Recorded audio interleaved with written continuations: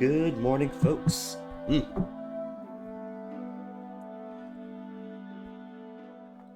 Who's ready for more detective games? I didn't plan for December to turn into Detectivember, but apparently that's what happened. Because Sherlock Holmes Chapter 1 was what, the 6th of December? So technically almost a weekend, maybe? If we shave off the weekends, it kind of started December, Sherlock Holmes. And then played that, and the subsequent 2 days, two games, for the rest of half the month of December. And now we are going to do Agatha Christie, Hercule Poirot. Is it Poirot or Poirot? Because I've internalized it as Poirot all my life, not being a speaker of the language. But looking up about the game last night, most of what I saw was like Poirot. You know?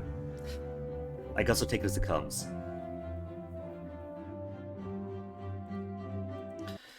But the reason we're switching to Poirot, which also came out, this was like September of this year, so it's really new, came out around the same time as Sherlock Holmes Chapter 1. So the first cases of Poirot and the Chapter 1 for Sherlock Holmes, Practically Neighbors. Let's turn on the old display capture. Partially inspired by John Ingold making a Medium article about deliberating on deduction mechanics in video games, and his foil was a new Hercule Poirot game. And we just had three straight games of Sherlock, right? By Frogwares. Which I had their ups and downs, but they also did deduction mechanics in their games. And John Ingold isn't too impressed, it seems, at the limitations, the mechanical, functional framework limitations of deduction games, of deduction mechanics in video games. He seems pretty taken by Obra Dinn, but I haven't played that one. Though chat has sang its praises multiple times, pushed me to play, but I haven't yet. But I think what we'll do is a new tradition of checking out the trailer for the game. And we could segue to talking about the studio, because in the little research I did for the game, because who researches, right? I like going in blind. I gave a little peek at the company, and they seem pretty cool. Because they're not just a video game company, right? They're a film and post-production and film and video game company.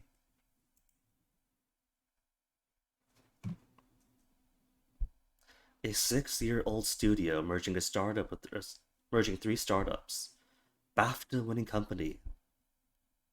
To become a group of BAFTA-winning companies, spanning video game development, film and TV development, and post-production services. So, they got their spread going. It's pretty cool, right? And I suppose if you're doing post-production and things, you've got some skill and technical overlap with video games, which is pretty neat. I wouldn't have guessed. And it turns out these guys are Scottish. Not just Scottish, but Scottish and based out of Glasgow, which is pretty cool because I went to Glasgow once. The one good Christmas season that I spent in England, we took a trip up to Scotland. The intent, right, was to do Hogmanay, see Loch Lomond, but that was a very stormy winter, so the trip up to Loch Lomond was basically getting to see the lake and trudge through slush and see some frozen owls and birds of prey. They were cozy, but because it was too wet, too windy, too stormy on the horizon, we weren't able to actually take the boat up Loch Lomond. And then Hogmanay, the GF got tired so quickly. So at most, we looked at a cool fossil shop, walked around town, pretty Edinburgh, but bus back instead. But Glasgow, I enjoyed. People were so nice in Glasgow. Could I put this map? I want to compare where their studio is relative to other parts of Glasgow that it might have been to. Cause where'd we go? Okay, this is up by the Clyde. I didn't spend much time around the Clyde.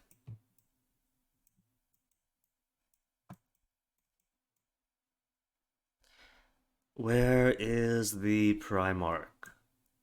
Because, you know, that's when she was all about the Pusheen and trying to buy up Pusheen products in Primark to sell on eBay, but then nothing ever came of that, so I just spent my money making the old gal happy. Maxwell Park. Is that the one with the reptile house? Where's the reptile house?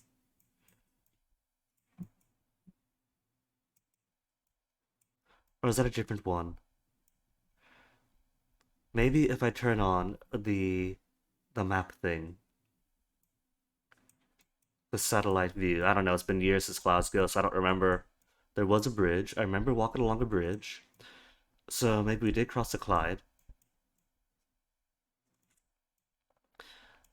We didn't do too much in Glasgow. We saw some museums, saw a reptile house at a park, did some shopping. It was pretty fun. The people were nice. But anyways, this is Poirot, not Glasgow. So let's go look at the trailer for the game. Introduce us to Every it. family has its secrets, Oh, not that. its stories, Is there no full screen on the? Oh, that's okay. its wounds, its jealousies. But in some families, secrets can lead too far. Sometimes, even to the point of murder. The Major has been murdered in his study. It was no simple murder. To unravel the mysteries of this family, You have no right. he will have to uncover hatreds, resentments, You never deserved him. rivalries, Still a killer in the house. and distinguish between the true and the false. It is not the crime of murder that you all believe. This investigation will remain among those that forged his legend. Detective, what is the meaning of all this? This is Detective Hercule Poirot. See, and Poirot. this is one of his very first cases. So I guess if they're going Poirot, I could use Poirot too.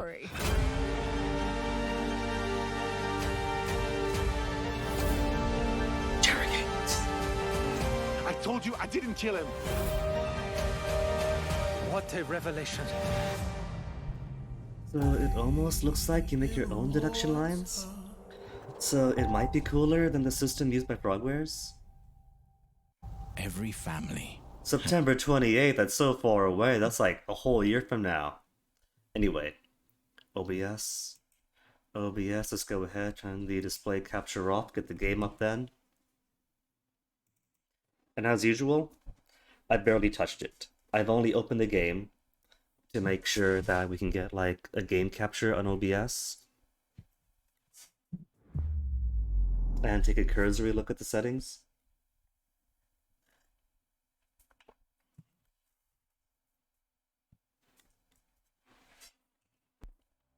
So it's all going to be brand new to me.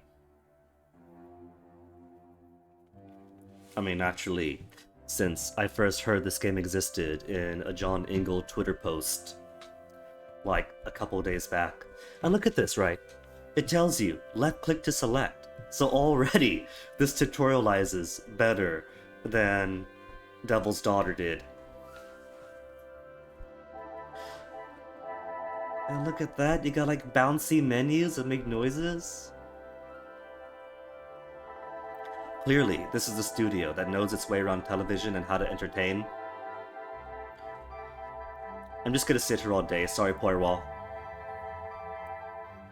Let me see, this is also one of those games, right, where if you alt-tab out, you don't hear anything. So I want to catch where the audio is. Oh, that's a very faint green. What if I turn that up? You know what?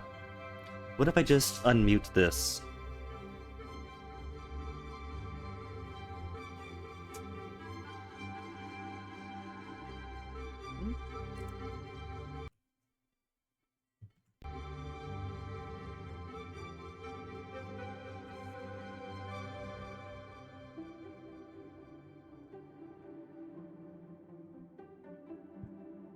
Alright.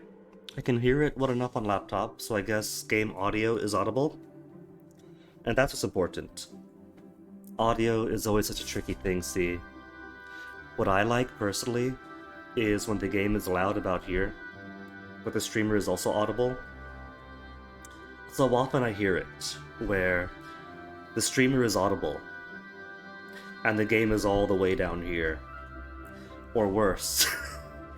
Sometimes the game is all the way down here, and the streamer is all the way down here, so you gotta turn your volume all the way up to hear them both.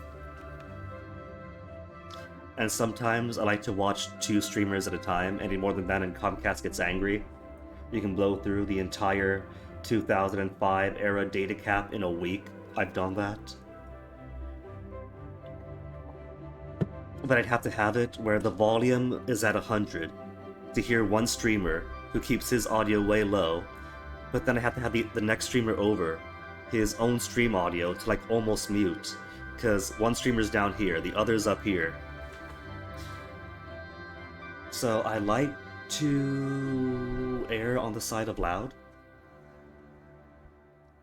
because you could always turn the volume lower if you need to.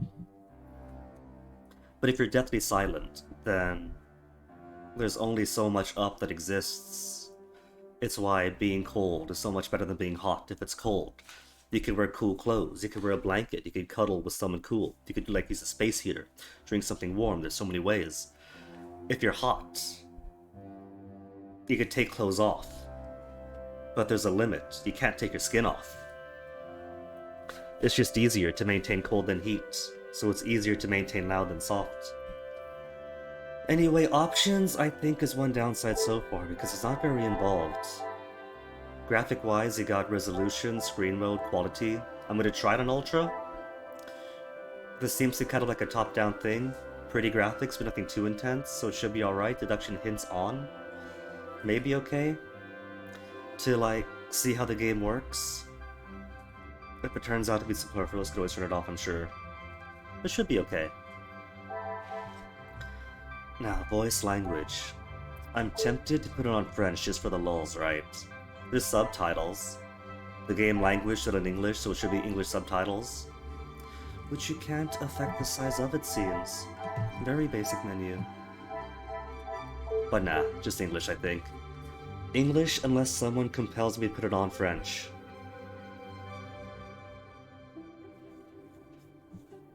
And this should be fine, the volume as is.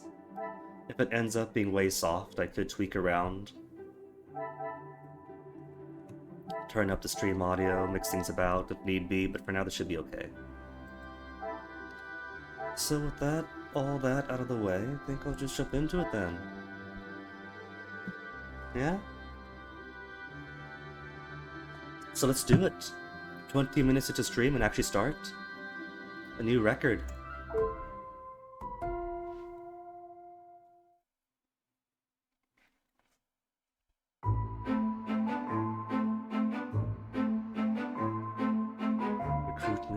Largest enlisting numbers to police force in years.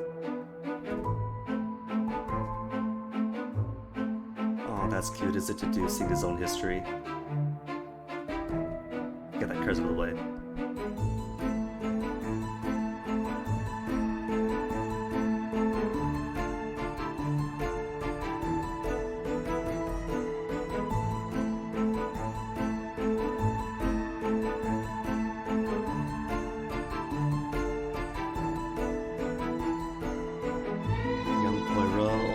Putting kids behind bars.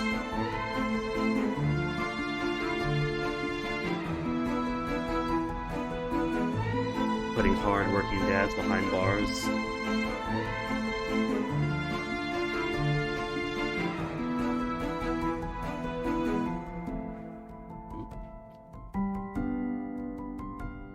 Kids and dads behind bars and messing up where it matters? Typical cop.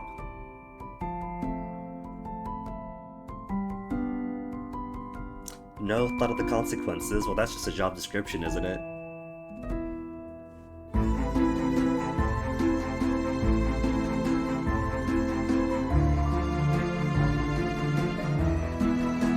Promises to be equitable and fair in his verdict.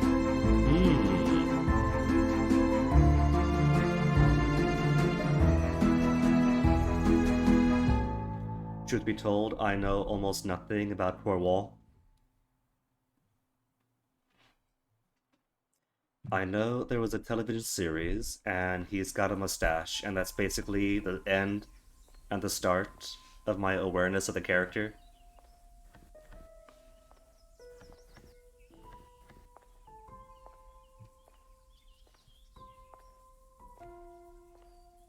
But that's alright. Much like Sherlock Holmes Chapter 1, it's supposed to be like earlier in his career, so... perfect place for a newbie noob like me to jump in. Oh, thank goodness. Officer, please, come quickly. Bonjour, mademoiselle. How can I... This feels soft. Let me see how the laptop has it. Ah! Own voice! Ugh! Let me wait a few seconds. It has become a madhouse. Madame has been shouting and cursing all morning. I've never seen her so angry. But what great luck to happen upon you!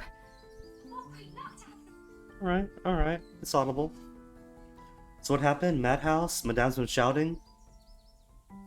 Please, try to remain calm. First, may I ask your name? We don't have time for that. Please, hurry. See, the common mistake is thinking that the stream audio and the headphone audio are the same. They both draw from desktop audio, but they're different.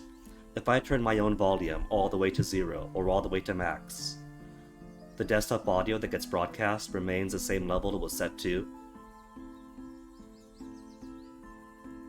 So I can't just go by ear.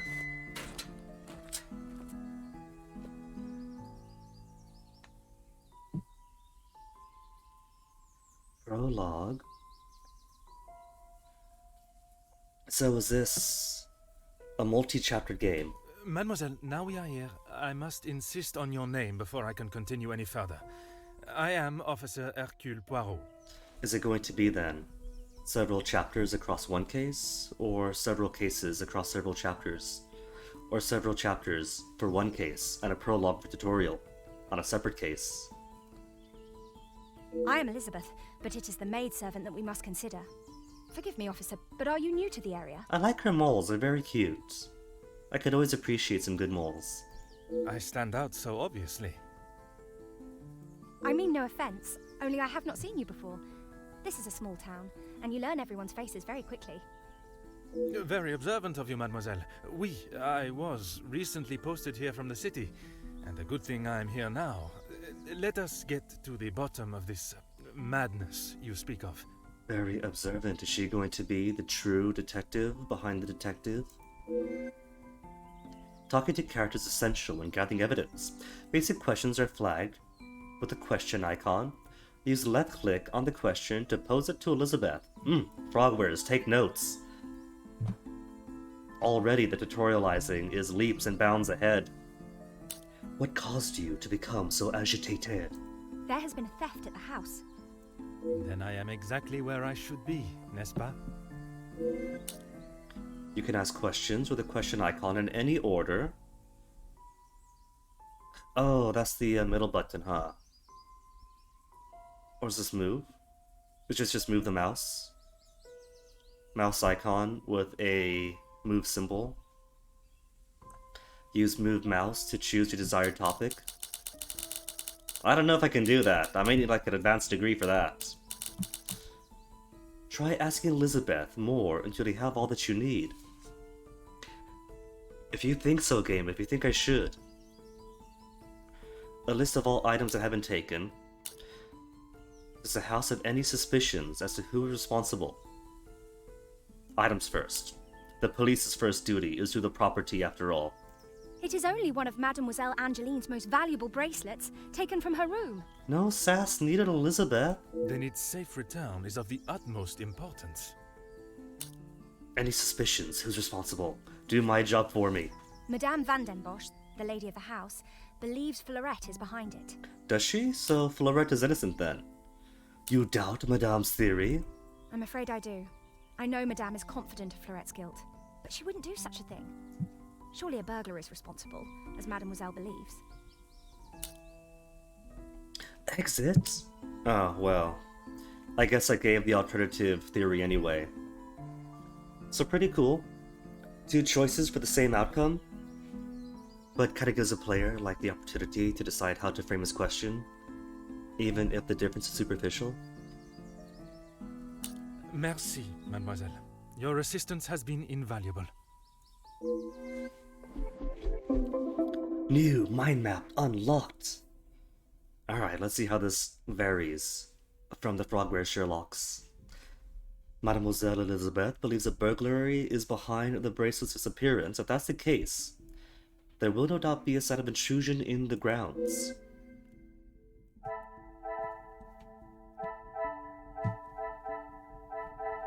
Cool. Whenever Poirot uncovers an interesting area of investigation, an objective is launched. Here you can see all the evidence relating to your very first objective. Using mouse move to move your cursor, try highlighting each piece of evidence to see Poirot's interpretation of them. Appears all afluster and yet still acts in a cordial and respectful manner, a true professional. An unknown culprit. Conflicting ideas of who's behind the missing bracelet. If it is such a beloved piece, it must be worth a great deal. Madame herself had stolen and hidden it for the insurance on such a valuable piece. Case closed. It is not often you see such crimes committed here. Could be my chance to solve a real case. Aw, Poirot is gonna be a real cop after this. For now, right-click to return to scene. Okay. Alright, so how do we move about here? Time to find some more evidence. Elizabeth mentioned an intruder, so start with the gravel path. Left-click to explore and interact? So is this going to be Diablo style? It is Diablo Poirot.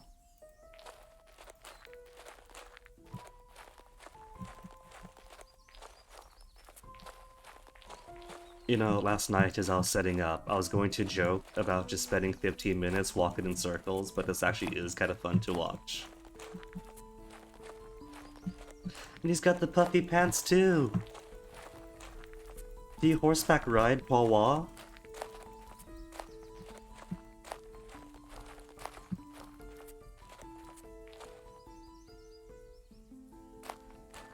Wait, what's this? I was tapping shift right to see if he could run, but it's changed the tutorial. You could use WASD too. Ah! You could click around or use WASD. Control and shift to zoom the camera out as you explore. Or scroll button. Could you do both? You can do both. Okay, alright, that's pretty cool. Okay, so if I do a keyboard style, WASD to explore and find clues on the path itself. Zoom. But nothing about interact yet, right? So for mouse, it's left click to explore and interact. Here it just says WASD to explore. But then how interact? Still mouse? But that's pretty cool though, that they have like a keyboard only or a mouse only option. I don't know if that's like an accessibility thing, but it is pretty neat. We talk some more. No? She's not interactable?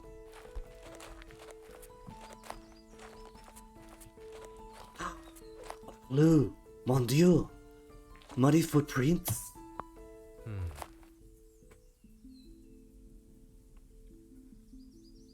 Two sets lead away from the house, only one returns. That is when Jesus carried the burglar.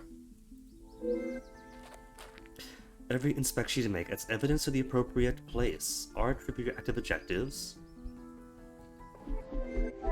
Cool. The bracelet. Front of house. Enough space of the property, but it couldn't reside here in the country forever. Poirot, that is the difference between you and I. Two sets lead away, only one returns. It's still only part of the picture. Explore more of the garden and find the true nature of what happened.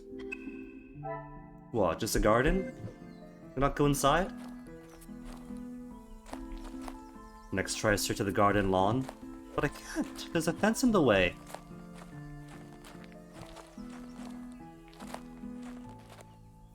Something there to explain the muddy footprints.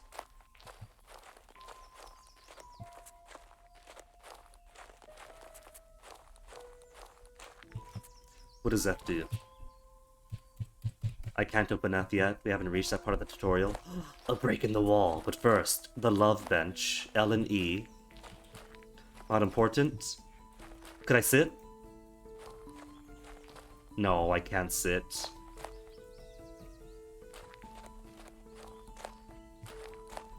Alright, what's in the lawn? A waterlogged patch. The gardener is very sloppy. The morning shower must have been heavier than I thought. An intruder stepping here would surely leave evidence elsewhere. The mud. We have enough evidence to make my first deduction. Baby's first deduction. How do we do this? Open my objective? Alright. Notice that the chain minus icon has been updated. This number will increase. Oh, chain blank. Now it's chain +1. As you find enough evidence to make more deductions. Does this mean then that it's only possible to make as many links as numbers that we have?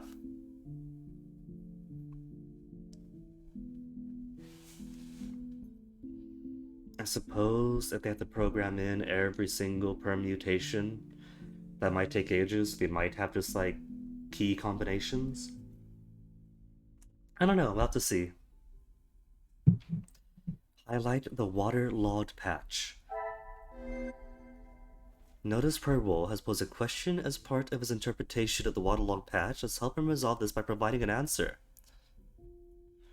This morning shower must have been heavier than I thought. Surely leave evidence elsewhere. Evidence such as... Notice Poirot's interpretation as you do. While two sets lead away from the house, only one muddy set returns hastily. Or link it. Aw. I can't make fake ones yet, cause tutorial. That's okay. Teach me how to play. Things are beginning to become clearer.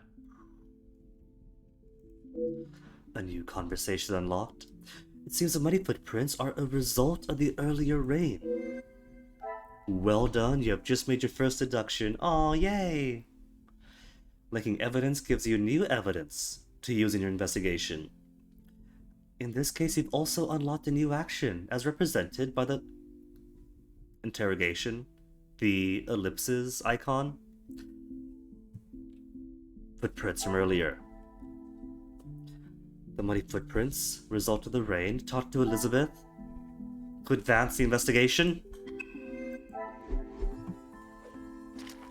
What if I want to explore some more and see what beautiful garden stuff they have? They have a gazebo. And tulips. They got... zucchini, otherwise known as fool's cucumber. No trampling. This is not unkempt Poirot. This is natural grass. This is friendly to hedgehogs and small ground nesting birds. We're not playing lawn bowling here.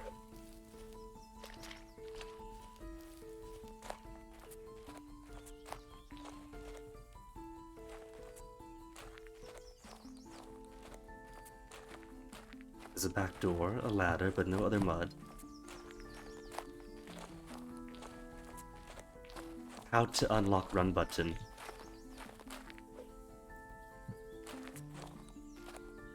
Of course, officer. How can I help? The footprints on the path are fresh today. Who they belong to? Could not help noticing the unkept lawn. Is there not an employed gardener? You see.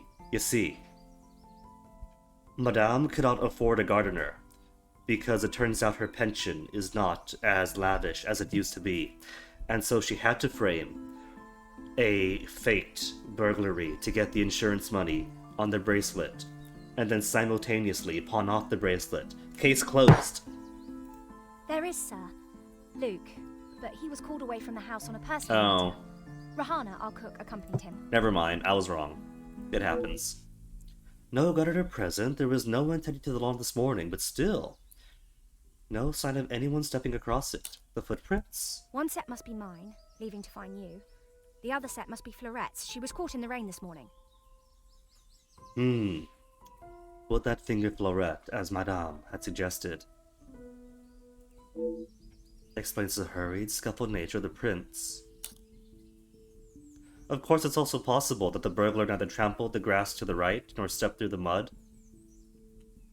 And why would the burglar walk into the garden lawn in the first place? If they're going to escape via the gate, yeah? Merci, mademoiselle. Your assistance has been invaluable. This is just the beginning. There is so much more to uncover. Try exploring the rest of the garden, collecting evidence, and making deductions until you're able to solve your first objective. Remember, you can use R to review your objectives and related actions at any time. What about F? There's an F option that we haven't used. Characters. And profiles.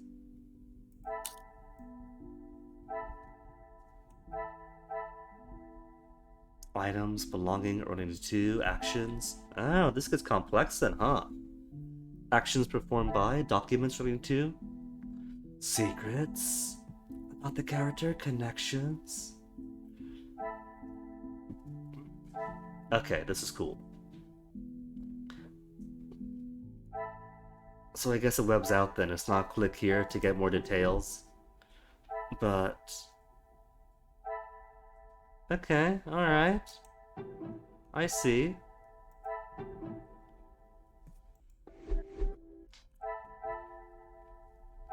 So, what can we do with... Intruder didn't use a path, she says. Can strike out the path on my list of potential access points. Exactly! Inspect the garden. They didn't use a lawn. Nor the path. I should not be surprised by my own skills of deduction. Well, was that correct? Could not find signs of an unwanted visitor in the garden. Could be someone covered their tracks. Or could be there was no intruder. No unlawful access through the garden.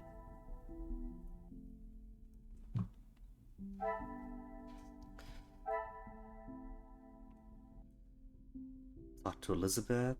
I'm assuming the exclamation mark means new. Oh, well, now it's done. Check mark means it's done, right?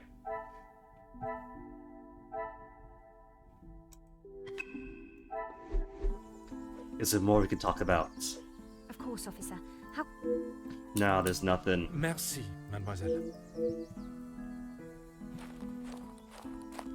So this is seen already, right? Oh, Yeah. Is there more in the garden? Because I only explored a bit on the right. Gazebo? Is a gazebo of note? Gazebo is of note. Quote on a plaque.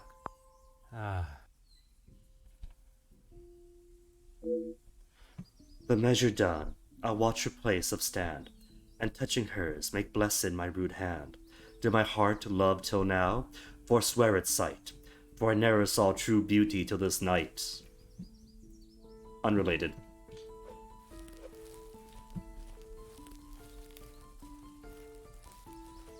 No hedgehogs to find and play with?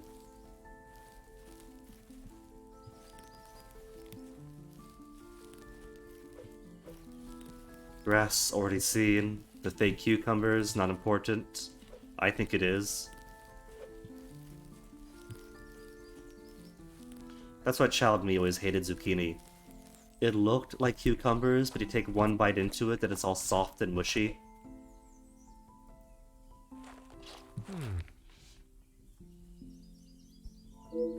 So then, they didn't step over the flowers, which means they didn't escape through these windows.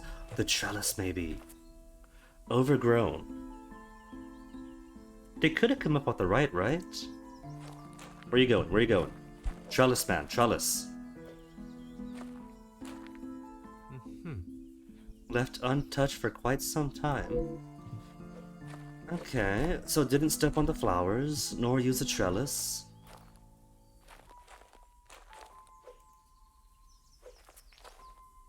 Aha. L loves E. E could be Elizabeth. Could it be that somebody's beloved had stolen the bracelet to afford their engagement? Ladder could be used, yeah? Huh. You wouldn't trust it with your weight? Could be a braver man? Somebody braver and foolhardy to burglarize could have also used a ladder then?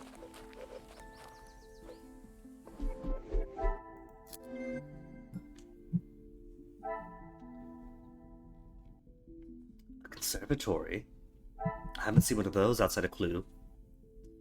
Would have trusted with your weight. Talk to Elizabeth about the bench carving. Flower bed. No one's damaged them. Overgrown trellis, untouched. Oh, it won't let me if I haven't got any more to spend. I don't have the right to make deductions yet. Quote on the plaque. Is there a way to undo these? To give myself more allowance?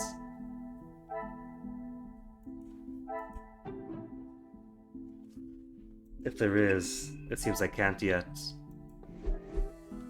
What if it's possible to make wrong deductions and links, and thus botch a case? That'd be cool if you had the freedom to make wrong thoughts. Of course, officer. Is there a little romance in the house? Excuse me, officer? The carving on the bench. Forgive me, I was not suggesting anything untoward. Oh, of course not. Yes, I suppose there must be. Would you know the identity of the mysterious L and E? I'm afraid not. Perhaps they were old residents. A pair of star-crossed lovers, perhaps. Madame does not allow distracting staff relationships. Does not allow does not mean it doesn't happen. Love is not something that can be harnessed so easily. That is Madame's rule, and I wouldn't want to be the one that challenges her on it. Publicly? Merci, mademoiselle. You're a... Okay, let's do conservatory, then main door. The Tory. Is this important? Catalog, Garden Street? No? Okay. Oh. Rusted shut? Oh. So nobody's used a conservatory and I can't go in and check it out.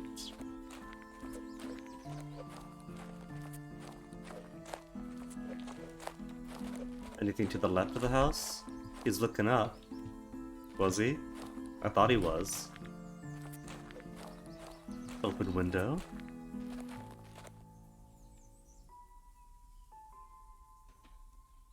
You okay, Poirot? You're just staring.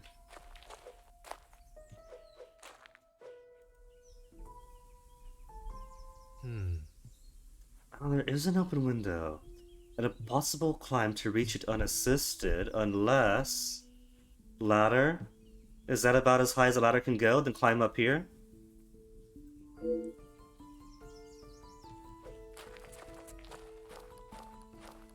And these low walls. Clearly, nobody could scale these low walls.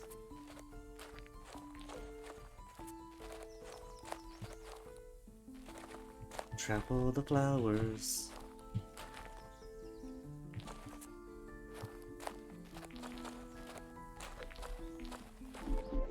Okay, I think that's everything outside.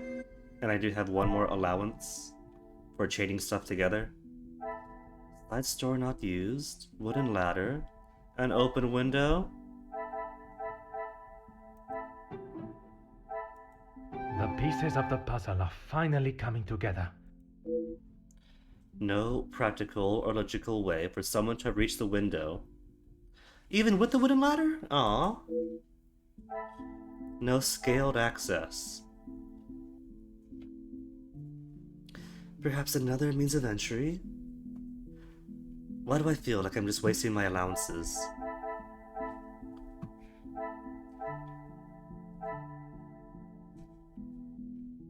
Because let me see, right? Maybe I could have connected the bench carving L loves Z to Elizabeth, whose name begins with E. Quote on the plaque. And the bench carving, maybe?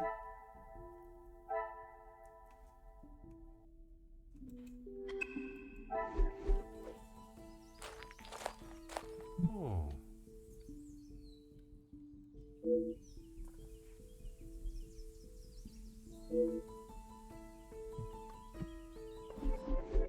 Okay, I have one more chain allowance. What to use it on? The front door has no signs of tampering or forced entry. There's no scaled access to the window. I don't know though, I thought the ladder could reach. The side door hasn't been used. No unlawful access through garden.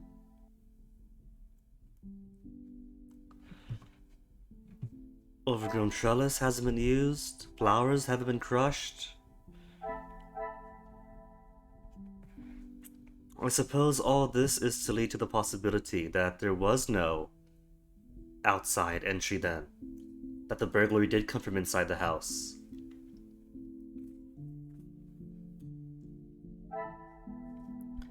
The grass is unkempt.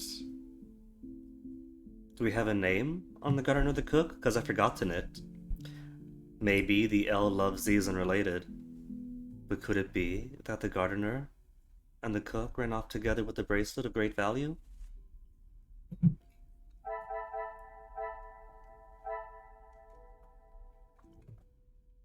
Oh, the talk to Elizabeth's already done.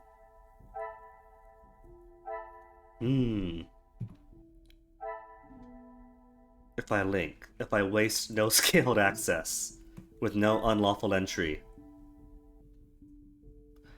did someone cover their tracks? Another means? Order and method. That is the way to solve the problem. Nah, you can make bad ones, but that doesn't do anything. Flower bed and trellis have not been scaled. I must take a different approach if I am to okay. uncover. The bench carving, and oh no, I can't use Elizabeth. And the plaque. Is there something I am not seeing? Clearly. Well, I guess these things weren't a waste then. If these were taken, and those other deductions. Hold on. They're flashing at me. Is that what deduction hit means? Just flash the right answer? If that's what it means, then alright, I'll turn that off. Game doesn't appear to be too complex, so shouldn't be too harmful. I can always turn it back on if I need it.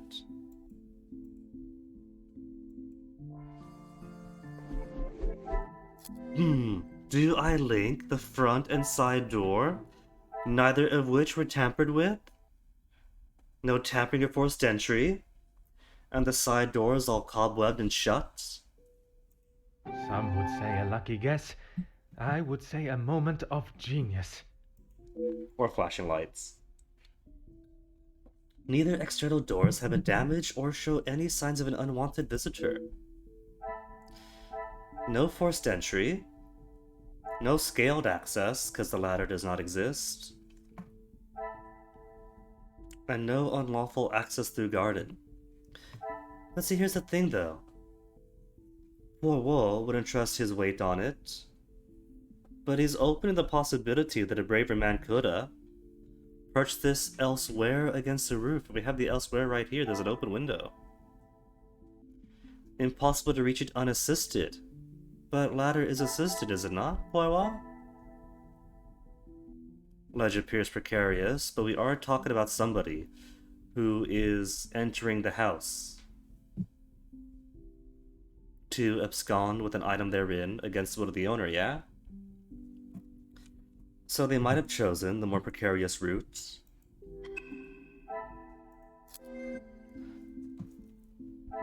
Oh, there's one more connection to be made. So how about that?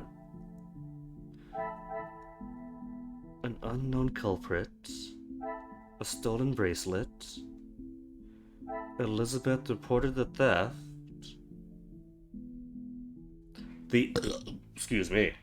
The unknown culprit is Elizabeth. This will not get me any closer to my goal. It might.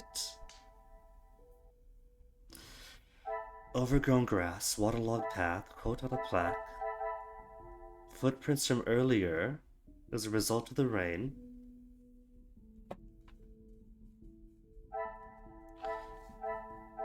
No scaled access nor forced entry.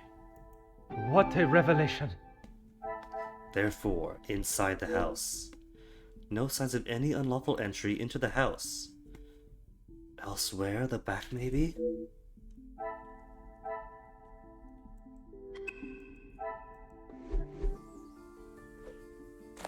We can't go inside, can we? No, he just wants to look at the doorknobs. Mademoiselle, have you got a back of the house? Is there a side of the house? Of course, officer. How can I help? Merci.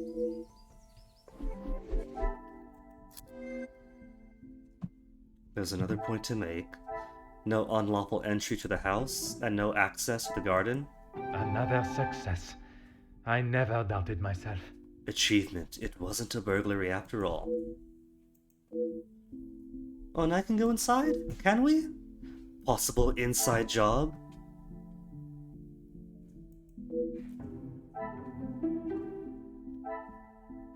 Something about this strikes me as kind of mobile gamey. I think it's in the presentation, right? Where you do the right thing and it makes a wa-na-na-na-na-na and a voice clip and the bubbly bump bumps. I could probably see this being very playable on the tablet. Just smudge your thumbs around to move and interact. Drag things around your fingertips.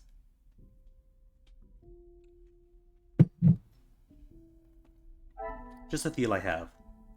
Elsewhere for answers, talk to Elizabeth again. To bring all the remaining house staff for interrogation. I have conducted my initial inspection of the house and grounds. It is now necessary for me to speak with those in the house. Bring him out. Of course.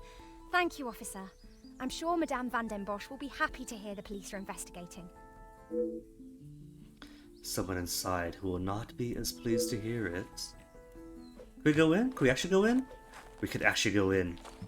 Could we actually go into the conservatory? No, that was locked, wasn't it? And the lock rusted over. I'm gonna be stubborn and check anyway.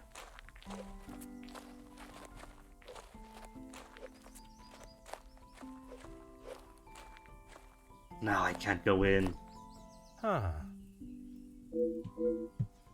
What if you put some muscle into it, Poirot? Put your shoulder in, bash it open, break the rust off?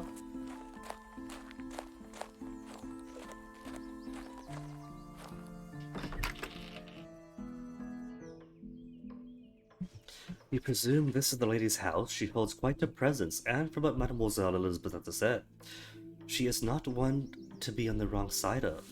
Talk with her before beginning your search. In this darkened room, with her standing here opposite, all red flowing down, that is kind of Diablo-esque.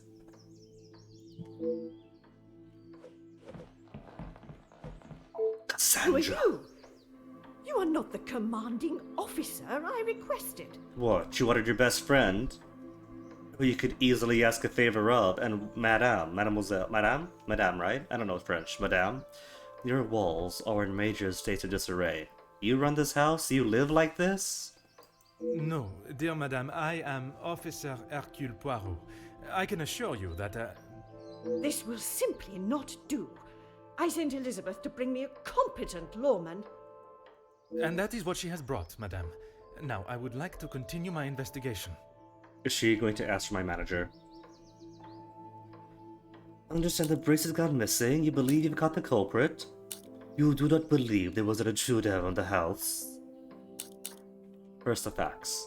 Prove to her we are competent. We know the basic facts of the case.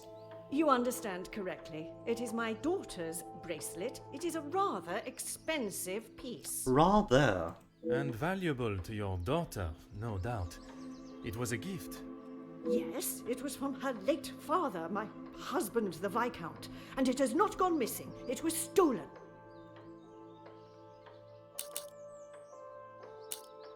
You do not believe there was an intruder in the house? Don't be ridiculous. I have told you who is guilty. Not yet, you If haven't. break-in, surely it would be your job to stop them. If it was the case, of course, madame. Although I cannot predict a burglar's movement. Capable commanding officer could. Perhaps then you have proved me right, and you aren't the competent officer I require. So adamant that they don't require help from the police. Her accusation against the maid is rather questionable. So was I right from the start that it is an insurance scam, and she's pegging the poor maid because she's a lowly maid and can get away with that? You believe you've caught the culprit? I do not believe so. I know so. It was Florette, the maidservant. I knew I could not trust her. And why is that? Because I don't. I do not need to explain myself any further, especially to a measly officer. He doesn't have measles, he takes his vaccines.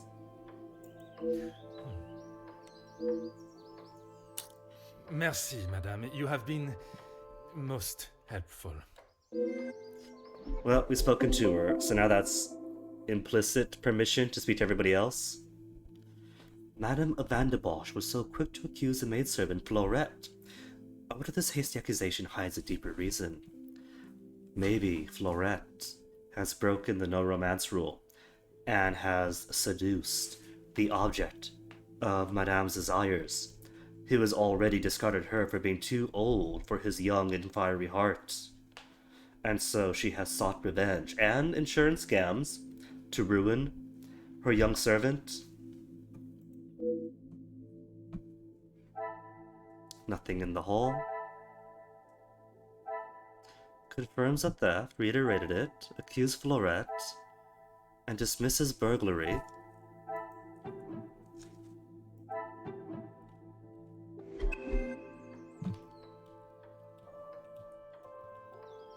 You should need a character, you unlock their character profile, F to view a list of everyone you met so far.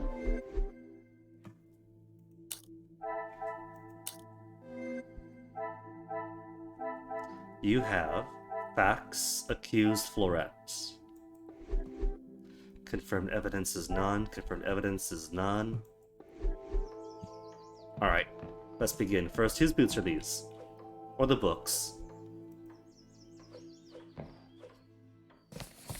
Some of the greatest authors and novels throughout history, and they're just hanging over the coats. Clearly, this means that she has no respect for the classics. 2-room? No. Gotta push my face into every... Ooh! That's no access. Cool. What if I try? Searching the kitchen is not essential. You don't know, Poirot. They might have gone through the kitchen out the back. Nothing particular about this coat. Inside the pocket. An attractive item of jewelry. Is it the bracelet? No.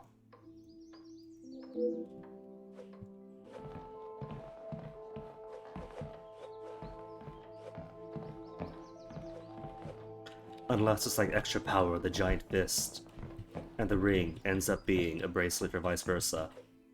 Auction crate. Madame, did you have to auction off your late husband's whatevers?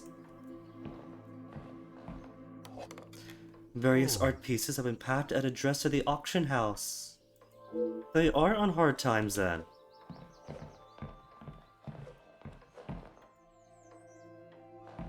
Is that the late Mr. Madame? An impressive portrait.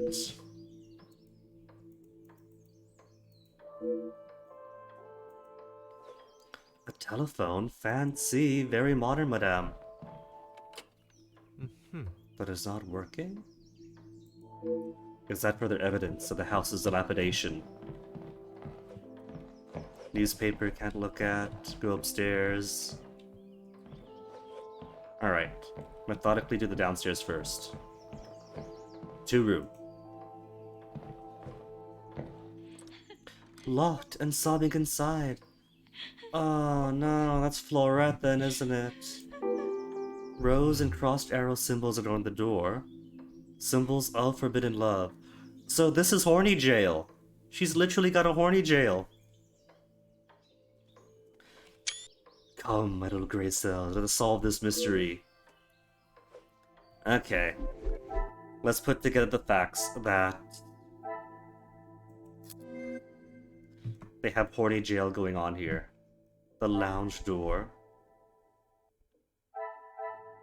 Taught Cassandra and Elizabeth.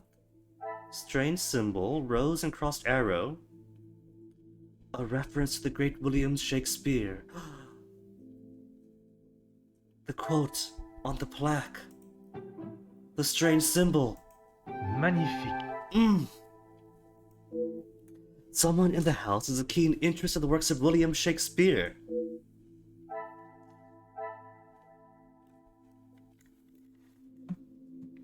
What else do we have? We got no more connections we can make. We're not allowed to.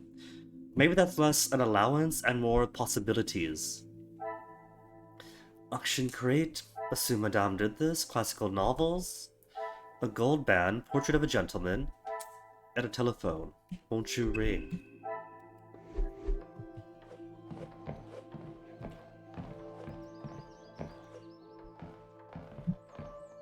Really, officer, you are wasting both your time and mine. Truly, then will you explain? The portrait that our expert police eyes have discovered. And what is your point? May I ask of the subject? You may not. Honestly, your prying is getting on my last nerve. What? I thought you wanted a competent police officer to just accept your testimony and verdict at face value and not pry around and ask questions.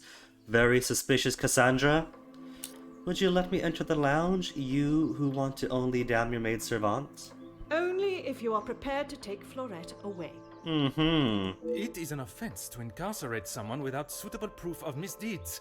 I must question Mademoiselle Florette to gather her version of events. Truly, madame, if Florette is guilty, then you've got nothing to hide. If you will not do your duty and lock her up, then I must. She shall remain there, and I, the key holder, until she is led from the room in handcuffs. Well, there you go, Poirot. Take her away. This is false imprisonment, unlawful imprisonment. And so we can then take the key away from her evidence locker. Merci, madame. You have been most helpful. Oh, he's not gonna toss a law at her.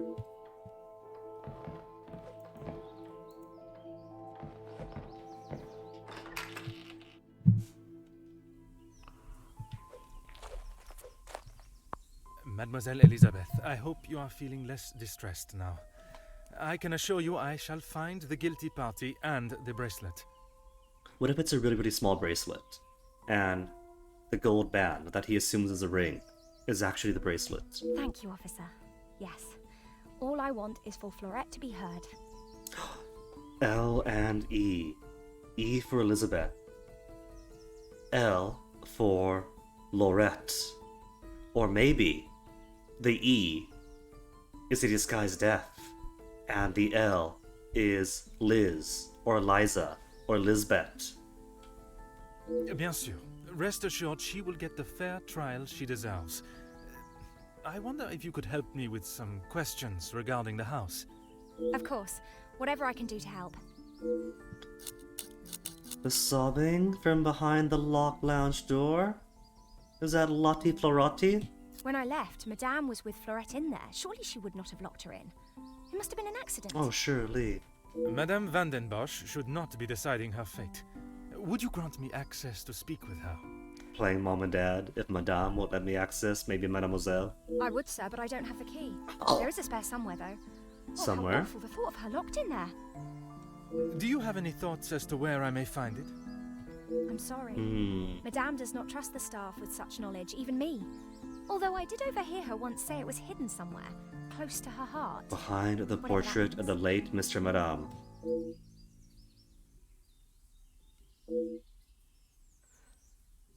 Filled with sorrow for the young girl trapped in the lounge, but I must admit I have missed the thrill of solving a good puzzle. Ah, Poirot. Are you going to be more Professor Layton than Sherlock Holmes? The countryside is not as tedious as it seemed at the surface.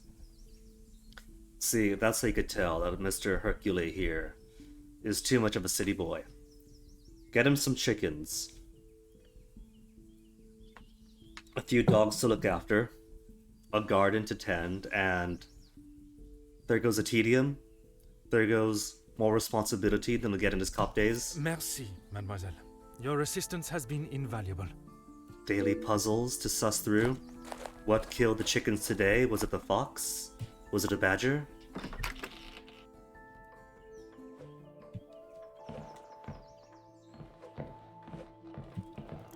So it's behind here, yeah? Just behind here. But I can't interact with it, can I? Maybe I got to squeeze my little gray cells together first. Can I do this keyboard order? You can. So how would you connect things? E to link? So let's see.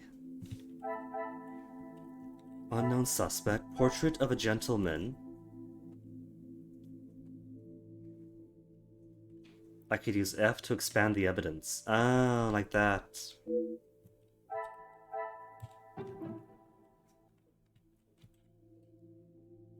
Cassandra holds the master key.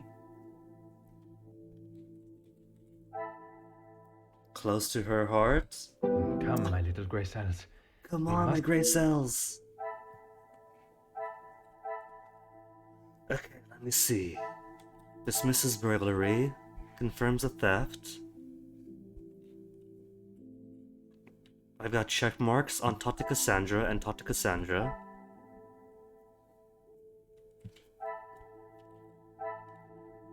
Maybe the gold band? Close to heart? I cannot see the logic in this. Well, I mean, close to heart means something beloved to her, right? A bench carving? A lover. Oh, you know what? You know what? A lover of Shakespeare. And close to heart. Not romantically close, but her literary interests. Some would say a lucky guess. I would say a moment of genius. A key inside of a book? Hidden in a Shakespeare book? Come on, let's just check, right? And clearly her fondness is for Romeo and Juliet, so she's got a copy by the front door, over the wet boots and cloaks. Not gonna peek at it?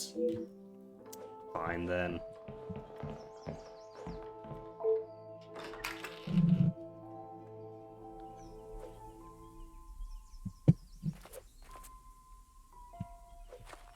Certainly, officer. Are all of you keen readers? Madame is the one with the refined taste. Angeline and I are much more partial to a simple love story. Angeline, Lean, Elle. Aren't we all? Romeo and Juliet, the most famous of love stories. This was supposed to be like Romeo and Juliet, and now it's a tragedy. I do enjoy it so. The passion, the romance. It gives me goosebumps just thinking about it. Madame has a copy upstairs in the main hall. She hasn't read past the first half, has she? But upstairs in the main hall? Merci, mademoiselle. Your assistance has been invaluable.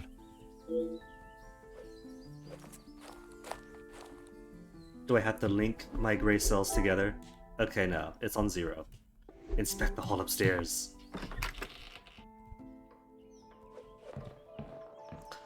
Bye, madame.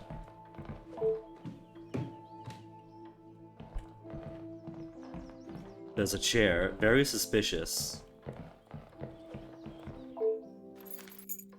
Huh. Great. greatest love stories ever written. If you say so, Poirot.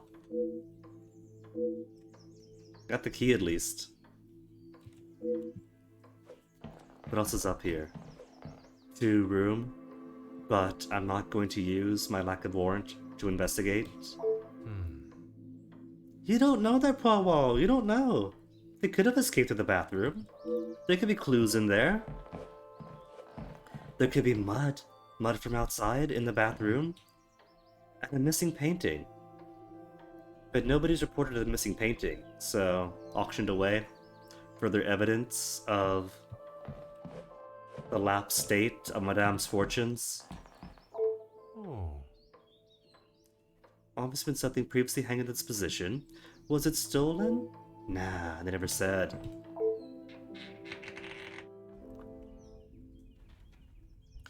And this is the scene of the crime? Expected to find clues, not who I must assume was a daughter. I can only hope she has not tampered with the scene.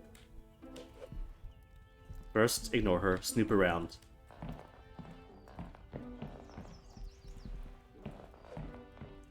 Angeline? Broken glass? So the window was a possible means of entry then? Unless it was faked. Can I not look at the broken glass? I could just walk on it indefinitely?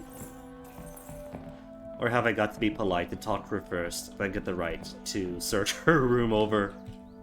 What do you think you're doing in here? Who let you in? Elizabeth. If he must beat up a servant, it's Elizabeth. Mademoiselle Angeline, I presume. Allow me to introduce myself. I am Officer Hercule Poirot. An officer of the law? But what are you doing here? Don't you need to be chasing down the burglar? Your bracelet has gone missing. It is only correct. I speak with all members of the house and investigate the scene of the crime. Ah, if we must. Merci. I will attempt to take up as little of your time as possible. And then I take up all of her time. From the beginning, tell me everything that's happened, since the fall of the Roman Empire to today. Some rat stole my bracelet this morning. Even though it's clear someone has broken in, Maman refused to listen and blamed Florette. Truly? So you're not in on Maman's scheme? You sound very convinced it was taken by someone from outside of the house. My window was open when I returned. How else can you explain that? Birds. Birds have a nasty habit of flying into windows. And this one hit hard enough to open the window, crack some glass, and completely disintegrate. Trying to understand how someone could have entered and exited your room unnoticed? It must have been while I was down at breakfast with Elizabeth. She was with me all morning. Elizabeth and Angeline? Elizabeth and Lean? L-love-E? And you're together all morning? Mademoiselle Elizabeth was with you until you discovered the bracelet was missing? Elizabeth was in on this. She distracted you, while other servants took it. Then the cook and the gardener ran off. Everybody but Florette. She was. She woke me up later than usual. I washed and dressed, and we went down to the lounge for breakfast. And the bracelet in question must have been of particular value to justify such a daring burglary, and nothing else was stolen. So very targeted towards the bracelet and the bracelet alone. It is of great value. Money was no object to father. To father? But with Papa gone, the estate is kinda crumbling, no? It was a gift from your father. I can only assume it holds great value to you also. Of course it does. What a silly thing to say. It's a good thing Maman had it insured with the others. Insured. What did I say? What did I say? You have been of great help to my investigation, mademoiselle. I will do everything I can to find the culprit and return your bracelet. Maybe Florette did pick it up on the orders of Maman, but didn't realize that Madame was going to whip her and toss her in horny jail and have her be the fall guy. Probably flushed it, Poirot. You should investigate the toilet. New mind map. This is where the bracelet in question was last seen. Must investigate the crime scene thoroughly. now that he has had the idea to. Angelina's bedroom. Angeline confirms a burglary. Mentions it was insured. Coincidence? Sure. And her morning. Arrived for breakfast with Elizabeth. Elizabeth, who woke her up later than usual.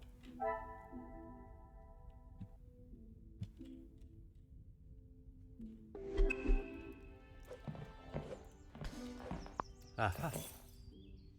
Rather irresponsible and dangerous to leave it in this state. Whether what is it, a rush or not? Talk to her about it, because it's not exactly by the window, is it? Something else knocked over from the table? Huh. Same as a hallway. Ah, so the glass is from the portrait. On the opposite end of the glass. Dad, maybe? Is that Dad? Possibly not a bow, if his portrait's also in the hall downstairs. An abandoned poker. That is something like cards. Been left out, oddly not replaced in its stand. The ending is a hook spike. What further use could it have? A hook spike to a sail up the wall and enter the window. Case closed. Huh. Frame is cracked. Noticeably. Suspiciously, possibly too. Put an obvious crack to draw attention away and force one's mind to think about it. Furthermore, the internal latch shows it has been opened from the inside, and rather forcibly, I must add. So if the window was forced open from the inside, I'm assuming from the inside, and then window slammed open to toss the bracelet out, maybe? And then somebody picks it up outside and walks away. Rectangular dust recess. Something resided here for some time, and only moved recently.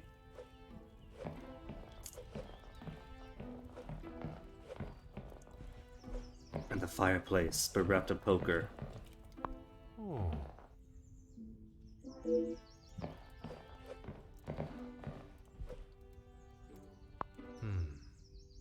Clean rag covered in a black powder.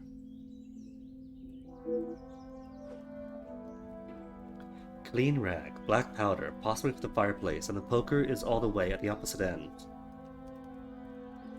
Maybe. Maybe somebody grabbed the poker from here, right? And they cleaned it off with the rag because, well, they might be smashing things up. Like swiping the portrait and things off the desk to make it look like a burglary. Snapping the window open. But they're not going to leave traces of soot everywhere because they gotta clean that up. This is Mademoiselle's room, right? The longer you're here, the further the criminal goes with my bracelet. But by all means, fire away. At least she's nicer than her mom. Anything else missing? Is one bracelet not enough? Please, mademoiselle. I only ask that you are sure it is my duty to return your bracelet. Or I trust that you keep track of your jewelry, especially those of such value. I think I might have read that you can choose to interact with people in different ways, and they respond differently. I could lock myself out of information, maybe, by choosing the wrong tone. Like, if I scold her, right, there's no reason she's gonna respond well to scolding. But if I remind her that this is part of finding her bracelet... I have checked everywhere. You can ask Elizabeth if you don't believe me. It is only my bracelet that is missing. As I have stated, it is my duty to speak with every member of the house, and I would not want to have discovered a further missing piece later. You have been of great help to my investigation, mademoiselle. I will do everything I can to find the culprit and return your bracelet. Alright then, Mind Palace, do I have more allowances? One connection to be made?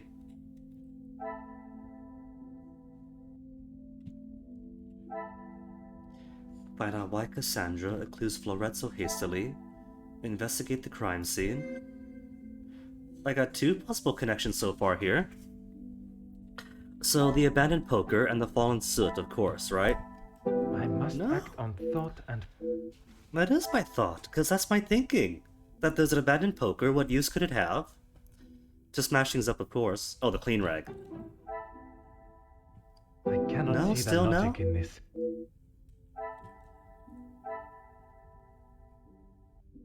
A smattering of soot has fallen from the chimney. The cleaning rag is covered in black powder. Gunpowder soot. Is there No? something I am not seeing? Because right now I'm fixated. The poker was used to smash things up and open. And so clearly the cleaning rag was used to not make a mess when doing it. Therefore, one of the servants. Open window. And the poker. Magnifique. Forced open and look at the poker. Cannot see a delicate way it could have been done. Who would do such a thing? And why? To create a crime scene. Force the window from the inside. Broken glass? From the portrait, right? Unprotected? Missing protective glass? Why is it missing its glass? Because of broken glass. I should not be surprised by my own skills of deduction. Brilliant, Poirot. Brilliant.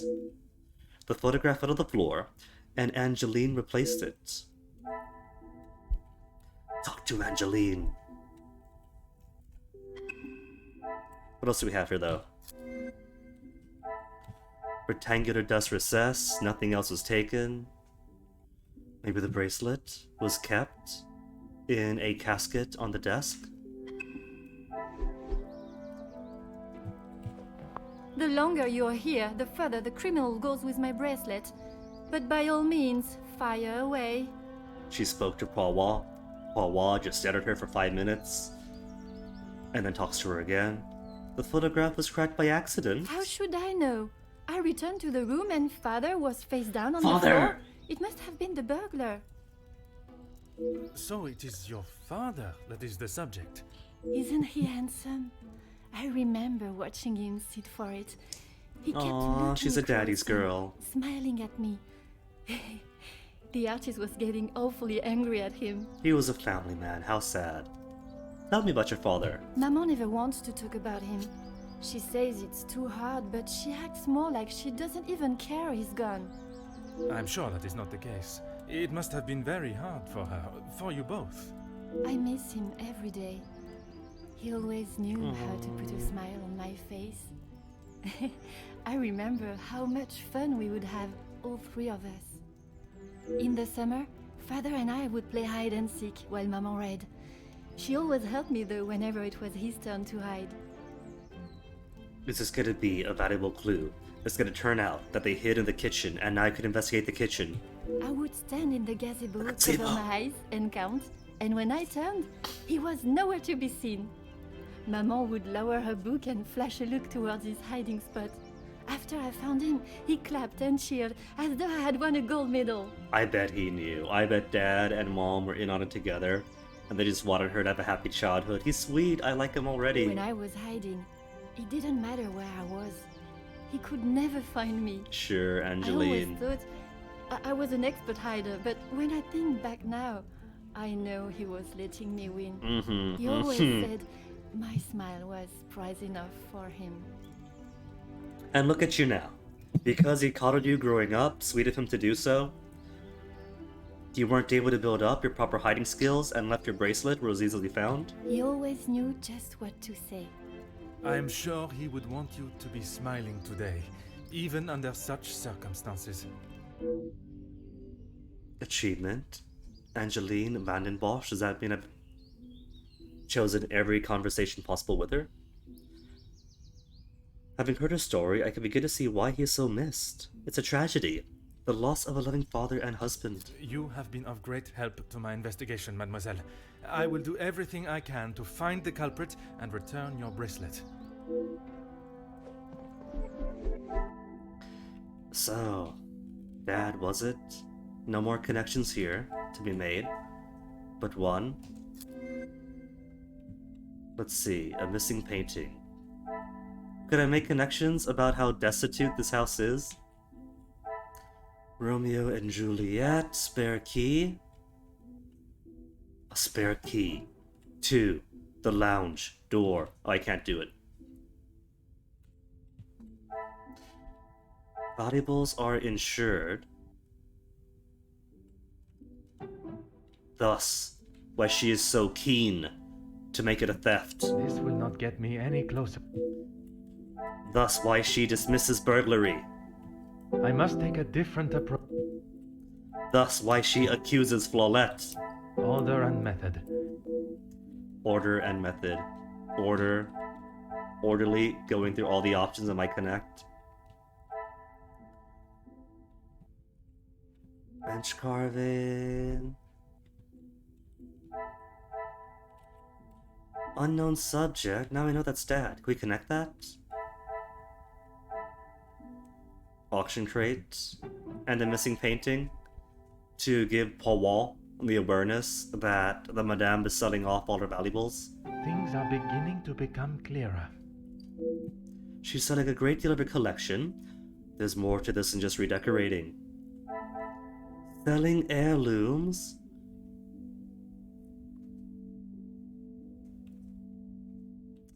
But it says no connections to be made.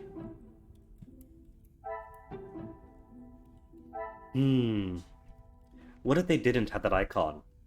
And if you wanted to make connections, you could try. And if you can't, then you can't. And so the natural pressure of failure encourages the player to keep on trying to find more clues.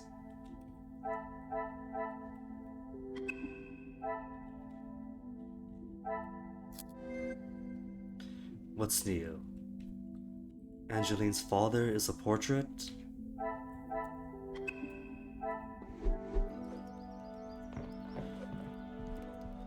And I don't think there's anything more to talk to Mademoiselle about, right? The longer you're here, Yeah, she's done. I guess just the lounge then? To main hall?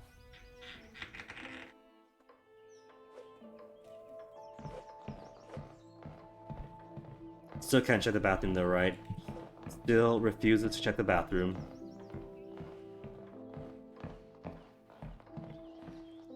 Nothing else upstairs? Then where does everybody sleep? We have a kitchen, a lounge, a bathroom, and one bedroom. And that's it, that's the entire house.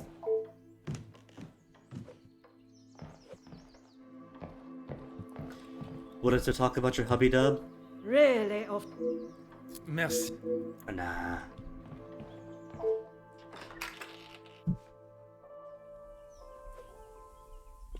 Beth.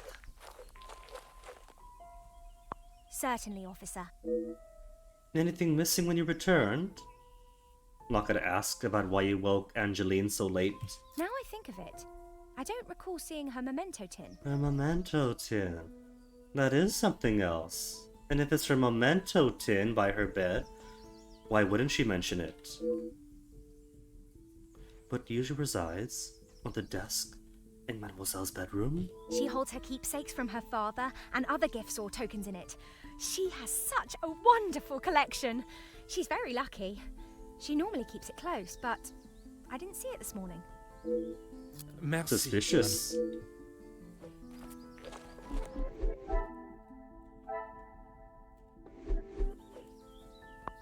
Not gonna make the connection that the missing square piece is a missing tin. Anywho, to the lounge. Gotta talk to Finally, Florette. it is unlocked. what exactly do you think you are doing? If I am to serve justice, I must be able to reach and talk with young Florette. And if she continues to... what is it? To be a barrier to justice, she shall be locked up herself? The girl is guilty and shall pay the price for her crime. I shall see to that. If you wish to listen to her feeble attempts to explain herself, well, so be it. Everyone deserves to tell their side What do of the the Soviets story, have to do with whether this? a feeble account or not.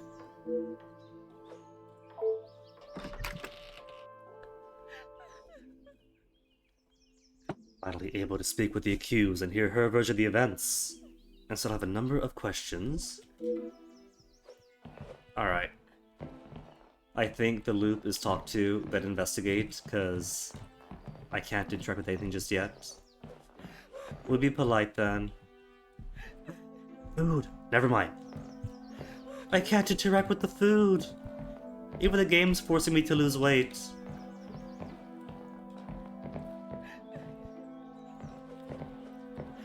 Mademoiselle Florette, I presume.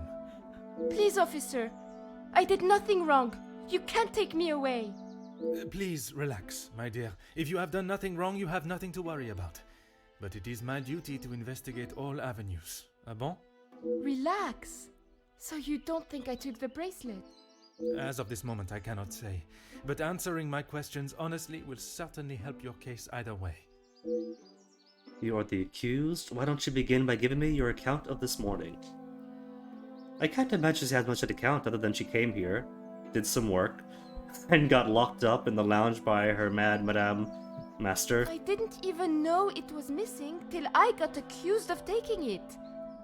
Madame was so angry. She wouldn't listen to me. There must be some reasoning behind her accusation. How could I have taken it? I've been in town most of the morning. I was even late coming back. Then I was preparing breakfast. Oh, is that why Elizabeth woke Angeline late? Because breakfast wasn't ready yet.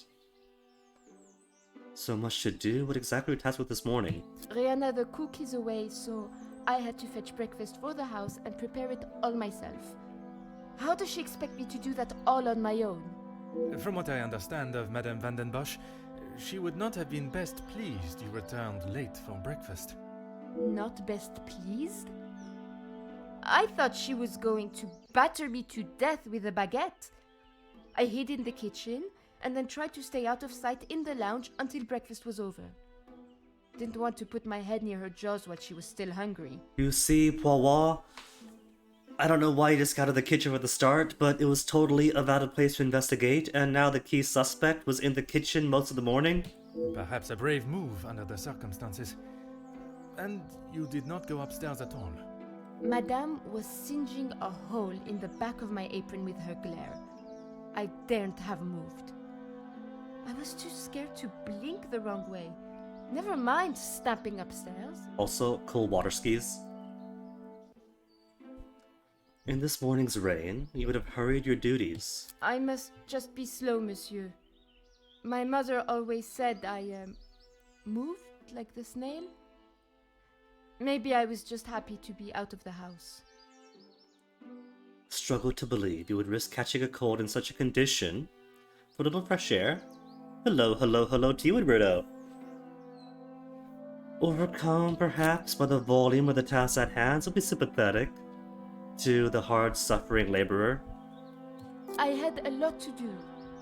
I lost track of time. I wanted to prove to Madame I'm not the useless waif she thinks I am. Aw, see? She's got a good heart. And for that, she gets taken advantage of, and becomes useful as a scapegoat. Merci. I shall take everything you have told me into consideration. A new mind map for the lounge? Now that I've finally met young Florette, I should work to ascertain her innocence or guilt. And I bet that I can't take it either direction, can't I? She's been crying. Understandable with how Madames are treating her. Florette got breakfast. Must have been at the house, battling the rain. Battling. Words of conflict. She is a soldier of the house. I was fighting to get this breakfast done.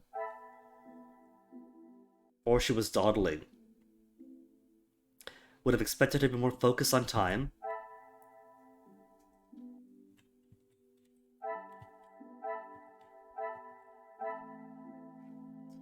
Claims her own innocence.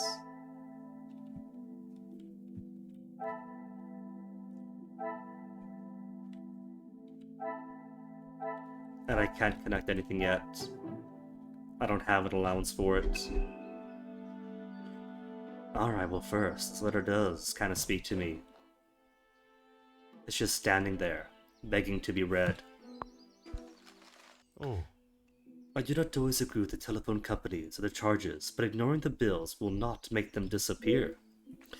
Dear Madame, despite our best efforts to contact you regarding your account, we have not received any response to the previous correspondence. With that in mind, you are being served a formal notice of 30 days from today to make a full payment on the outstanding balance, or we will be forced to revoke your service. If you would like to discuss the matter or have any further questions, please contact us immediately.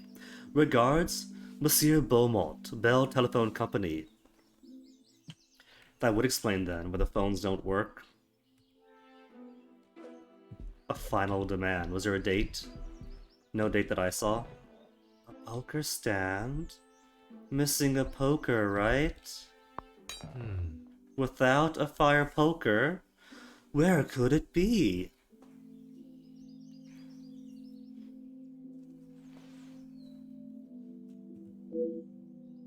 A stray fire poker should be hard to find. Come on, my little gray cells. We haven't seen any pokers, have we? It appears... What is this? Billy really doesn't want non-Chinese dialect speakers to get full access to the website? What? What you talk about, weirdo? What's Billy? I don't think I know this one. The last time I messed... Oh, Chinese YouTube. Okay. Was gonna say that the most of my exposure to such websites was like back with the old GF in her Lolita phase when she wanted all the fashions, and that meant going to things like Taobao or whatever else to like have other people buy stuff to send to you. It was also very convoluted. Kinda glad those days are behind me.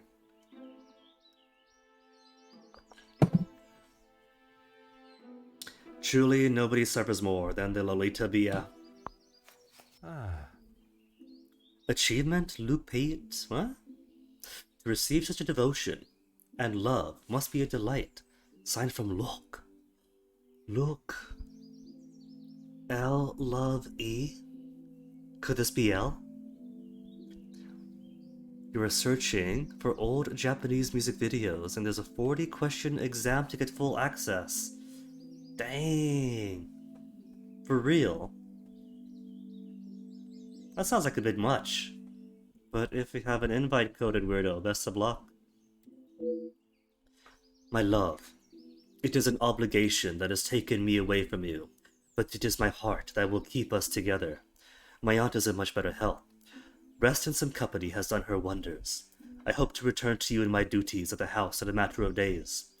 Until then, keep well, and know that you are always in my thoughts.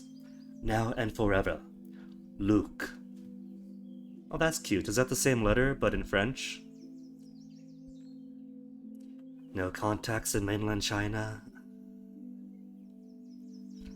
Tragic.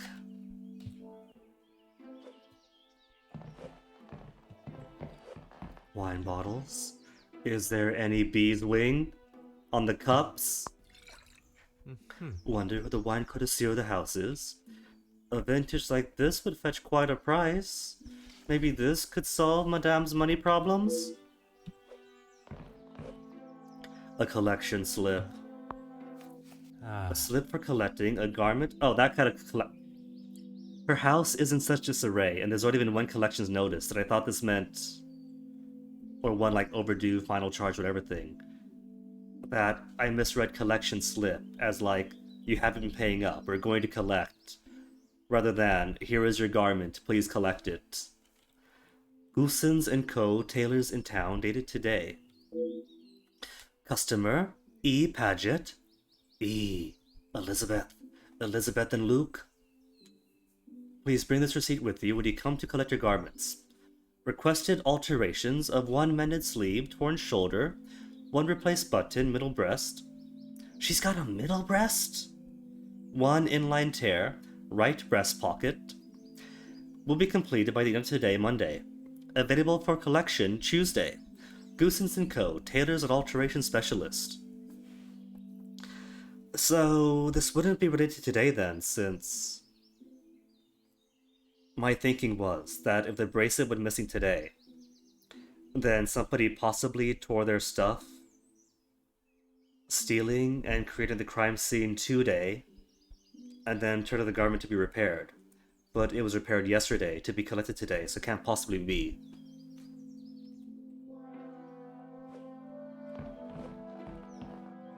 Back of the room. There's a hat or a handkerchief. The initials EP suggest this is Elizabeth's. A nasty black soot smudge is apparent. So here is where then they took the... Oh, was that it? They took the poker from here and wiped it off in this room to clean it. Because just because they're going to create a crime scene doesn't mean they want mess everywhere. So they gave a cursory clean here, then went upstairs, smashed things around, found out, oh no, they discommoded some soot off the poker, then used the other rag to clean up. That could be it. And of course she had to use her personalized handkerchief. So many napkins and rags around the house, but no, she had to use her own to make the case easier. Did your last message go through? Then what about you sadly don't have contacts in mainland China? If that was the last one, then yes. If it wasn't, then no. A wet parcel? Oh, you asked how my day was. Oh, sorry, weird, I didn't see it then. That one did not go through. The day has been fine so far. These stiff shoulders and stiff waistline have finally gotten some recovery from walking up and down town all weekend for Christmas shopping, riding the high of turning my clay kid pumpkin into a pie. It's not a full pie yet, but his face and the rest of the pumpkin has been reduced to pulp, so all I gotta do now is make the crust and bake it, and that'll be done. So it's been good so far, and this has been fun too. I'm enjoying this. The deduction is a bit better, I think, than in the Sherlock Holmes games. It's still got deduction mechanics, right? But in this one, you gotta drag around yourself to make them, not just make the binary choice, was this true or false? But then again, it's been tutorial, so it could be that there's greater complexities, and maybe even chances for failures, and trapping yourself in wrong thinking. That'd be really cool. I kinda hope there is. I really hope that in later cases, you can connect wrong thoughts to make wrong assumptions and really mess up.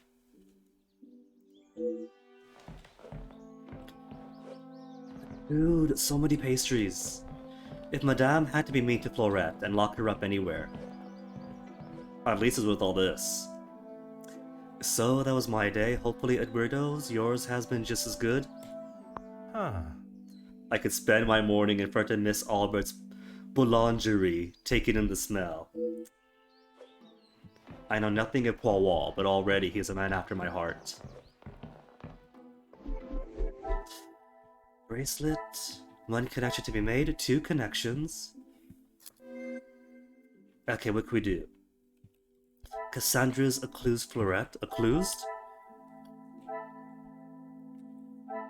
The address label for E. Paget.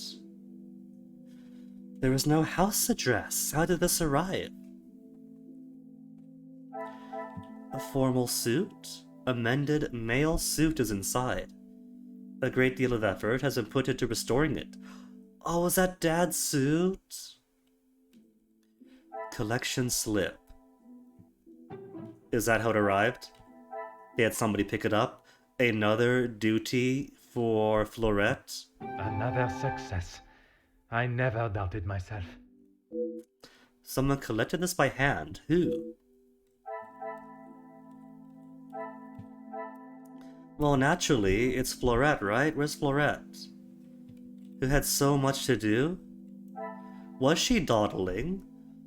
Or did she have just even more chores? This gal had so many chores to do, and then they lock her up as a culprit. The pieces of the puzzle are finally coming together. Elizabeth must have requested Florette's assistance this morning, causing her to run late. And doubts Madame was happy about this. I'm thinking more and more that Elizabeth is a mastermind, and that she sent Florette out to do all these things to get her out of the house. I don't know, I have no idea. Talk to Elizabeth and Florette. A formal suit of sentimental value. Where's Dad's stuff? Dad's stuff, Dad's stuff. The selection of pastries were untouched, those monsters!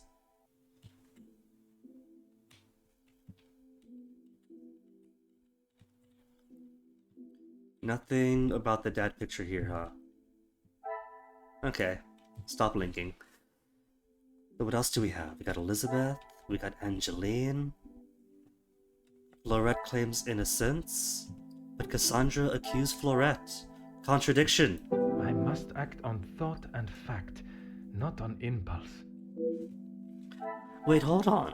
This is the breakfast selection, right? But it was untouched. She got breakfast, and that's a breakfast. And Angeline and Elizabeth did have breakfast downstairs, so that happened. A final demand. A note from Luke. The personalized handkerchief. For the poker, right? Because I don't think we can have the poker here, but maybe the handkerchief wiped off the poker? Come, my little grey cells. Final demand. Wait, hold on. Handkerchief and abandoned poker. There it is. I must No? act on thought. Okay, what about the poker stand? And the abandoned poker?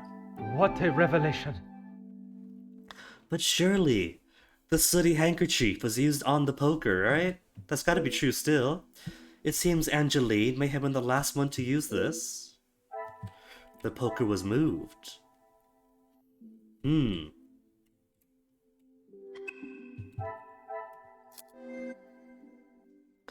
Personalized handkerchief of Elizabeth? Something else is missing, but nothing else was taken. Lies. Where he keeps her keepsakes. Order and method. What? You're telling me that the thing that was missing was not her keepsakes, her important keepsakes. Abandoned poker. Personalized handkerchief of Elizabeth in the lounge. And the soot smudge of the abandoned poker. I cannot see the logic in this. Alright. What about? Angeline confirms the burglaries. Valuables were insured. Valuables... Well, it can't be the keepsakes though, because she claims nothing else was taken. If it's for insurance, she would know, right? So why does she not know?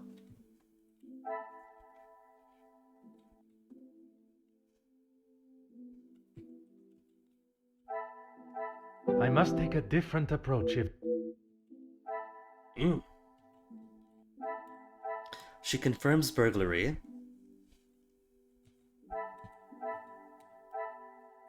Burglary. Valuables. Come, No. little grey cells. Okay. Angeline's morning.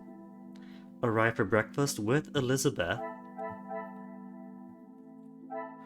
Fallen soot. Does the soot go anywhere? The soot doesn't go with the cleaning rag, huh?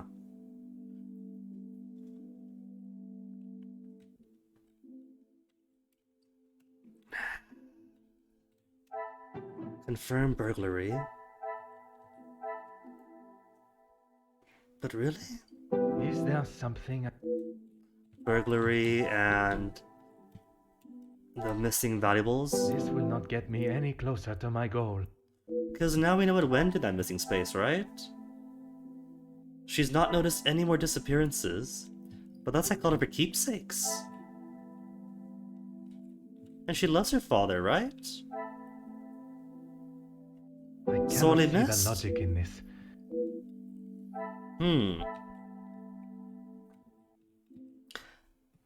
Maybe what I'll do is come back to this with a fresh mind and a fresh bladder, because I'm kind of bouncing in place, and that's discombobulating all my little gray cells. So, give me a second to freshen up. Then we'll see if I can't find out what this missing final link is.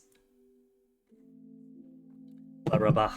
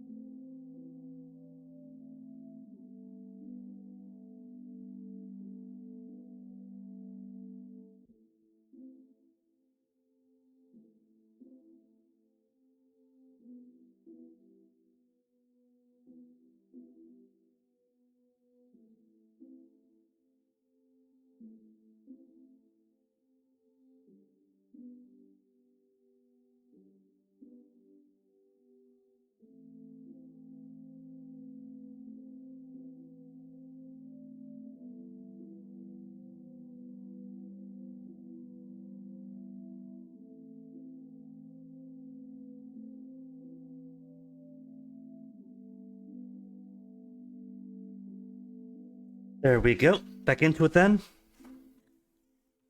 I keep forgetting just how much my hair has grown.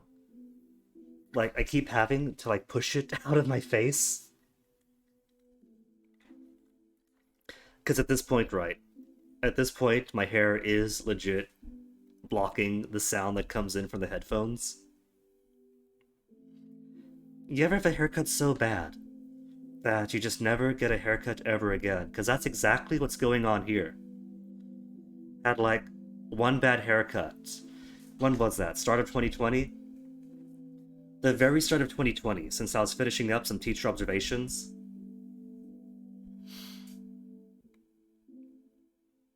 Which luckily was right before the pandemic really landed and got, like, dug in. And so I figured I'd celebrate by getting a haircut. And I like my curls. And the lady at Supercuts liked my curls.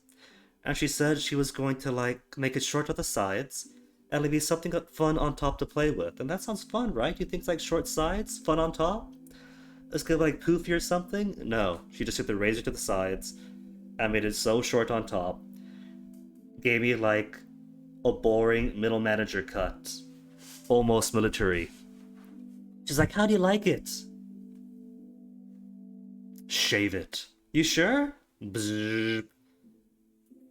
I just had to go all the way down, because if she was gonna botch it that badly, just wipe the slate clean, reset the whole thing, regrow, and never visit again. And I was pissed because I still tipped and paid well. But yeah, and never had a haircut since, so 2 years of the pandemic, that is quite a nice length. It's pretty much what teenage me was trying for so long but could never get working right. And oh my goodness, when Dad died and we were going through like all the old photographs, from his childhood through adulthood to our childhood to his final days. Lots of memories, pretty cool to see like different sides of Mom and Dad and everyone.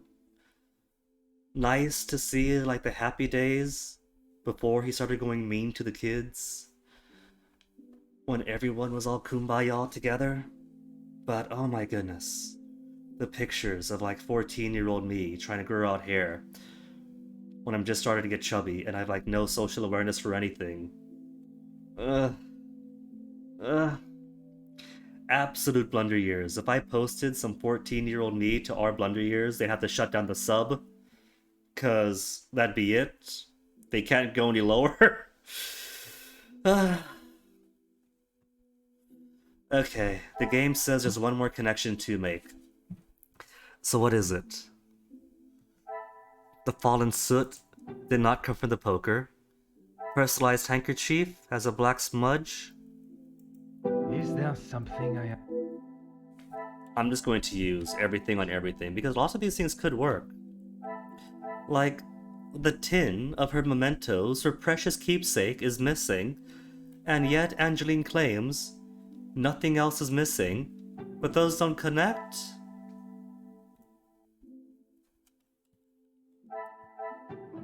You can't connect any of those?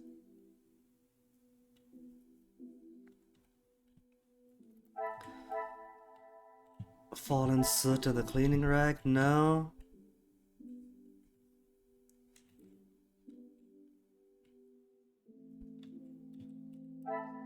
Personalized handkerchief was used as a cleaning rag? What a revelation! That was it? That's what we're going for? And not that the thing that Angelina is missing is actually quite valuable to her? With the fatherly connections and all those? Perhaps a handkerchief was used to clean up what the rag did not, no? Insufficient cleaning up. Talk to Elizabeth. 0, 0, and one more connection here. What do we have? We have proof that the valuables are insured. That does not have anything to do with Cassandra's burglary accusations. Final demands. They were insured, and so this is a money scheme to make up for her. This No. won't get me any. But final demands to the telephone, right? The telephone that does not work? Where's the telephone? Main hall. Telephone. Why would a house of this size be without a working telephone? Because they did not pay their bills. The pieces of the puzzle are finally coming together. I am not surprised the telephone does not work. One cannot just ignore financial responsibilities.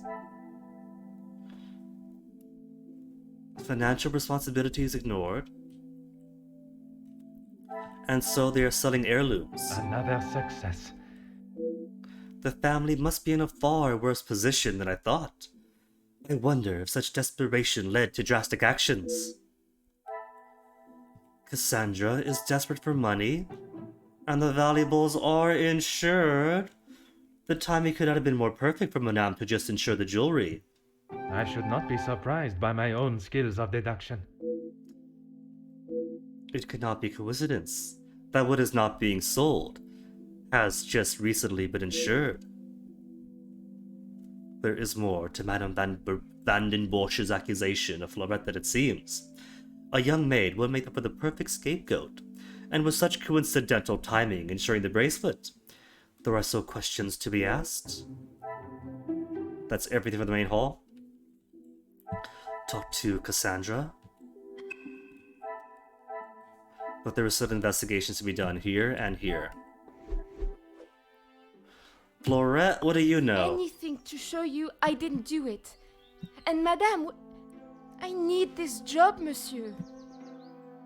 Was it you who collected the parcel this morning? Yes. Another thing on my to-do list. I'm afraid it's not in the same condition as when I picked it up. Poor gal is so overworked. At whose request? Elizabeth's? It was a favor for Lizzie. I Lizzie. didn't mind having L. to get it. But if Lizzie is L, then who is E? Florette? Eh? Merci. I shall take everything you No, have told L me is into Loop, consideration. right?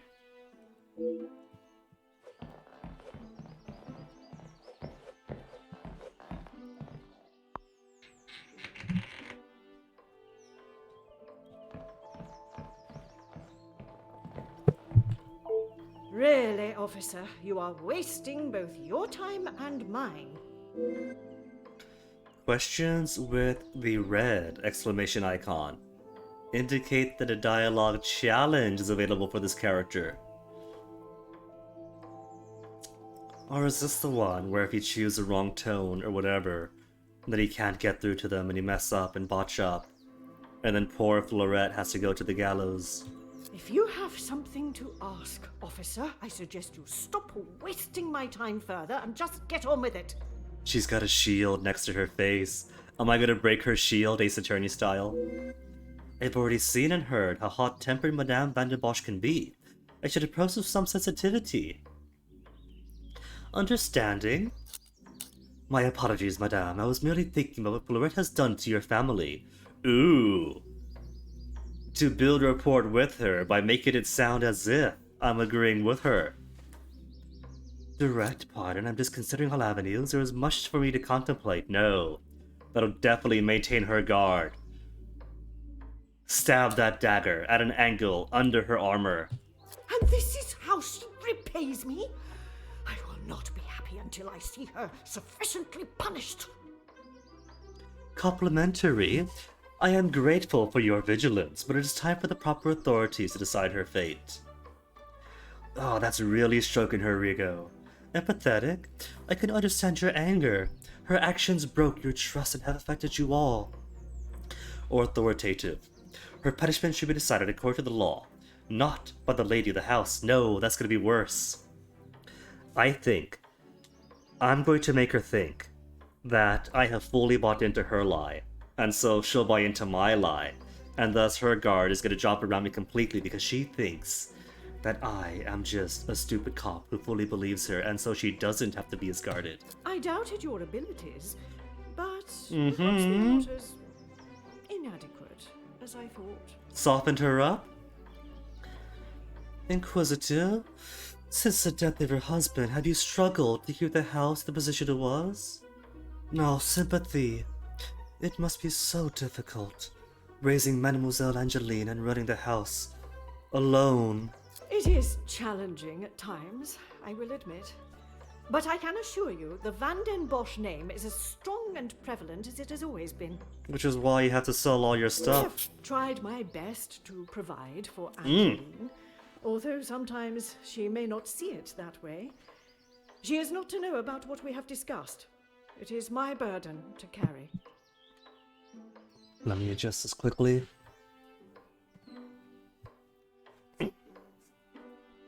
You are accepting the hand you have been dealt and raising a fine young mademoiselle. That is all that can be asked of you. Maybe she would be a good mum and master if she wasn't facing such harsh financial difficulties on her own. Because it sounds like everything was all fine and happy when Dad was alive. And it's probably a stressful thing, trying to manage the whole estate all by herself, and it's impossible for her. And now there's financial difficulty. She's got to sell all the things that reminded her of her happy husband days. And you have done nothing but bother my staff and my family. I cannot stand here any longer and listen to this second-rate officer speaking such drivel. It would explain the motive, but it doesn't absolve her attitude and trying to pin poor Florette with this crime in the first place. And she's done! No more conversation then? We'll never have to speak again? Madame Van den Bosch offers me the smallest slither of emotion, showing how she cares for her daughter before she makes haste for the door. Is it out of embarrassment? Or perhaps there's still something she's trying to hide? I think it's perhaps time to continue my investigation elsewhere. You broke down Cassandra's defenses and obtained some new evidence. In this case, it seems like you really hit a nerve. Congratulations! Well, she was standing here, right? So she was hiding this stain.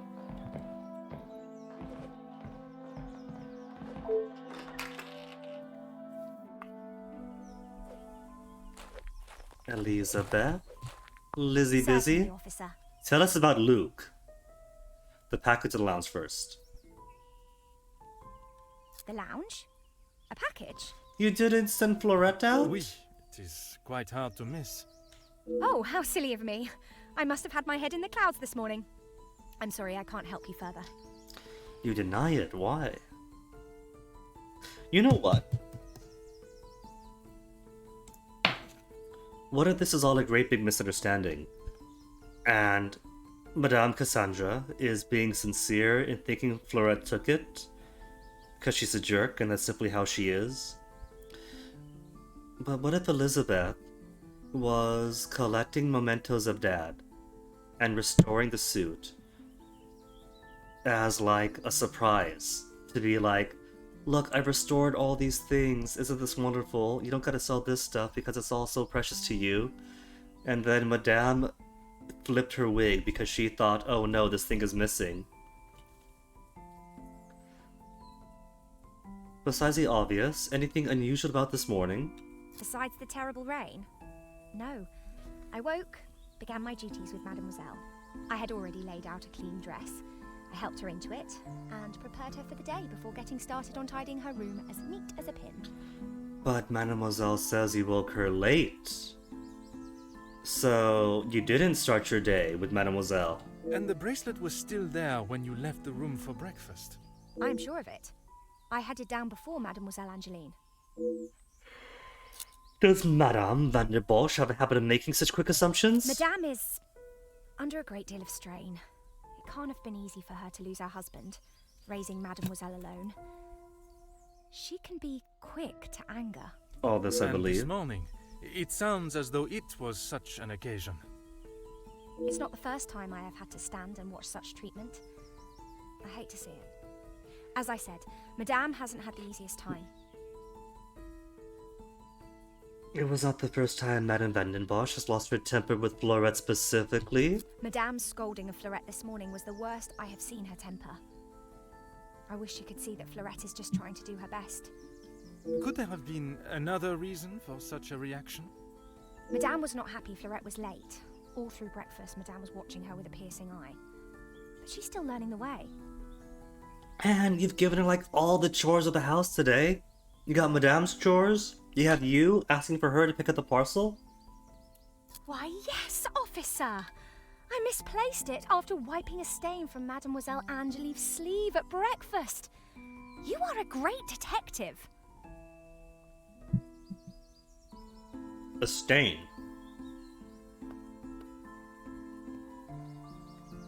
From Angeline's sleeve. You are not the first to say. Had she not noticed it herself, I imagine Madame would not allow even the smallest imperfection. It baffles me how she couldn't have. It was only luck that I spotted it before Madame, and a good thing I did. Merci, mademoiselle. A new mind map for her sleeve?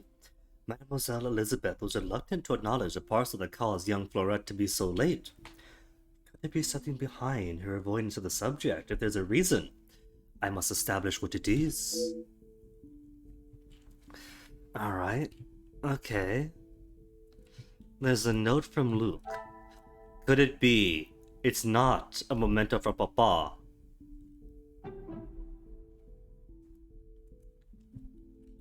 A formal suit.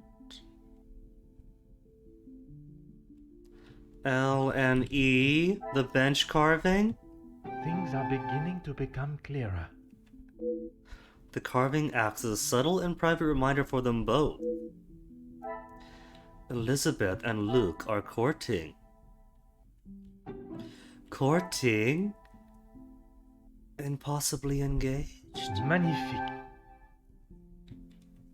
Perhaps the relationship is more serious than I first deduced. I wonder what Madame would say. Elizabeth and Luke are betrothed, and that was his wedding suit? Some would say a lucky guess. I would say a moment of genius. They planned to elope. Maybe that is a scheme. They took the bracelet, and maybe the rest of the box of trinkets. But Angeline didn't mention the missing box of trinkets. But it's valuables that she keeps at her nightstand. So I don't think even airheaded Angeline would miss her father's trinkets to her going missing. I think maybe she gave it to Elizabeth as like a dowry to help her out. And maybe Mom's flipped her wig because she does not approve or does not know. Or maybe the bracelet was legitimately stolen by Elizabeth to help start their way. I find the thought of such a plan cloaked in secrecy rather romantic, but their secrecy continues to perturb me. Mademoiselle Elizabeth was planning to elope with her beloved Luke, but why would she hide such a joyous occasion? I recall her saying that Madame Van den Bosch does not look fondly on staff relationships, but I cannot help but think there was something else. Is Luke related? Because I don't think Luke was the name, the gardener or the gardener or the cook. Could Luke be the husband? Maybe he isn't dead, and I'm just assuming she's a widow. Maybe the husband has ran off and is courting Elizabeth, trading in for the younger maid.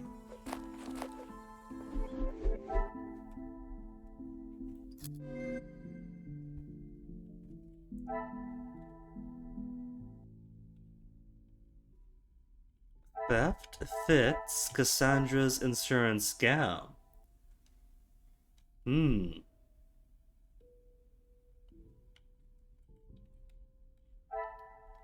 Cassandra previously mistreated Florette. Cassandra watched Florette after she returned. Could Florette attempt to crime under such scrutiny? Florette confirmed collection of the box. Elizabeth denied the parcels addressed to her. Sentimental value.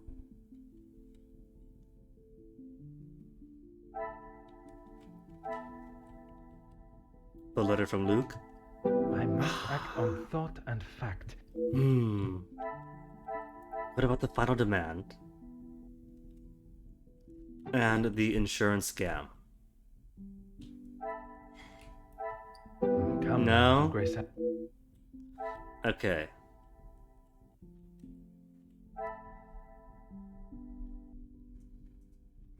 Could Florette attempt a crime? Ergo, she's innocent, right? I must take a different approach if I am to uncover. You've watched Florette be mistreated, hence the crying. Order and method.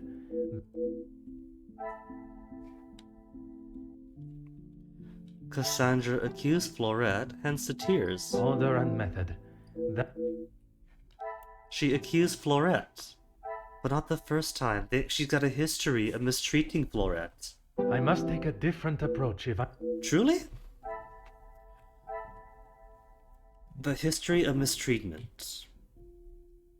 She claims innocence, and this is merely part and parcel of habitual mistreatment. This will not get me any closer. Breakfast untouched. More than enough for those at the house. Recently purchased for the local boulangerie. She is crying because the breakfast went untouched, and I would cry too. I must act on thought. Fido demands they can't pay their bills because they are making so much breakfast. I cannot see the logic in this. Note from Luke. Deny knowledge of the parcel. Come, my little grey cells.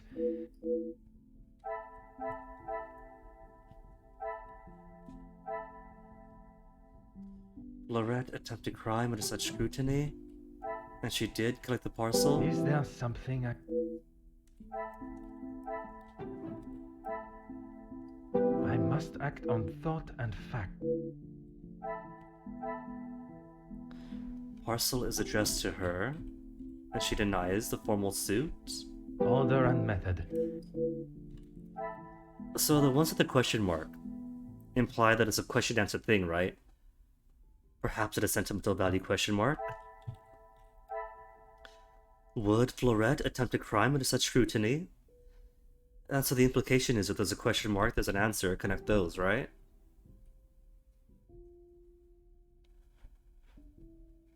Cassandra watched Florette after she returned, but Cassandra accuses Florette contradiction? I cannot see the logic in this. What would answer this? Would Florette attempt such a crime?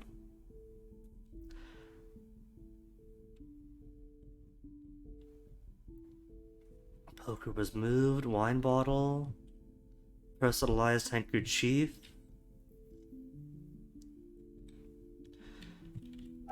Come, my little grey cells.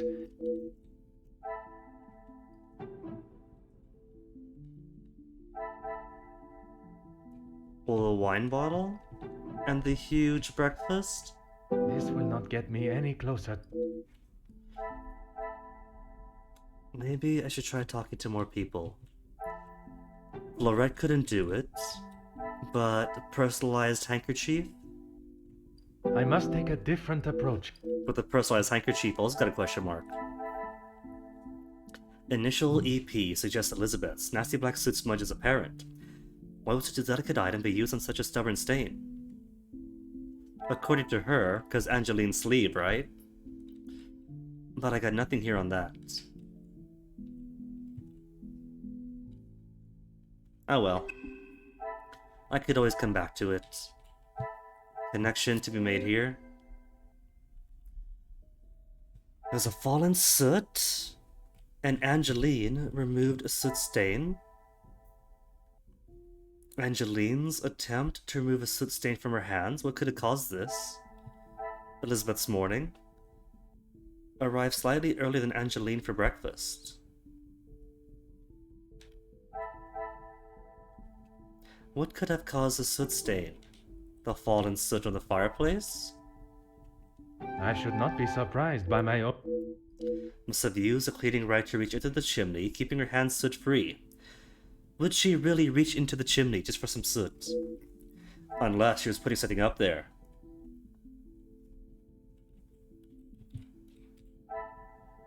Inspect the chimney.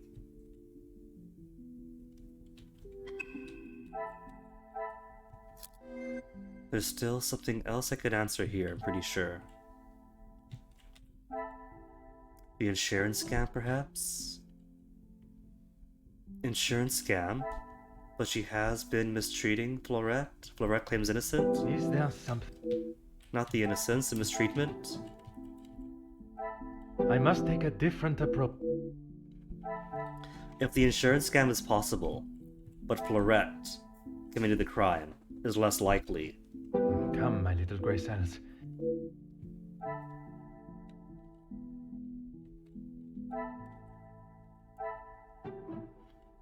Final demand does not connect to the insurance scam.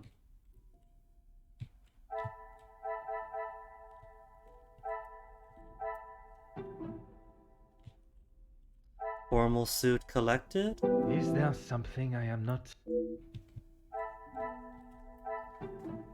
What else could Florette have in the opportunity to attempt the crime under scrutiny?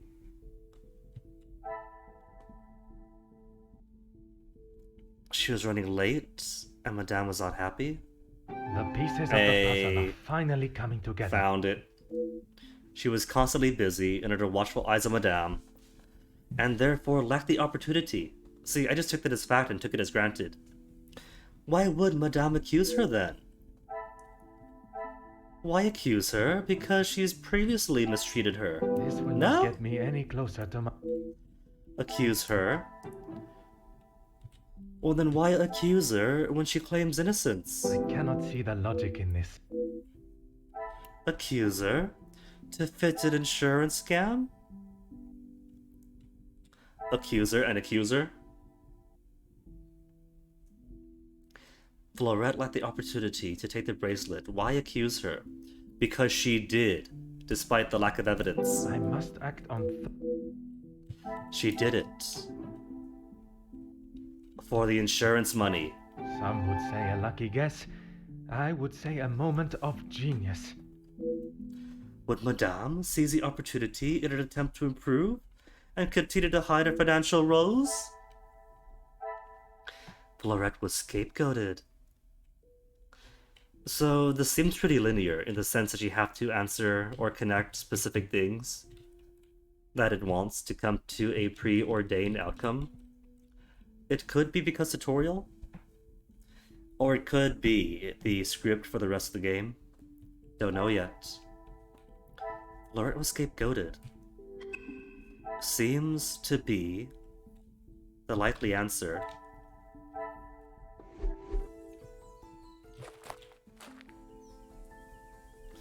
But it possibly also connects to the romance between Luke and Elizabeth. And Angelina, too, is a bit suspicious. Certainly, officer. You mentioned Romeo and Juliet. How could You were I? excited. I may not enjoy his other works, but how can one not be blown away by a story of two so deeply in love that they will risk everything just to be together? Especially being able to draw similarities between Verona's star-crossed lovers to yourself and your dearest. But I hadn't told. You carved it into the bench. One of you's carved it into the bench and just left it there in open in the public. Mademoiselle, I am an officer of the law.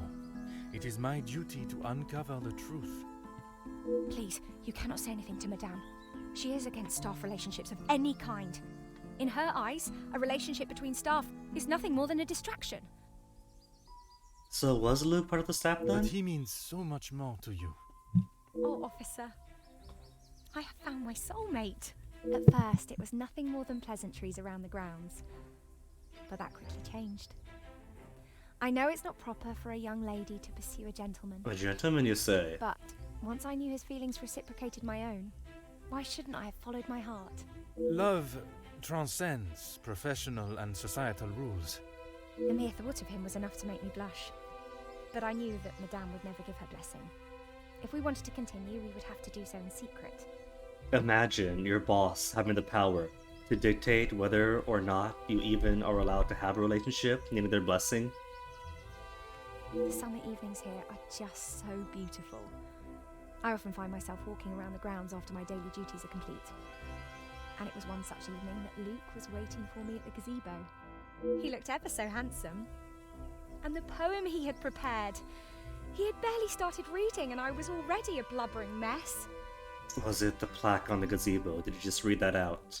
Standing there beneath the warm glow of the falling sun, he asked for my hand. And I gave him my heart with no hesitation. Oh, well that's sweet. Oh, I'm sorry, officer. Sweet enough I've to been be motive for chattering on burglary. for so long. You have much more pressing matters than to listen to me rambling aimlessly. One should never apologize for such a charming and bewitching story of love. But you are correct. While the culprit still eludes us, my work is not yet complete. Okay, so Poirot has been at this for 2 hours now. He's got the hungries. Does he have permission to have access to all the baked goods in the lounge? The love Mademoiselle Elizabeth and Luke share is obvious, and yet she remains respectful of Madame's ruling, no matter the ridiculous nature of it.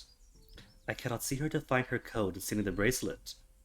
The investigation continues. Merci, mademoiselle. Your assistance has been invaluable. Can we find any clues to their romance at the gazebo?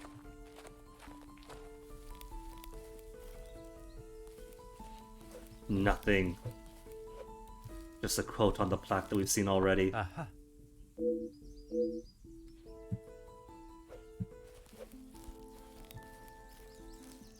What about this? That's nothing, is it? Just a broken piece of wall.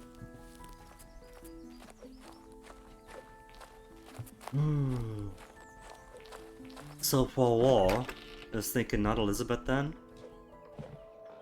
Maybe Luke. Maybe Luke stole it? Before leaving for the week or whatever?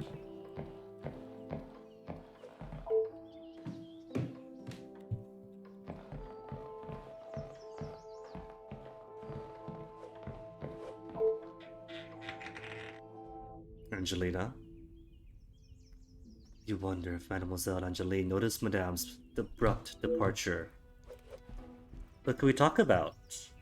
The soot on her sleeve from earlier, the late breakfast, the missing tin of valuables, keepsakes from her dad that she keeps at her nightstand and never mentioned. The longer you're here...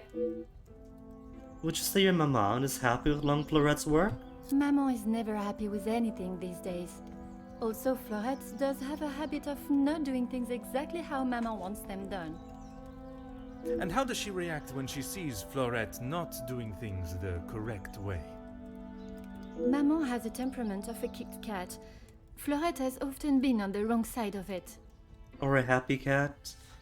Now that my boyfriend has brought his cat with him, I've learned so much about cats. And I guess because the cat sees me as a friendly thing, I become his favorite chew toy. And so he would like grab my arm and trap it in his claws and bite all over it. Not so much as to draw blood, I know he can if he wanted to, but enough just to play, sharpen his teeth, act as if it's like some big prey animal he just caught. And while he doesn't draw blood, it's definitely leaving marks. And that's through my sleeves. That is how she responded today? She was shouting at her, and when Florette would not admit she took the bracelet, Maman really lost her temper. I have not seen her that angry before. So it might be an insurance scam, but it could just be that Maman is a jerk towards the staff. You have been of great help to my investigation, mademoiselle. I will do everything I can to find the culprit and return your bracelet. Answer the questions, huh? +1, +0. So what does Angeline provide? Angeline has confirmed Cassandra's behavior. In my eyes, it is not acceptable. Is this the first occurrence? Well, no. Because she's treated her that way previously. Things Question are and beginning to answer. become clearer. Achievement, little gray cells.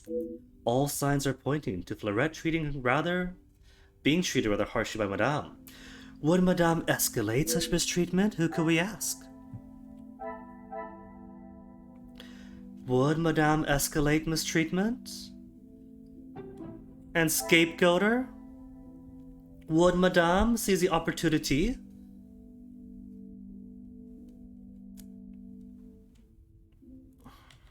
Well, let's see, what's the question? Would she escalate? She's crying from the treatment. Is that escalation? She's been accused. Is that escalation? There's no evidence. So it's going from verbal abuse to pitting crimes on her? Order and method. That Escalation enough to make her cry? I cannot see the logic in this. Would Madame escalate the mistreatment? Does anything else here answer that question? Claims to be innocent? Forced her to make breakfast for everyone? And by everyone, I mean everyone in Belgium.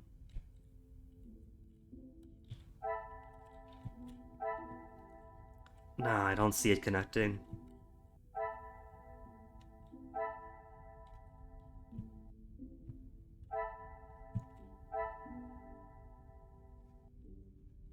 Claims innocence. What a revelation. The questions answer each other. Her incarceration appears to be the latest in a series of abuses by Madame. And I've no doubt in young Florette's innocence. What I do doubt is the behavior of Madame Van den Bosch. If what I have heard is true, her treatment towards Florette is disgraceful. So if Florette is clearly innocent, and Elizabeth is too bound to dumb rules to dare steal the bracelet herself, then maybe it was Madame doing an insurance scam after all. Talk to Florette.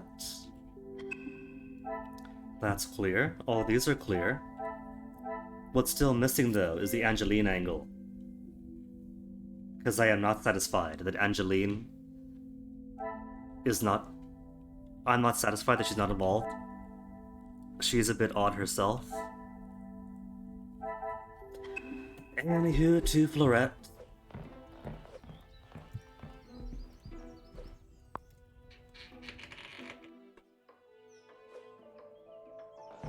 And still can't go to the bathroom? Still can't go to the bathroom. But if the burglary was inside the house, where else to hide it but the bathroom? We could find the material right here and now. Or the kitchen? The kitchen where Florette spent most of the morning? If she was guilty, could be hiding evidence in here.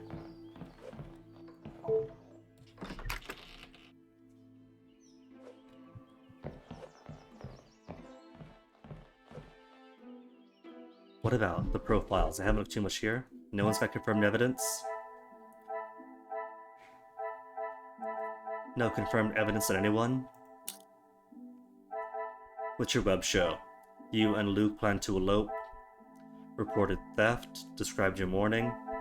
Actions. Florette running evidence. Running errands. Same thing. Accused Florette holds a master key. Desperate for money and widowed. Oh, it is widowed. I don't think they said, so I guess that confirms it. No secrets, though. Yet. Elizabeth, though, does that count as a secret? Your elopement isn't a secret? I think it would count, wouldn't it? Confirms the burglary. You have a father. Laurette Duval. You're innocent. Is now a fact of the case. You got breakfast. You confirmed the collection. Alright. So what else to talk about then? To show you I didn't do it. And Madame... Your innocence? Treatment by Madame? Not the first time Madame Van den Bosch has taken her anger out on you? She never used to be such a witch. When the Viscount was alive, she was much nicer. He was the head of the house, he gave the orders, and he treated us right. So was it then? That it's simply the pressure and the financial instability that weighed on her until she snapped and became a harpy? Or did she always have the potential to be like this to the staff, but because a husband was the forward-facing member of the household, interacting with the staff, she never had to show her bad side, but it was always there? I would have gone long ago, monsieur, but my family can't afford for me to be picky about my employment.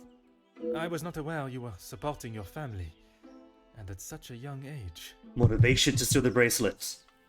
Papa lost his job at the factory just before he left for good, so Mama had to work even more. I was old enough, so I went to work. When I joined the Van den Bosch house, the Viscount was very kind. I didn't think he would care, but he wanted to help. He gave me some extra in my first pay pack, enough to keep the landlord from kicking Mama out at least. No one had ever been that nice before. I didn't know what to say, but all he wanted me to do was work hard for her. He even let me to go home and visit Mama and my brothers at Christmas with a food He let you parcel have from the Christmas? kitchen. Mama said she had never seen so much food. Even when I work restaurants, they don't let you take food home. Even if it's food bound for the trash bin. Especially if it's food bound for the trash bin. Corporate is so stingy, they would rather see like several 100 pounds of food per night tossed in the trash bin than dare have a single employee take any scraps or leftovers home. If the employees take food home, the next thing you know, they'll make extra food just to take home, they say, as we fill the dumpsters with perfectly good food. It's always been hard for her. even before he left for good. Papa wasn't around much, and even when he was, we both wished he wasn't. My brothers were too young to remember what he was like, I hope. When I walked in Maman's house, everything seemed so much smaller. I must have got too used to the size of this house. I swear, you could fit our house in just this lounge. Probably true. We didn't have much, but we didn't want for much. It was simple and it was home. The valuables in the house do not determine the love it shares. Someone should tell Madame that. Not that she'd listen anyways. Well, Madame is gonna learn that lesson. She's losing half her stuff anyway. I will uncover the truth of what happened today, mademoiselle. That, I promise you. The Viscount's kind nature shines through again. His treatment of the staff is quite a contrast to that of the Madame's. But the way this young mademoiselle speaks of her family, I cannot believe she would risk her employment at the house and put them in an even worse position. Merci. I shall take everything you have told me into consideration. So that's another suspect crossed out. What really sticks out for me is that we still don't have answers for the missing valuables tin of Angeline's.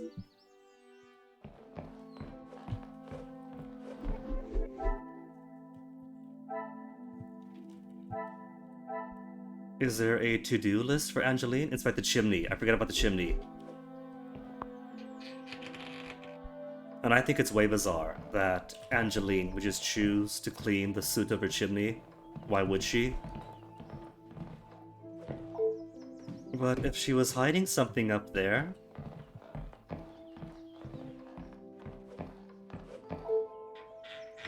Hiding something to make it look like a burglary? Ah, so maybe it's not Madame. But this is all Angeline's plot. Or who knows what. You smashed your own desk. You've broken your own window open. From the inside. To make it look like a burglary from the outside. You refuse to acknowledge your tin of valuables missing. It was you, wasn't Angelina? It was you. And you've allowed your mother to blame poor Florette. And have said nothing. But then why? What's your motive? Oh. On one such occasion, I must literally get my hands dirty. And here is a bracelet, concealed inside a regular metal tin. Is that it? It was just here the whole time?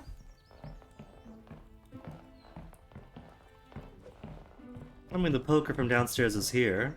She had soot on her sleeve, but it's possible Elizabeth helped. But I guess if it wasn't a true burglary,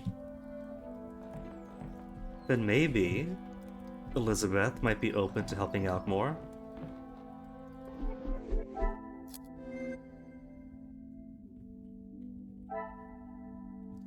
The memento box and the bracelet.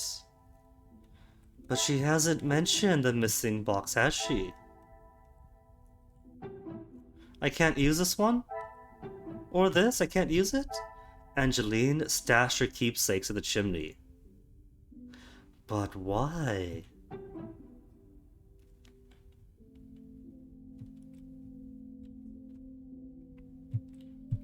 To confirm the burglary? I suppose if it was a burglary, then it couldn't possibly be Florette, because burglary implies coming in from the outside, right? I must take a different approach if I... Why hide her precious keepsakes?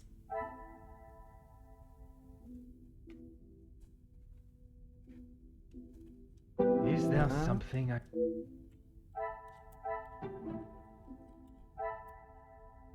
Rather flippant about her belongings. I must act on thought and... Maybe connect. Presumably Angelina knows about her keepsakes going missing. And here they are. No, I can't connect those. Really? Really? Elizabeth's morning arrived slightly earlier than Angeline for breakfast. Elizabeth did. Abandoned poker? What further use could the poker have had? To hide her goods or smash the window? Okay, that's old stuff then. Force the window open from the inside. To stash her keepsakes. Another success. I never doubted myself. To stage a burglary and let it go so far is totally unacceptable. Cannot believe I allowed Mademoiselle Angeline to deceive me for so long, hiding the bracelet inside the chimney and staging a burglary. All part of her calculated devious plan. I should bring this investigation to an end. Enough time has already been wasted. What? It's only been 2.5 hours? But I would not be satisfied until I know why. Talk to Elizabeth? We're not gonna talk to the culprit herself? We're going to let her stew and assume that we don't know the truth of the case.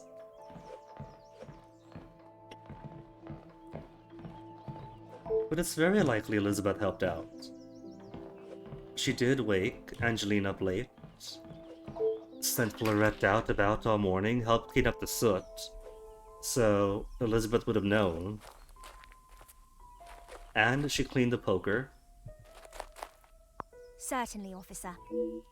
Ready to address the house, I believe it is time the truth behind the missing bracelet was revealed. You have found the culprit?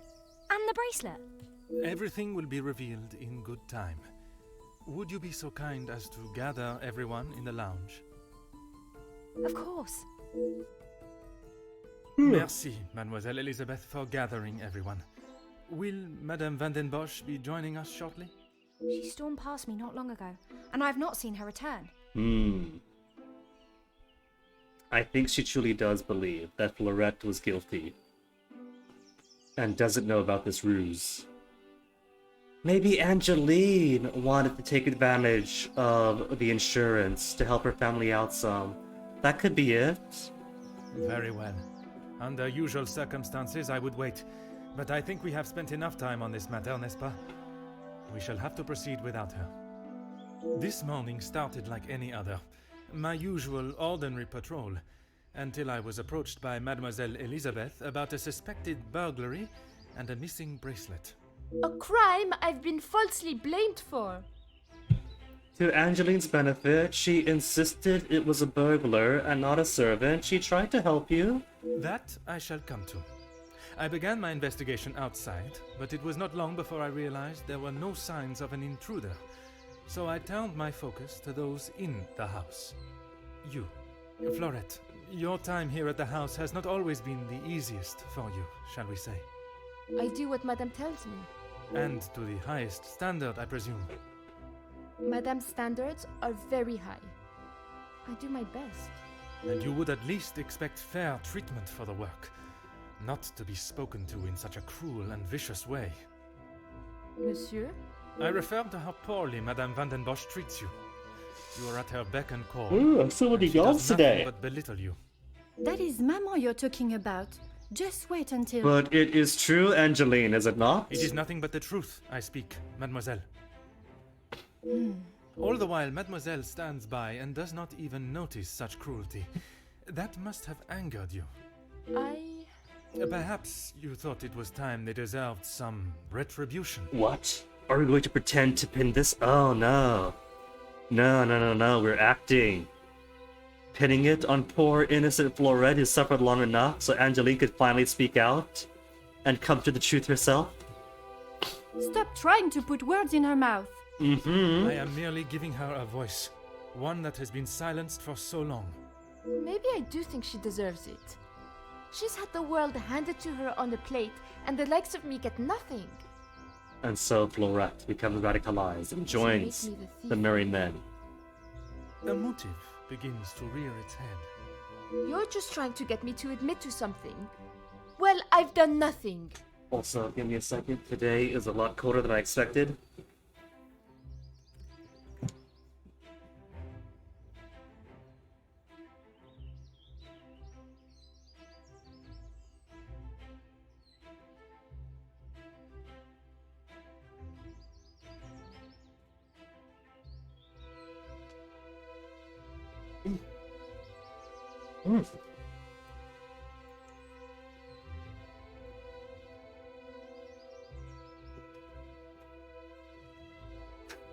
do love me a nice, cold, chilly winter. That means it gets cold. Back in Saipan, winter to me means lots of rain, lots of wind. Typhoon season, typically in the autumn, but sometimes in Decembers. But I love it. Allow me to finish. I am sure you will want to hear what follows. Let us return to this morning. You were tasked with fetching breakfast for the town for the house. As well as fetching for breakfast for the house, you took another task, which ended up delaying you further. I was only trying to help Lizzie. Luke and Lizzie, they even got their initials to match. You must have known how Madame would have reacted to your late return, especially with her prior treatment of you. She's angry at whatever I do. So damned if she do, damned if she don't, might as well take on another favor. But nonetheless, you were willing to help a colleague, a friend, knowing what the repercussions could be.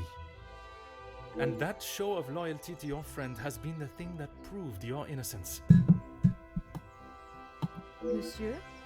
Because of such willingness to help, you were delayed in town. Meaning what, Poirot? you had no viable way of taking the bracelet from Mademoiselle Angeline's room. What? There was simply no opportunity. I told you! Maybe now Madame will believe Oh me. no, oh no. Madame is not going to change her mind. She is a narcissist, we know her type. It We is all do. evidence not even she can ignore. She might try. Which then leads us to Mademoiselle Elisabeth. Mademoiselle Elisabeth, you have been with the Van den Bosch family for quite some time now, correct? That is correct. You have grown close with both ladies of the house and your fellow members of the house staff, would you say? Of course. And I certainly hope they feel the same. You yourself told me Madame Van den Bosch would not stand for it, and you would both be out of a job. And for what? Did I skip a line? Elizabeth? What is he talking about? Oh. You're being implicitive. A love that is reminiscent of Romeo and Juliet, one that must remain hidden from the world from fear of expulsion. If you don't stop, I will tell Maman. You can't speak to her like that. Oh, that's cool. For the actual character models, they got their lips moving. I just now realized the portraits, just expressions, is very cool, very well drawn.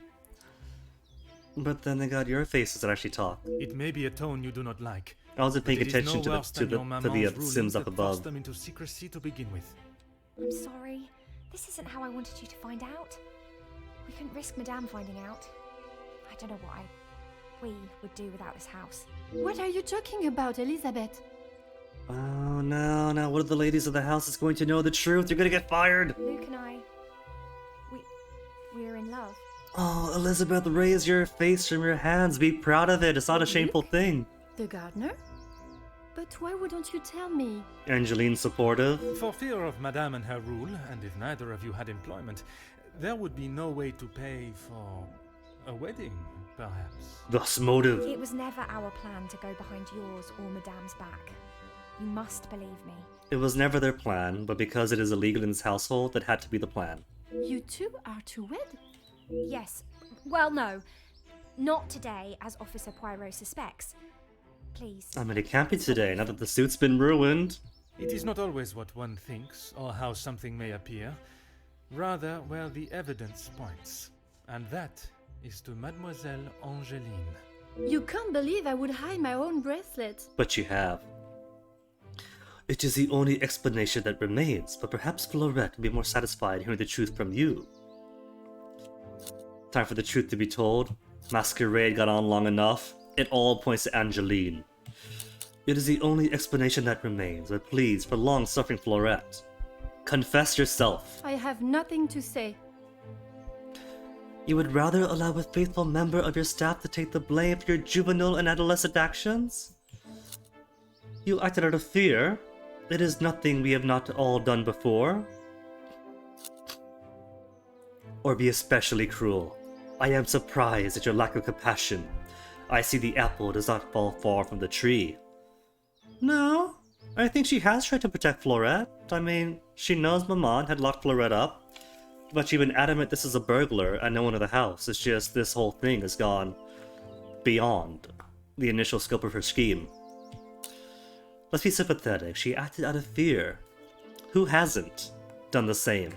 How dare you speak to me like that? You have no idea what you're talking about. I feel like that would have been the same reaction no matter what we chose. I know that losing a father at such a young age must be horrific and terrifying. Perhaps I don't have any idea, but Maman does. She is someone you can confide in. You can't actually believe I would hide my own jewelry. And yet, who put it up the chimney? If you didn't, explain to me how your memento tin with the bracelet inside came to be lodged inside the chimney of your bedroom fireplace. You have no proof I put it there.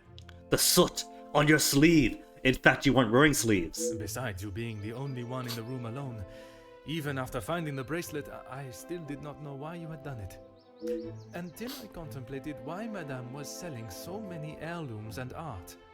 You had no right to snoop through our house in the first place. Snooping as usual. When it is part of my investigation, I have every right, mademoiselle. The unpaid bills and final notice from the telephone company. Maman can do what she wants with her art. That means nothing. Oh, that's Maman's art? Is that all that's being sold, though? Maybe she was going for your tin and valuables next. Elizabeth did mention the value in them, not just sentimental. So it could have been you were willing to make them go missing to get the insurance money off of them. But when there was no more art to sell, what then? You could not risk her taking your father's bracelet and selling it. Maybe the insurance is a ruse. Maybe she was just hiding valuables to make sure they don't get sold. And then Maman's like, where'd it go? And they're like, oh snap, I can't know I hid them. There was a burglar. So, you staged a burglary pretending it had been taken, preventing her from selling it. Then you stood back as the innocent Florette paid the price. She didn't think about me at all. She was going to take my bracelet and sell it off. It would have just ended up on some old wrinkly wrist. Angeline, consider. Your Maman had to sell all of her stuff. Maybe it is time for the aristocracy to go to work? I didn't think Maman would blame her. I didn't think she would do anything. You didn't think, full stop. But she did. And somehow that evidently didn't cross your mind. When Madame returns, you shall have it all to explain. Maman can't know what I have done. She will be furious. You were totally fine with her being furious to Florette. Maybe let her be furious to the right person this time. Mademoiselle Florette will be proved innocent. And that is what is important. No crime has been committed, so I see no reason why this should continue any longer. It is time you considered the consequences of your actions. And now, you must face them head on. Maman, you're home. Oh, she's brought a proper... She's brought my manager. Of course I am. And I brought someone that will bring some order to this chaos. Major Felix Hagen. He may hold the rank of a major in the British Army, but I question his authority here at all. In police matters, I am the authority. This is my investigation, and I will not have Madame dictating the results any longer. Major, Use your big boy I can voice. assure you, I have this situation under control. From what I have heard, you are far from it. The missing bracelet has been found, and the guilty party has been identified. I am well aware that the maid-servant was behind it all. And yet I see her standing as free and innocent as you and me. Oh man, this is typical. The Terran finds a manager, and then he just tosses whatever at her to get her to shut up. I am sure Madame Van den Bosch has informed you of her suspicions, but I'm afraid it was merely speculation. Excuse me? After conducting a full investigation, the evidence and facts led me to Get to the deduce- point, Poirot.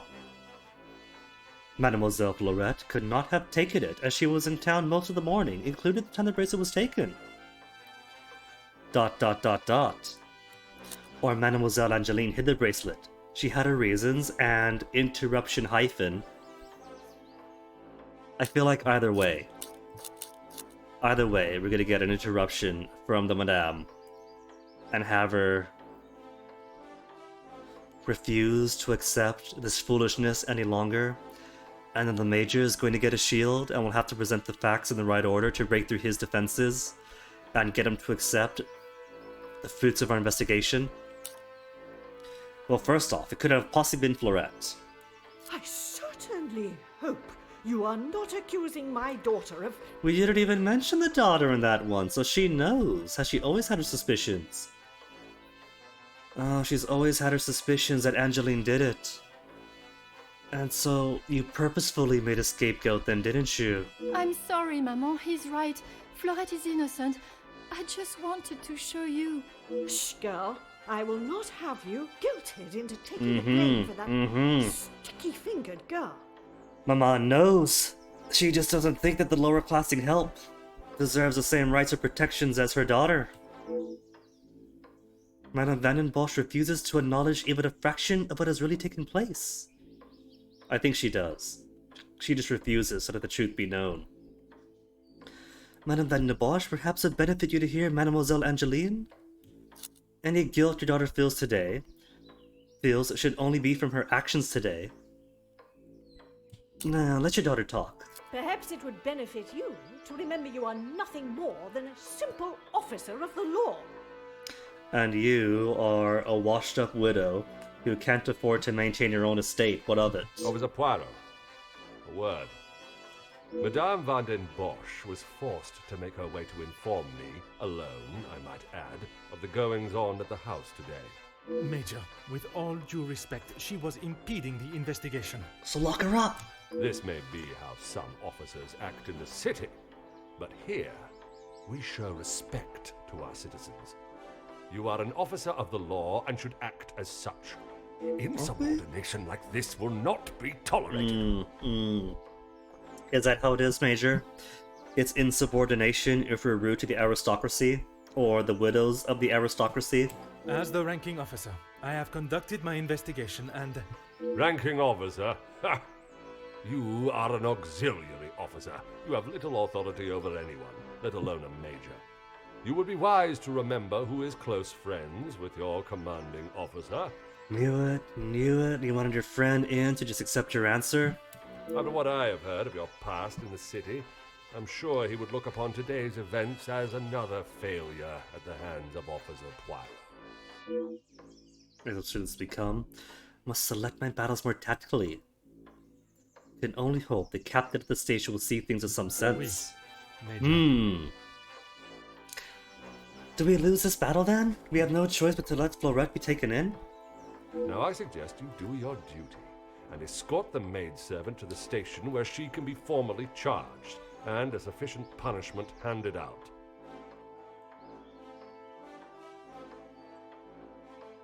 Is Poirot armed? Because I'm pretty sure that there's no witnesses here, right? No? No, that's not how it goes. But we're not Ace Attorney, we're not going to defend her in court. What's the game then? Right away. Convince the captain?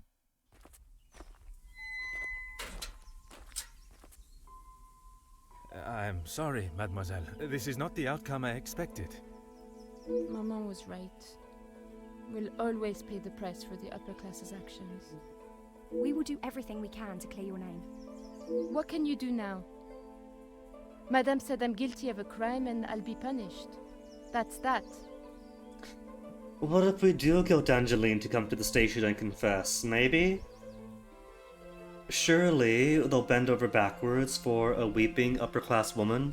A crime that was never committed. Once the truth is explained, this wrong shall be set right. Angeline did not intend for you to be arrested. Surely you know her better than that. Well, road to hell and all that. I should have known better than to expect anything else. Justice and fairness don't reach the likes of me. This young lady has already faced so much mistreatment at the hands of Madame Van den Bosch. I should not allow her punishment to continue. But what can we do? Today was not justice. In the eyes of the law, you are innocent and have been harshly treated and wrongly accused. No one will be going to jail. But that doesn't help my employment, does it? That I cannot save. but your freedom.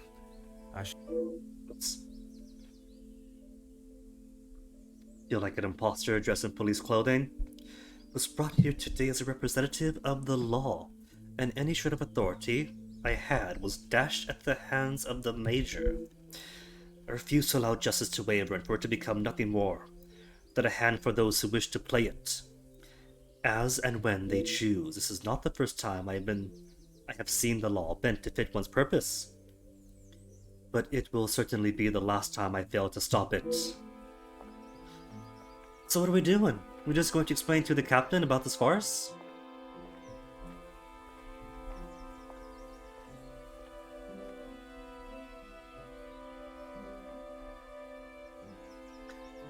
Narratively, it is pretty cool how you could... Detective Poirot, I trust this finds you well. It has been many years since our paths last crossed, and while I'm sure your recollection of the events may differ from mine, I hope that receiving this letter has not rekindled a sense of animosity toward myself, or the Van der Bosch name. So did things work out?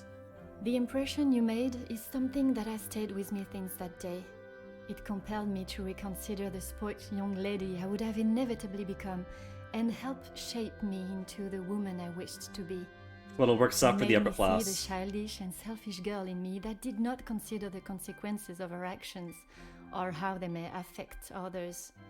Although Maman may see the events of that day differently, I believe the compassion you showed for our mate Florette, as well as the drive to uncover the truth and accept no alternative, was a testament to your character and professionalism.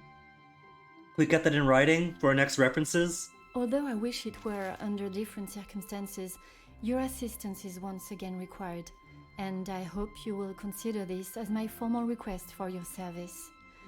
This forthcoming weekend was due to be one full of joy and happiness at the announcement of my engagement to Gideon Demir, whom I love dearly, bringing together two illustrious families, but it has been shadowed by deceit, extortion, and blackmail. The Van der Bosch name is being held to ransom by a mysterious party, and I am afraid I do not know who I can and cannot trust. We are holding a small gathering to celebrate our exciting news with what Maman calls the dignified elite, those that are well respected and held in high regard in both our close inner circle and society. Adrian's back. Our private matters have always remained just that, so I fear one of those invited may be the person who is out to ruin our name. I mean, Maman does a good job of ruining the Vanderbilt, whatever name it is already, on her own. I have enclosed a That in first-class Bosch. rail ticket for you to join us for the announcement, and having contacted your superiors and the correct authorities to request your assistance, which they were more than happy to grant me, They want to get rid of I shall me. expect your arrival with great anticipation. There shall be a carriage waiting for you at the station to bring you directly to Mnemosyne House. I thank you in advance in our time of crisis. Yours respectfully, Angeline van der Bosch.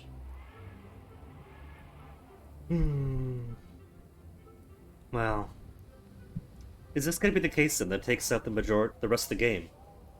The prequel tutorial and the rest of the chapters here? To learn and suss out the cast of characters, duplicitous aristocrats them all. Chapter 1, The Blackmail. Oh, this is so cool. I feel this cold right now. I have finally arrived. My priority is to get out of this bitter cold before I freeze completely.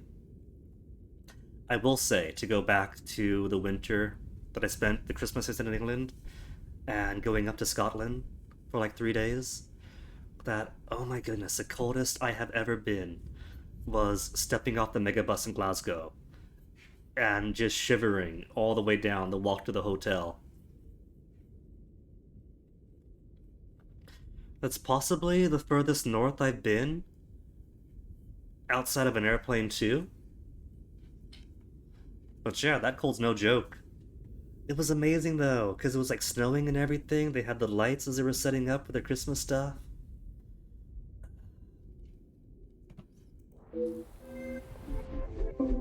Investigate the blackmail. New mind map. I must not get distracted by the celebrations. I was brought here to uncover the identity of Mademoiselle Angeline's blackmailer, and that is exactly what I shall do. Alright, what do we have? A case of the blackmail. The Van den Bosch family are being blackmailed. I must help Mademoiselle. You see, this is how you can tell this is a British production, because even though they speak the language, the longest out of anyone, the Brits don't understand singular plurals, the organizational plural. They won't say, the sports team is. There's one sports team that encompasses many people, but it's an organizational singular thing. But because there's many people in the sports team, they'll say the sports team are. Manchester are, blah blah blah.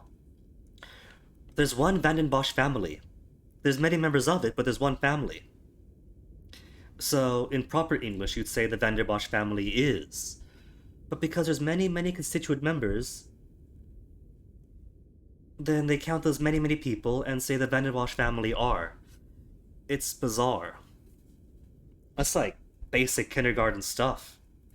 Singular person, you say is. Many people, you say are. One organization is one organization. You say the organization is.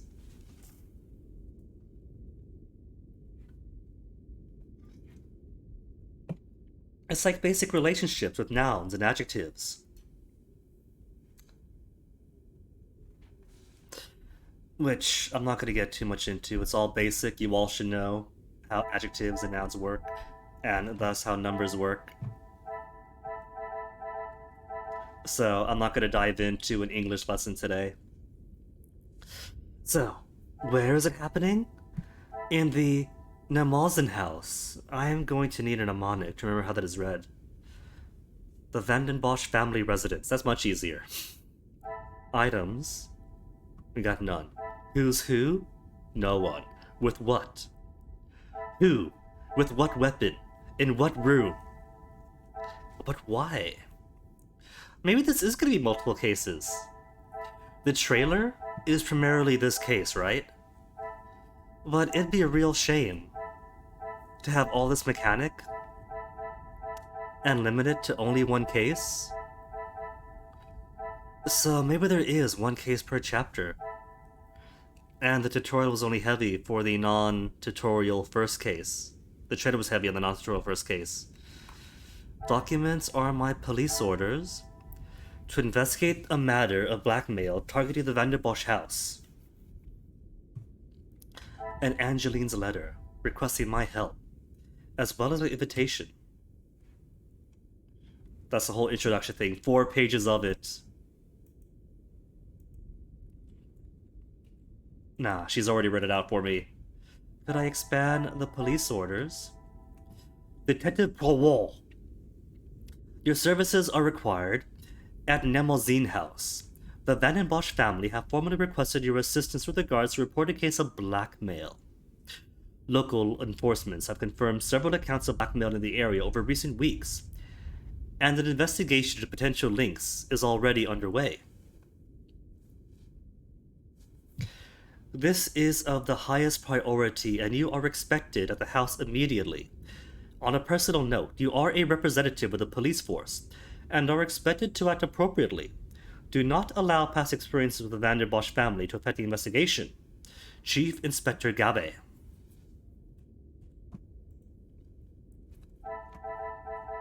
Gotta expand this evidence, expand the house. Alright, let's get warm then. I could trudge entirely. Oh, look at that! You could leave like a trail behind you as I trudge through the snow mountain and get all. Oh, my socks! My socks are gonna get so wet after this.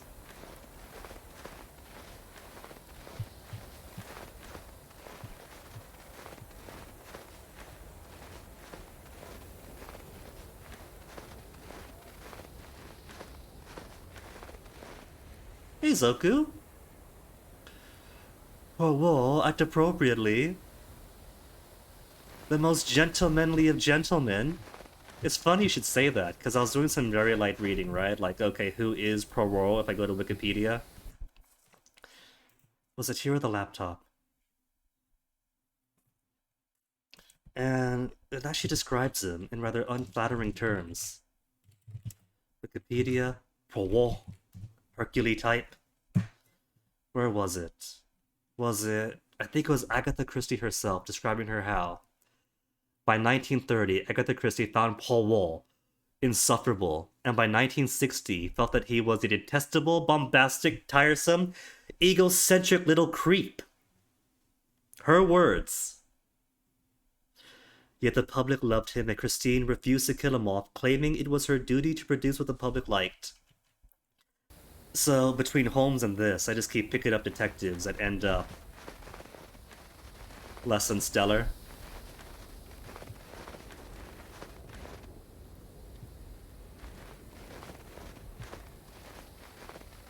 I suppose that might describe him as a gentleman.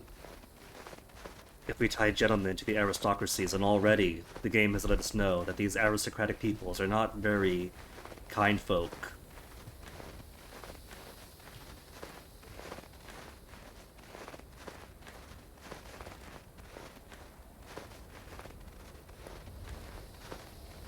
Wait a minute. Before I get inside, I could totally draw.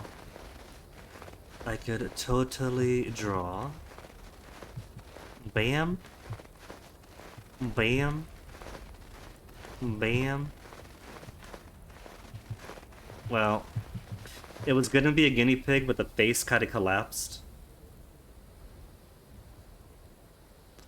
So much for ever playing a Miss Marple game, though. Is there a Miss Marple game? Like, I had no idea even this game existed, so if there's a Miss Marple game out there, I'll be the last to know.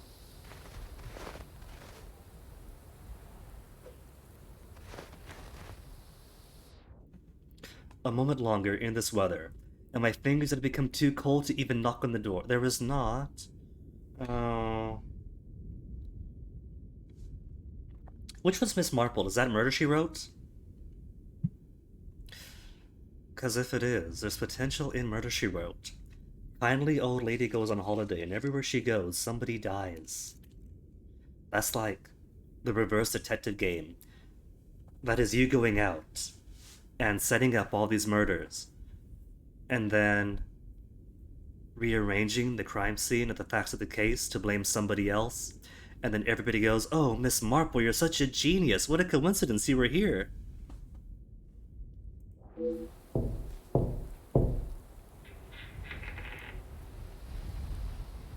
Bonjour, my name is Hercule Poirot. I am here at the invitation of Mademoiselle Angeline. Ah, Detective Poirot. We have been expecting you. Please come in from this frightful cold. You could really tell this is a Scottish game. They got the Merci. Scottish accent. I don't think I would have lasted much longer out here before turning into an icicle. They've got the accurate portrayal of being out of the Scottish cold. But this is what, where? Still Belgium? But they are drawing from that frozen heritage of their own. Welcome. I am Archibald Sterling, the head butler. Please accept my apologies. I have a rather pressing matter, but I will see that you are attended to immediately. Do not trouble yourself on my behalf. I'm sure I am more than capable of finding my room. I shall straighten myself up and be ready to join the party. So if I take creator provincialism into account, it has to be Archibald, because everybody loves the bad guys, right? The bad guys always get the coolest portrayals. And so if they have their own countryman in the game as a butler, then the butler's done it. Case closed. Roll credits. There is no rush, Detective. Dinner will not be served for some time, so please, make yourself comfortable. Once you have settled in, I am sure that Miss Angeline will be happy to see you. She has been eager for your arrival. She's not been herself recently. You will be staying on the first floor. I believe your room is one of the two on the west side of the house. Those aren't all my bags, are they? I just brought one. Merci. I am sure we shall speak again soon. Oh my goodness, but those are my shoes though. I am wearing bright red shoes and bright red socks to go with my mustard yellow waistcoat, coat, and ketchup red tie. I'm surprised Poirot has limited himself to only that. and has wisely left his little pocket handkerchief a more subtle pink.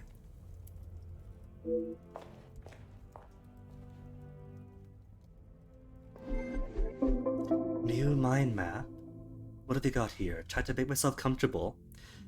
Begin finding my room and straightening myself up before the party begins.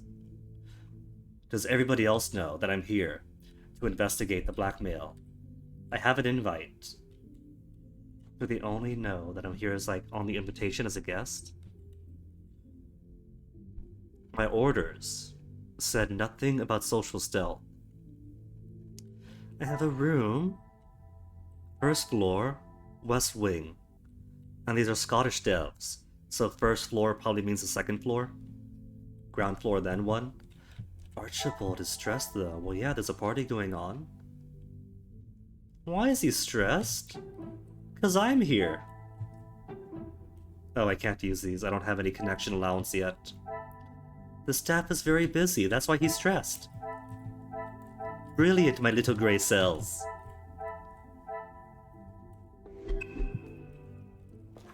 There's a guest ledger. Is that the guest ledger?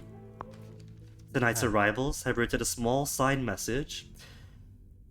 The male guests are based in the East Wing, and yet they have put me in the West.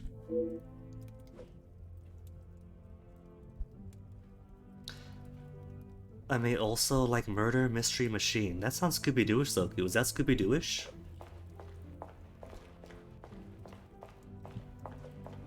Two room? Wait, who's this? That's not the butler. Zachariah. Bonjour. Allow me to introduce myself. I am Detective Hercule Poirot. I'm feeling artist maybe coming off him. Detective. I hope you're not here for me. Murder Mystery Machine is abundantly red. Not that I am aware of. Should I be? It has been ages since I've listened to post-hardcore Christian rock. Oh, that's not Scooby-Doo at all. Microids. And Blazing Griffin. Well, that's the exact same people, isn't it? The exact same people as this game, developers and publishers? Cool. I'll have to look into this then. And I see what you mean by red. That is a lot of red. I thought you just meant a bloody game. With bloody mysteries of lots of blood, but no, that is red.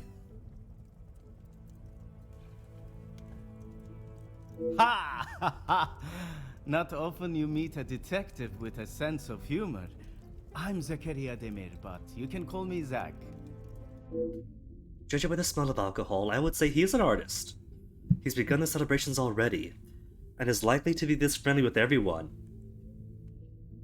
I understand that staff are very busy, but I was hoping I could find someone to assist me. Have you had a chance to congratulate the happy couple first, then beg for help? If I had seen them, maybe I would have. It is meant to be their celebration, but they're always off, dealing with something or other. Dealing. The happy Something couple. or other? A rather vague expression. Well, you know, Poirot, they're, you know, playing Hanahuda? Let's just say they like to keep their cards close to their Exactly, chest. they're playing cards. Such a well-known family. I'm surprised they can keep anything hidden. Would you care to elaborate on what Mademoiselle may be hiding? I'd rather not. You're the detective, isn't that your job? He's playing Werner Vogel with us. Très bien, Monsieur Demir. But we could ask him for help. If we ask him for help, then would he tell us? Perhaps I should keep my occupation and reason for being here to myself, for now at least. But it's too late. Somebody who's very friendly when drunk already knows he's gonna tell everyone in the entire house. Could you help me out if you got nothing better to do? You'll be lucky. I've been waiting for refill for ages. I came out here to find someone myself. Ah, I see. The preparations for this evening's dinner must have taken precedence. I've seen that butler running around like a madman, but Maybe there he is is. still no party to speak of. It's pretty clear they need to hire a few more hands. Let's be I shall honest. take up no more of your time. À bientôt. This is the Vanderdosh house, right? Which is pretty surprising, because when we last saw them, they were so destitute that their house was falling apart. Mom had to sell all of her paintings. They were getting collections on them for the telephone bill unpaid. And now they got all this. Maybe Angeline has more business savvy? Because they're not married yet, so this can't be a combination of the wealth between the two families. Imagine prioritizing food over drink. Zoku. I have not got to imagine at all.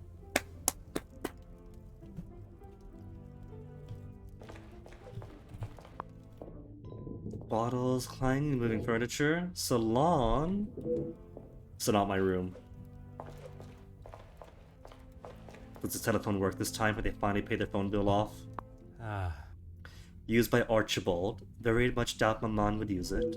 Maman lives here, that's so nice of them to let Maman stay with them. Oh, look at this 3D and everything. You can go under and around the environment.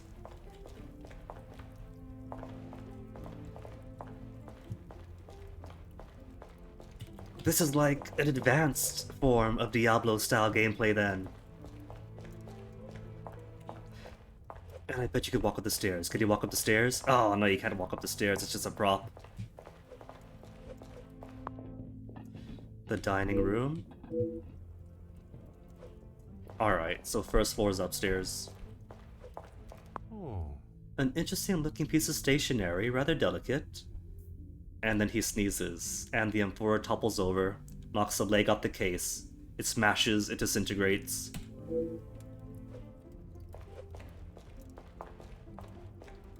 Are there notes in the fireplace yet? A roaring fire could stand and gaze into the flames for hours. And so he did.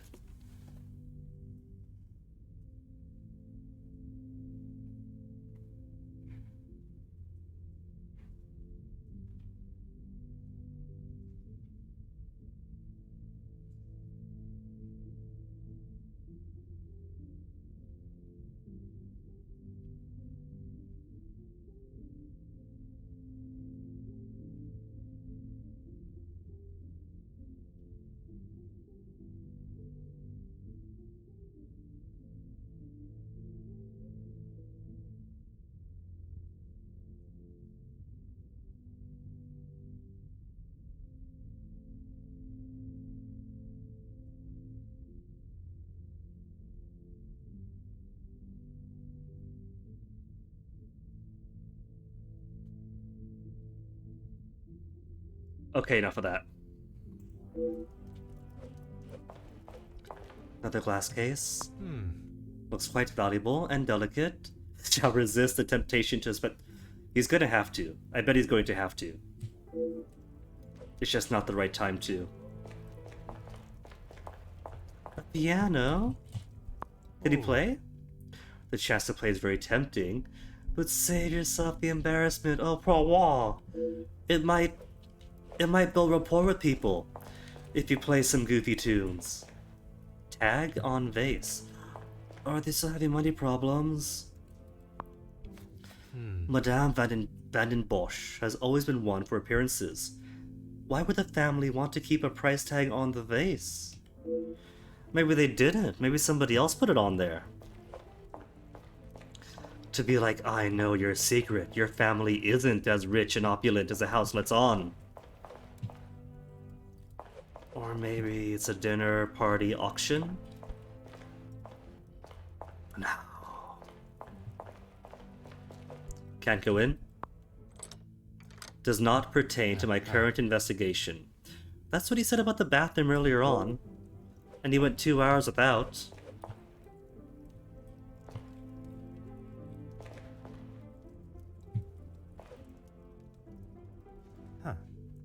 A portrait of a distinguished-looking gentleman doesn't appear to be related to the family. How could you tell? Phenotypes aren't everything.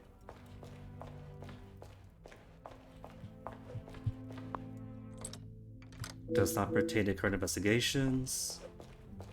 Alright. To the upstairs then.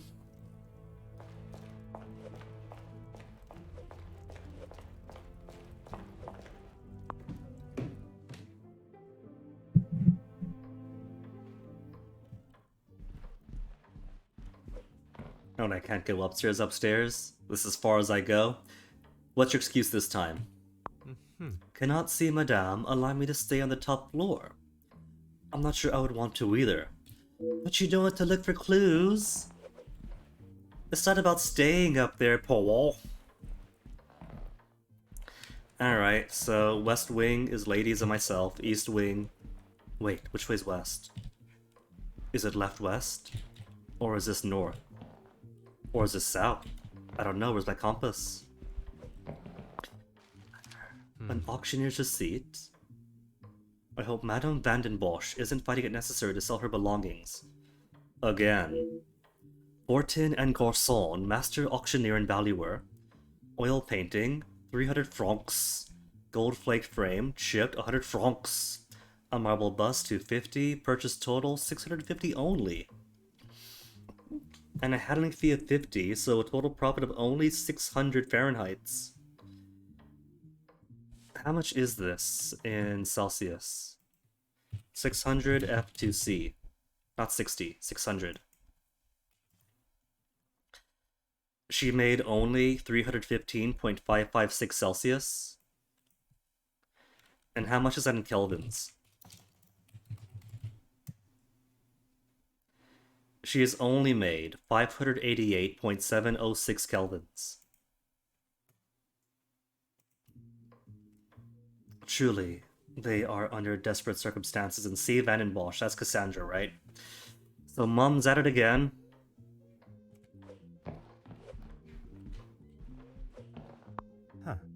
Painting of a valley with a series of beautiful cliffs. The scenery is truly breathtaking. Not my room. Music from inside. The room is already having a resident. The others arrive before me. Group of saints. Interaction spot, where are you? There you are. A beautifully composed painting of 7 saints. Madame has quite an eye for striking artwork. Okay, so let me see. One holds a staff with a cross on it. The 2 women on either side wear crowns. Crowns or bonnets. And then 4 gentlemen with various states of balding and simple robes in gray. One holds a stick. One has a book. And the central figure is barefoot. I don't think this means anything. Or does it? It's evidence.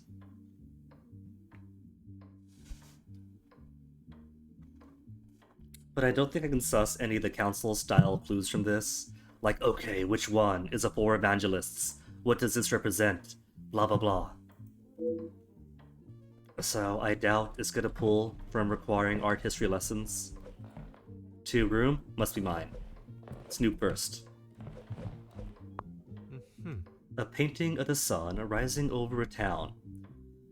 That's been water damaged. Is that water damage or is that just art and Poirot doesn't appreciate it? It's about the transformative nature of built material culture and how what we assume to be permanent because it is a present gets washed away as somebody else's past, as we have done endlessly over the millennia of human history. Poirot? It's a statement. It's an artistic statement.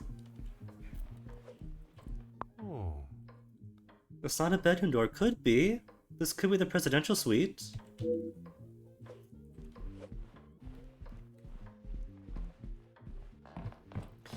Clock in that is nothing. And they're not so cruel as to hide something behind the wall in the black.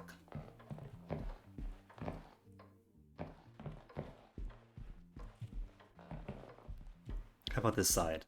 A mounted animal head. Not sure how he would fare coming face to face with such a beast.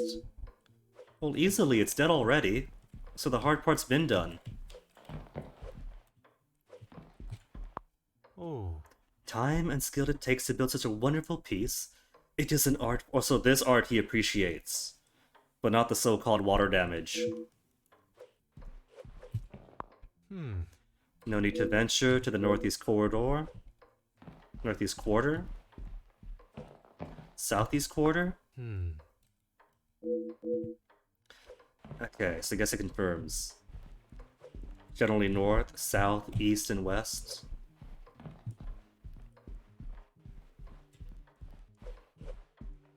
Wait. The plant is interactable.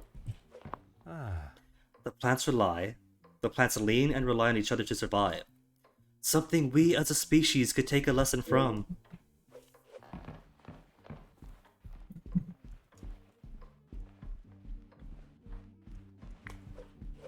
Was it actually going to be an overarching theme? Two-room. Can't escape it. Gotta settle in, get cozy, get ready.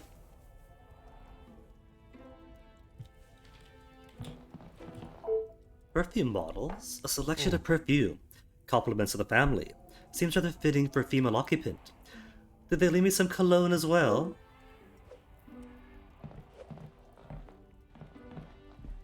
The fruits I can't partake in, the fireplace. A roaring fire. We're not gonna do the gag again, no.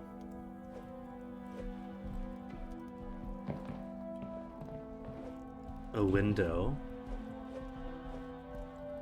Do I get a view of the murder perfectly from my window? The fallen snow has laid a beautiful white blanket over the countryside that surrounds the house.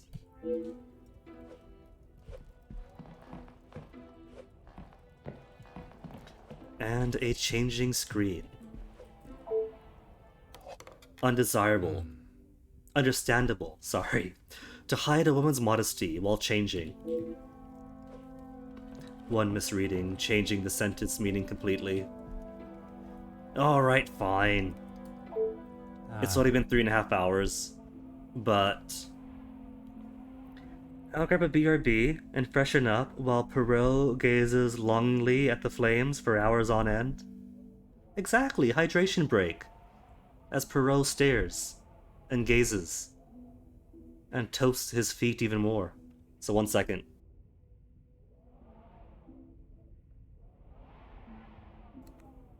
Or maybe... Could make this screenshot, not the screenshot, the BRB screen from here on out? Nah. Possibilities. Possibilities. Always more possibilities.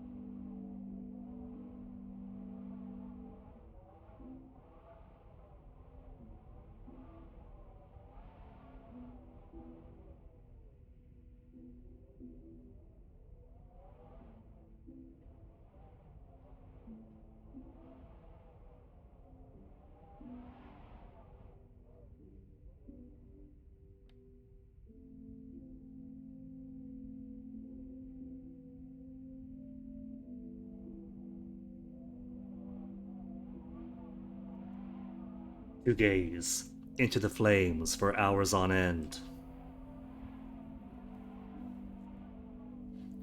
While pondering the clues at hand so far, is there an image you could put together?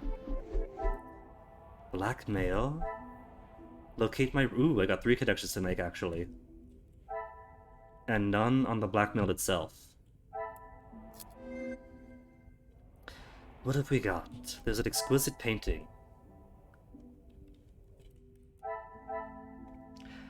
Continues to impress with her collection of art. A group of saints. Talk to her about who it represents. The Great Hall. There's a welcome book. The male guests are in the East Wing, so why am I in the West? There's audible music from my neighbor. Salon doors locked. Why off limits? Dining room doors locked. Why would this room be locked? Because as Zachariah says, the family has secrets. Come, my little Grey Cells. Oh, what? You're telling me that the dining room isn't where the deepest revelations may reside? Very few working staff. His drink must be very important to him. Zachariah Demir. There's a changing screen. Understandable for modesty. Perfume bottles. Perfume bottles. A changing screen. And the first floor West Wing. Archibald claims the room is. But according to this, the ladies are in the west and the males to the east. This will not get me any closer to my goal. Oh, what? You don't want to make a note of it? Did they leave me some cologne? That's a question mark, but no, they wouldn't. Because one... No? No?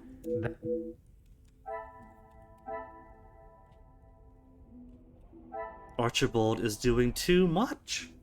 Perhaps the task of directing guests to their rooms is usually left to another member of the staff? Or maybe.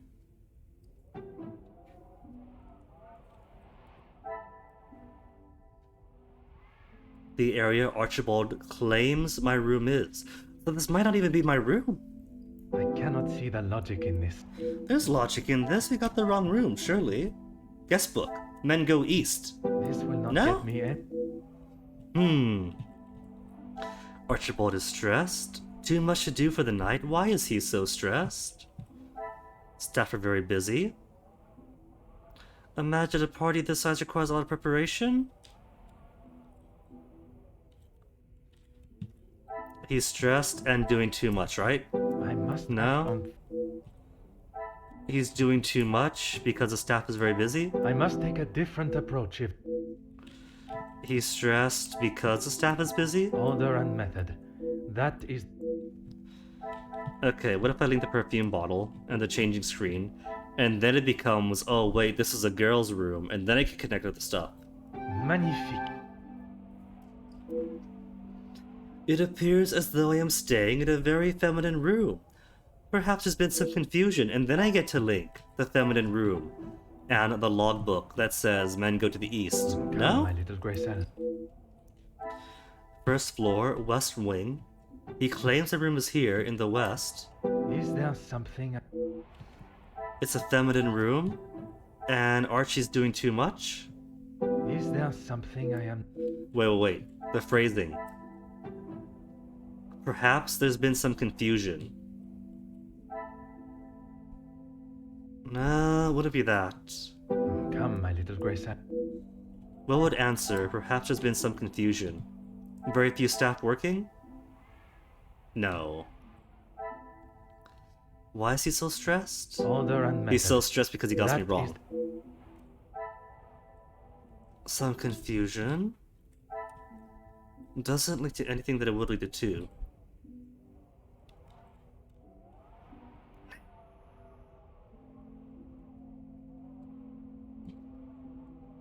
Maybe. Because we got 2 other things we could do then.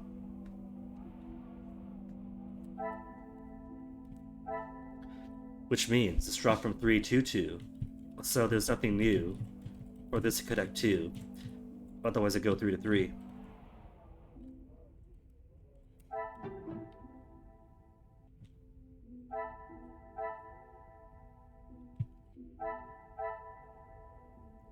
Why is he so stressed?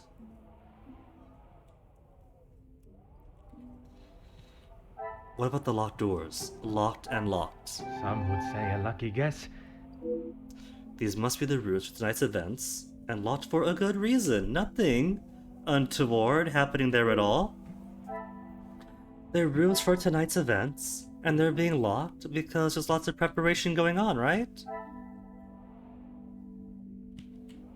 Staff are busy. Things are beginning to become clearer. I doubt Madame's standards have dropped. The staff must be working hard to finalize preparations. The staff is too busy to assist, and thus Archie is stressed. I must take a different approach if I am to... And thus Archie is doing too much on his own. This will not get me any closer to my... The staff are too busy to assist, and thus Zacharias cannot get his own drink. I cannot see the logic in this. That is very logical. Few staff working, Zacharias is not impressed, his drinks are very important, but they can't help him out because they're working very hard to finalize preparations. Family holds a few secrets. The guest book. Males are in the East Wing. And my neighbor, therefore... I must act on thought. Must act on thought as if I'm not. Archibald is doing too much and thus cannot help out the drinks. I cannot see the logic in this. Archibald is very stressed, specifically because Zachariah isn't getting his drink. I should not What? be Really? surprised by my That was a own joke. skills of deduction. I was only joking. A butler would usually escort me to my room, but on this occasion I must find my own way. Well, that's really the connection there? Stress due to lack of staff? See, but I would have connected that then to the staff being busy, the staff too busy to assist, Archibald doing too much. I wouldn't have connected he's too busy to help me find my room to Zacharias doesn't have his drink. Hey, Onyx.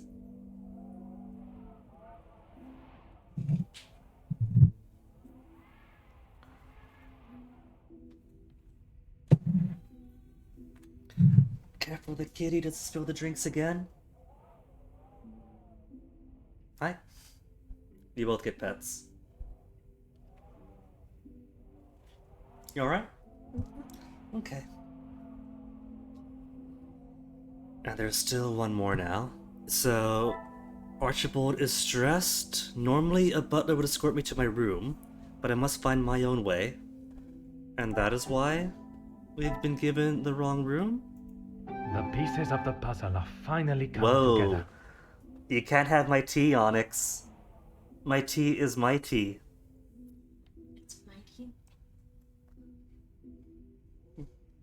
I can't comfortably reach my mouse and keyboard anymore. Whoa. You wanna play Onyx? You wanna play Detective? Who wants to play Drink Your Water?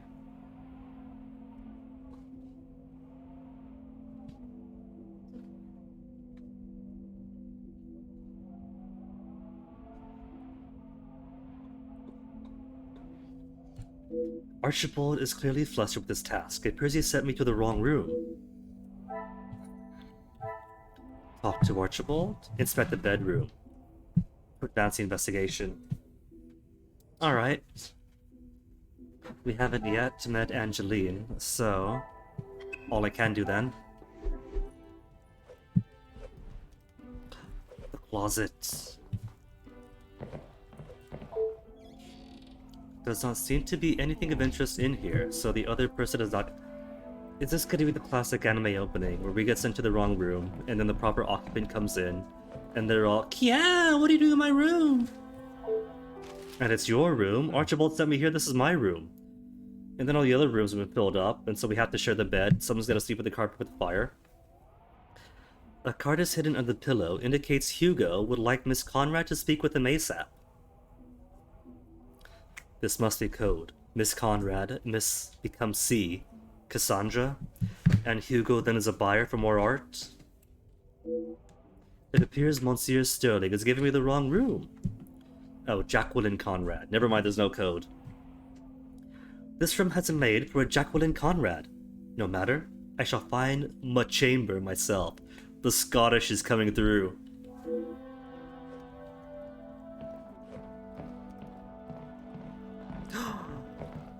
But we could investigate her chest before she comes in. Must belong to one of the guests. Oh, we're not gonna snoop? He has free access to the room. He can snoop all he wants.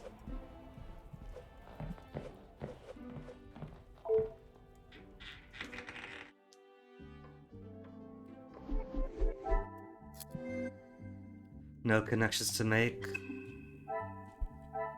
Alright. Guess we'll find our own room then. East, right? Want to go east? Southeast or northeast?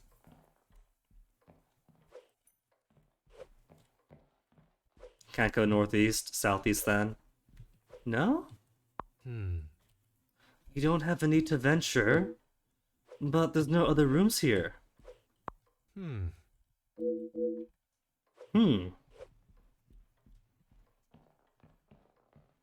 Haven't seen Archibald. Oh, wait, never mind. Is that you? Have to talk to somebody first. Gideon.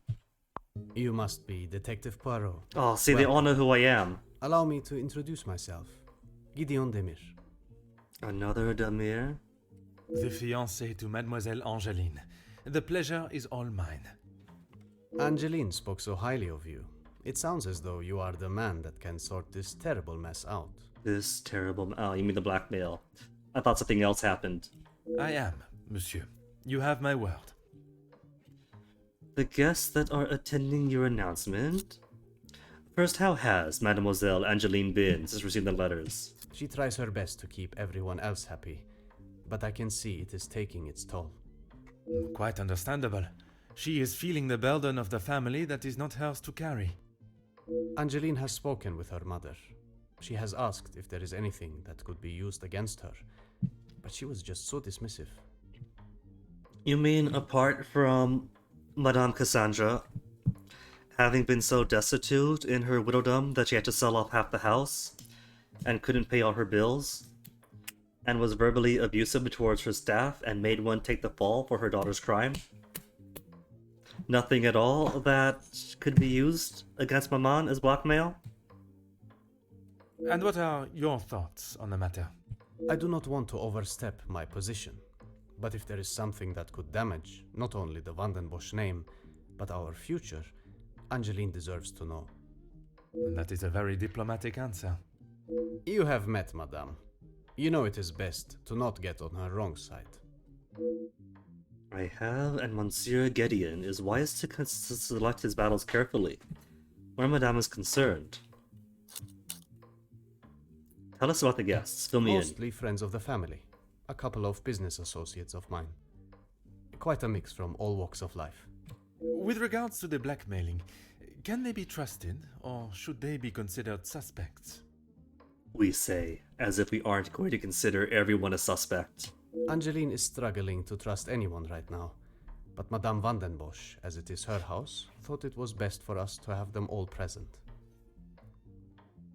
This is Mom's house? Really? But she was struggling so hard the last we saw her. How did she upgrade so much? Is she in debt? Is all this because she took out a whole lot of loans? And she's still selling a few pieces?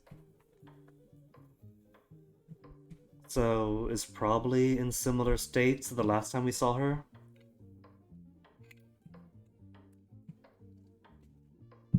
And they will all be staying in the house? Yes, it is a rather full house. All 6 guests will be staying on this floor.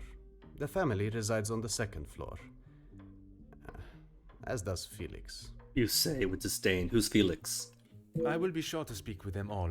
However, I will keep my identity and purpose for being here hidden, at least until I have made my initial introductions. He says, having already introduced himself as his career and identity once already. I'm afraid that ship may have already sailed. Once the Comtesse gets wind of something, a detective coming to the house, for example, you can bet everyone will know. He's just crawling around.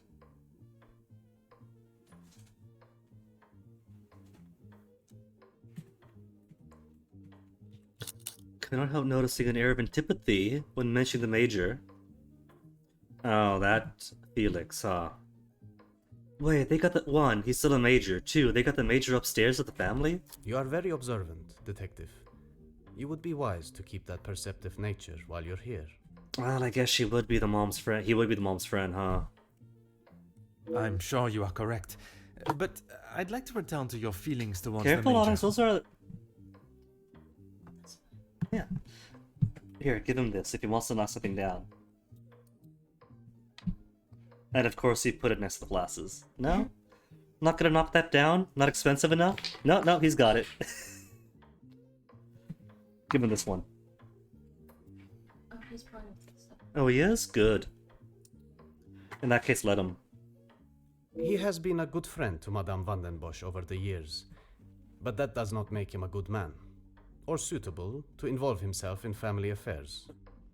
So not only is he a political friend who helped peg Florette as a scapegoat, but now you're ingratiating yourself into family affairs. Do you want... Is he trying to get himself so sweet with the widow Viscountess that she puts him as a beneficiary? Because does he not know that she is still in all these debts? Monsieur Gedin has not said anything negative about the Major, but it sounds as though he is questionable of the Major's intentions in the house. Merci, monsieur. I shall leave you to prepare for tonight's celebrations. I'm just saying that if the Major is trying to seduce a wealthy widow, he's got better options.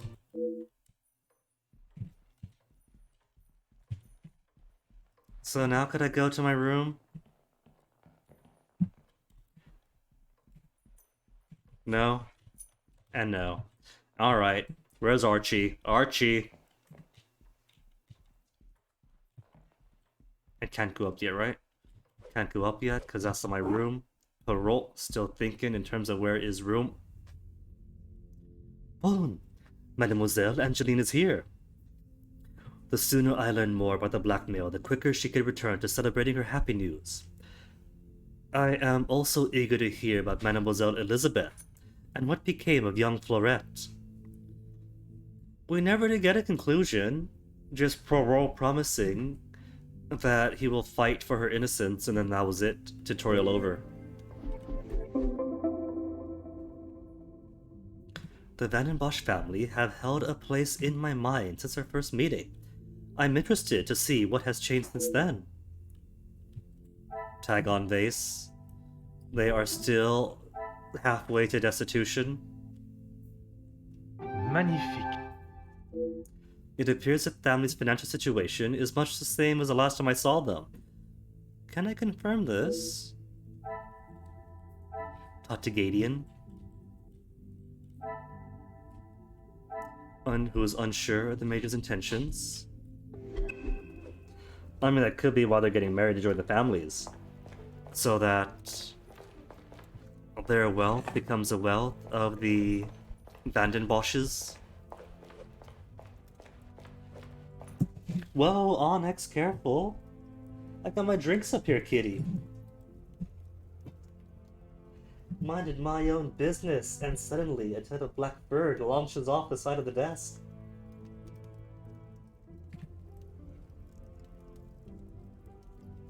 He probably just wants to be with me. I become his best friend in the world.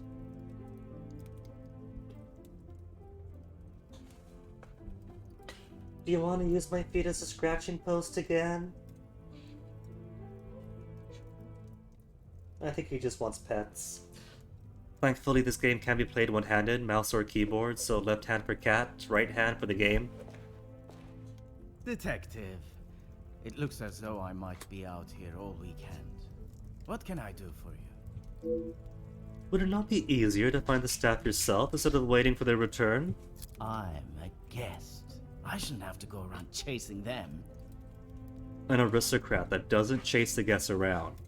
Finally, a lack of sexual harassment. Perhaps the party preparation is more of a priority.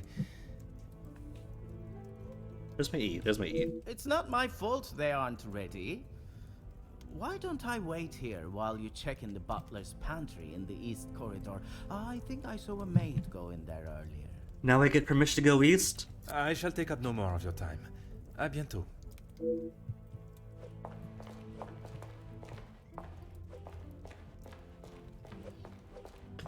Is it downstairs east or upstairs east, though? Butler's pantry. And plants. What room is this? Does not pertain to current investigations. Oh, mate, he doesn't want to be in here. He's bored already.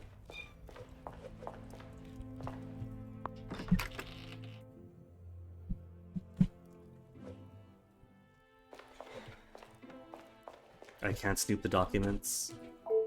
Is it Butler the Is that Elizabeth? That is. I thought she would have got married to Luke. Is Luke around? We haven't met Luke. The cooks obviously use these pots and pans for some time. Jams, both red and blue flavor.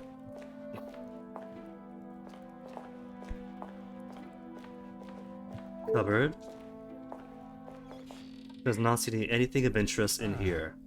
Really, Poirot?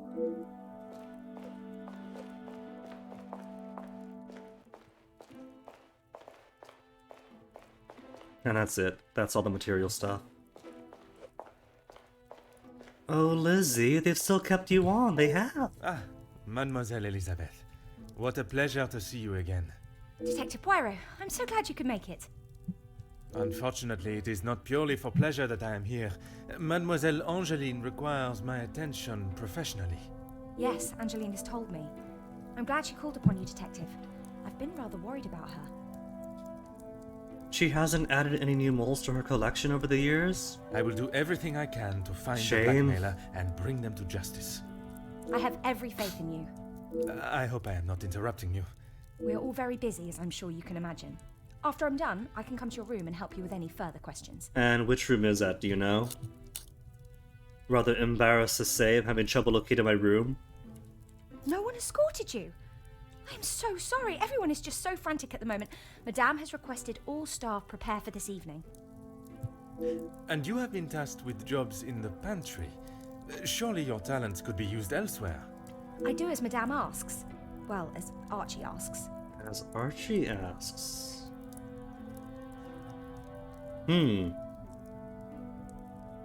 Is Archie the voice of the Madame? But Archie's like, he's all flustered over work too. Could it be that the butler doesn't have the managerial skills he needs? Monsieur Sterling. Yes, I met him when I arrived. A charming gentleman. He did give me some rather vague instructions to find my room, though. I can only apologise on his behalf. He would be mortified. I'm afraid I cannot be of much more help, but I believe you are located next to Mr. De Silva. By all Mr. De means, the Silva. house is yours to explore. Well, there you go now, Poirot. You got permission to explore the entire house. The butler bad at his job? It's a possibility, Zoku. They do have few servants, and most of them are busy with preparations. And their financial situation isn't good enough to hire more, I'm betting. So it could simply be he's overworked and flustered. But it could be he's not credentialed. It's also a possibility. I should not take Monsieur Sterling's lack of directions personally, considering the amount of work the staff has been tasked to deal with. That's exactly, he gets it. But now I've got permission to roam further. Saw the welcome book. Ah yes, guests are requested to sign the book when arriving. I believe it gives details to the guests' room locations. What, you mean I could have just read that to find my own? It stated the male guests are to be staying in the east wing. Yes, Madame Excuse does not me? believe in male and female guests residing beside one another. Not everyone's an adult here. We're all under the same roof. Adjoining rooms doesn't mean we're all gonna start getting into salacious assignations. Glad Mademoiselle Angeline has not allowed the blackmail to dampen her spirits today. Yes, I'm afraid it may be all for show, though. She has not been herself, and it is not only I that have noticed. Madame Vandenbosch. Surely it must have had some effect on her. Madame has carried on as though nothing has happened. She has never been one to show emotion, and she doesn't seem to notice how it has affected Angeline. The staff, on the other hand... Angeline means no harm, but there have been some instances recently where she has acted rather sharply with them. Angeline has inherited Mom's predilection towards being cruel to the staff. I hope not too sharply. A house of two Madame Vandenbosches would surely be too much for anyone. Exactly, Paul Wow. Eagerly waiting to hear more of Belgium's greatest love story. Yes, tell us about Luke. Oh, yes, well, I'm afraid it is far from a happy ending. Oh no. Luke is sadly no longer with us. Was it the consumption, the war? Did the Germans get to him? Oh, mademoiselle, I was not aware. Did he get transferred out to another house? It's fine, Detective, honestly. I'm sorry, but I really must finish this.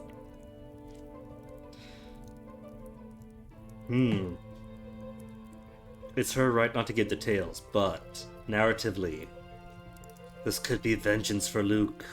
Bien sûr, mademoiselle. For a man that has a mind so brilliant and astute, I have made an easy job of embarrassing myself. Let this be a reminder to use one's gray cells before speaking. Well, you never know. How could we have possibly guessed that Luke's gone... vaguely gone? Merci, mademoiselle. Pleasure is mine, Detective. Never know if we don't ask. Wait a tick. Gideon sent us here, right? And I totally forgot what he sent us in here for, and instead caught up on old times. Oh well, Gideon is an adult, he could get his own maids. Zero connections. Talk to Gideon and Angeline. No to-dos, talk to Angeline, inspect the pantry. I'm in here. Talk to Zachariah and inspect the east rooms. Is there more to inspect at the pantry? Because I thought that was it. We found an Elizabeth and a broken heart, but nothing else in here.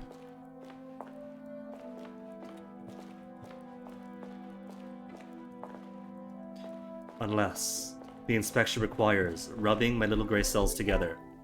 No, but it's all 0, 0, and 0, so it doesn't.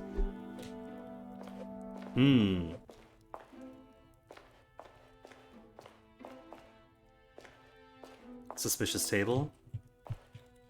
Is not interactable.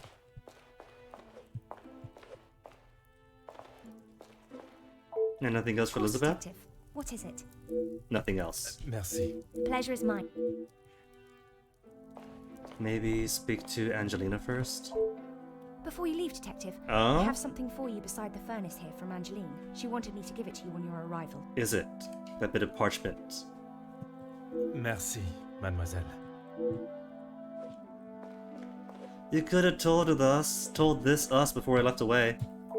A letter, second letter, acknowledges a payment from a previous blackmail letter. So they've been paying. Regularly then, it could be why she's paying off stuff again. Clearly their financial situation has improved.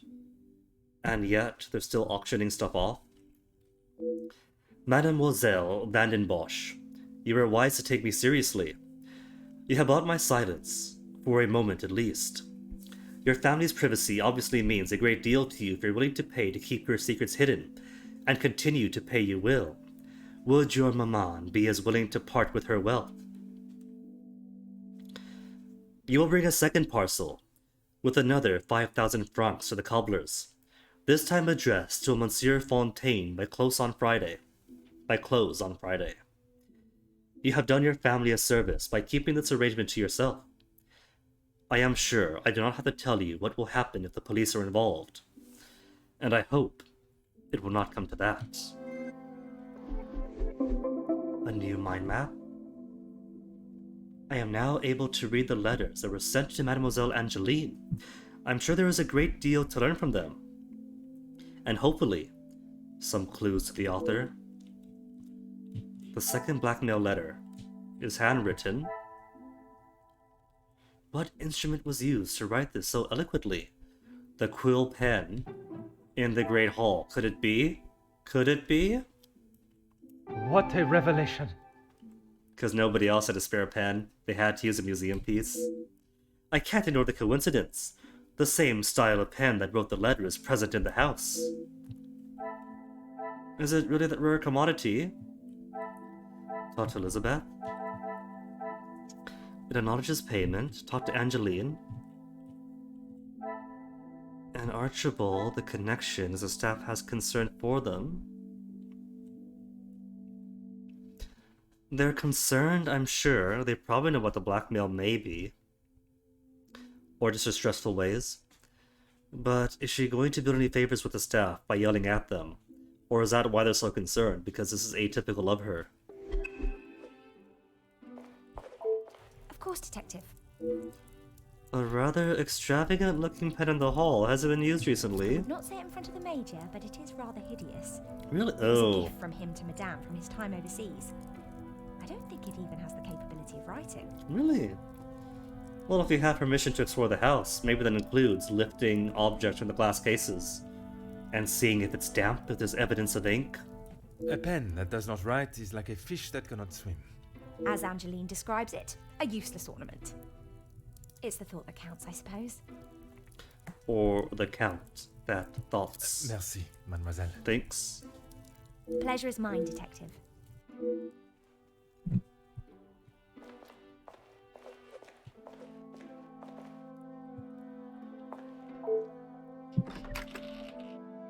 But that means explore the pantry is off the to-do list now, right? Talk to Elizabeth crossed out. Inspect the pantry crossed out. Alright. And if Archibald is still not around, could we inspect the pen again?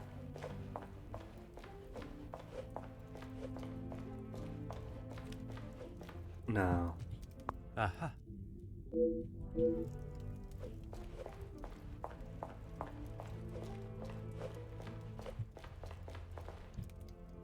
Alright, Zachariah.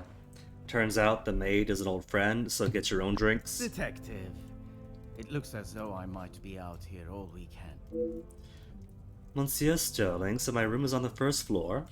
Is that what he said? I can barely understand most of what he says with that accent. But it's such a clear accent, though.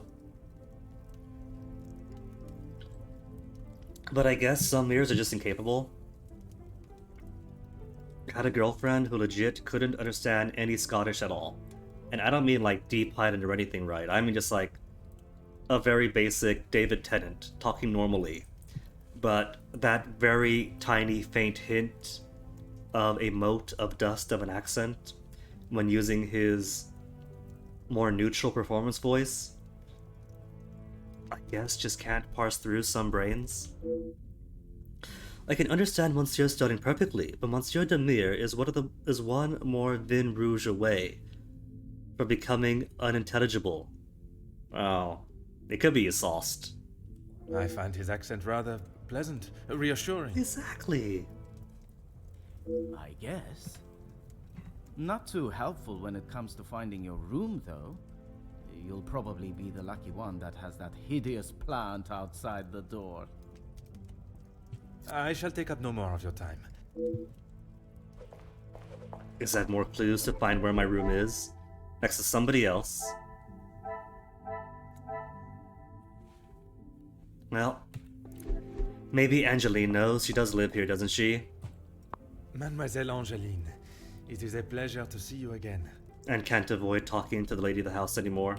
Detective, how wonderful you are here. Your travel was not too arduous, I hope? Watching from my carriage window, I saw the beautiful countryside and rolling hills. It was anything but taxing. I'm truly thankful you could make it here at such late notice. No thanks are required, mademoiselle. When one is requested personally, there is nothing more important. Not even fashion, Mr. Ketchup and Mustard Suit. The staff has been almost run off their feet today. Is it always like this? Gideon and I only wanted a small dinner to celebrate our engagement, but Maman was adamant on throwing this party. It may have been her idea, but it's the staff that have made it happen. But of course, she is the Leonardo, the staff are the apprentices, so she gets all the credit. This is her party. Their efforts do not go unnoticed, from me at least. They have been with us for so long. I do my best to make sure they are happy and content. Mademoiselle has made a remarkable transformation from selfish, spoiled brat to the gracious young woman I see before me, and yet she's already picking up on Maman's habit of yelling at them. Although I must solve this case alone, Mademoiselle's insight may be of great assistance to my investigation. What became of Florette first? Oh, detective, I'm afraid I just don't know. You don't? Well, in that case, probably hanged. Then the rest of her family tossed on the streets. Which means that Florette wasn't hanged. That she's a blackmailer, seeking revenge, if not her. Family? She was quite Couldn't adamant you? at the police station that she would not be returning to the house, but I assumed she would at least collect her belongings. Well, if she was adamant about that, then maybe she did go free. Maman demanded that Elizabeth pack up everything she had and dispose of it. Really? So not only does the boss have the power to decide whether or not the staff even have romantic relationships, but they could just dispose of all her personal belongings? As if the poor girl had not already lost enough. But I couldn't let that happen.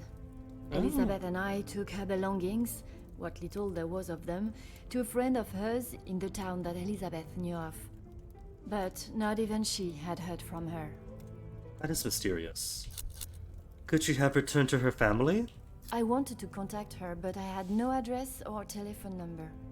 Surely Madame must have had some information when she employed her. You saw how Mama was. As soon as Florette was out of sight of the house, it was as though she had never been there at all. Elizabeth was most upset at the news Florette would not be returning. And your mama's choice to ignore her accountability for the girl stopped you searching. Please, detective, you cannot make me feel any worse than I already do. If I could go back and live that day again, you must believe me, I would never have done it.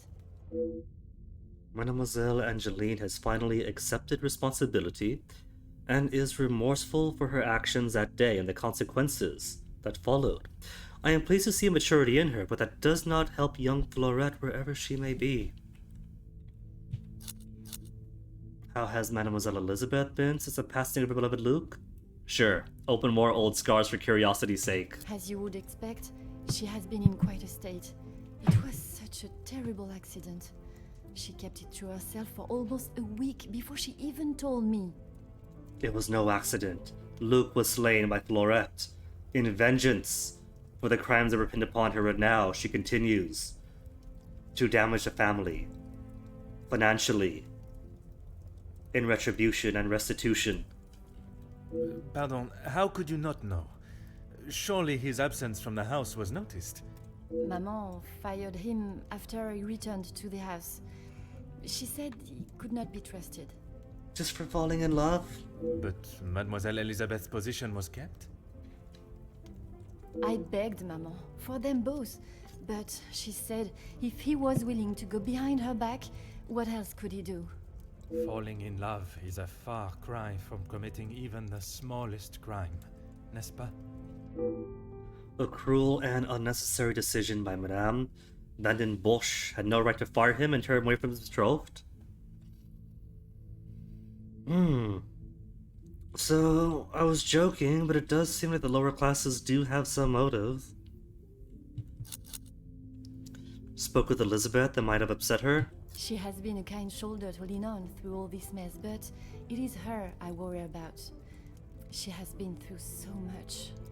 I was not aware of what had happened, and by mentioning, I fear I may have only made it worse by dredging up the past. I wonder if it's possible to talk to Angeline first. That much is yes.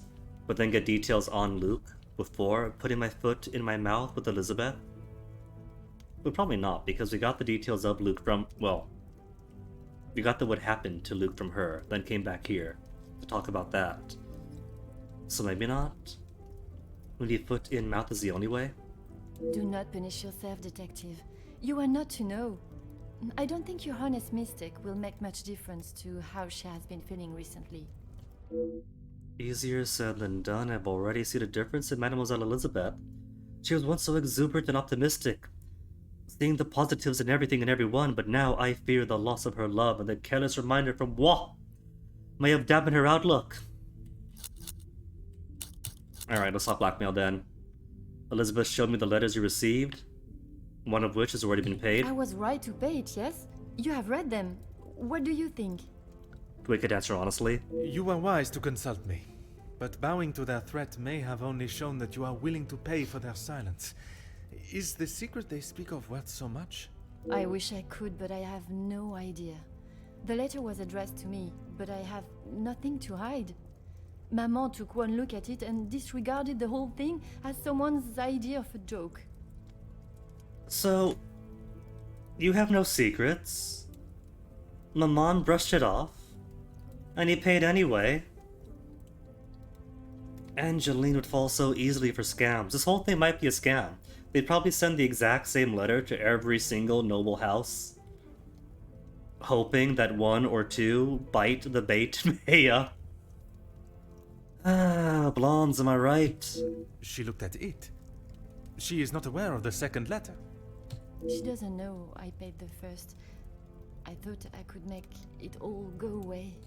Did you ask Madame if there was a family secret they could be privy to? She said I was to ignore the letters and stop wasting my time with such foolishness. If there was something, she wouldn't tell me anyway. And that's her choice. If there is a secret that she doesn't care about that becomes public, then que sera, right? It appears Mademoiselle believes her maman's attempt to brush away the serious nature of the letters as little as I do.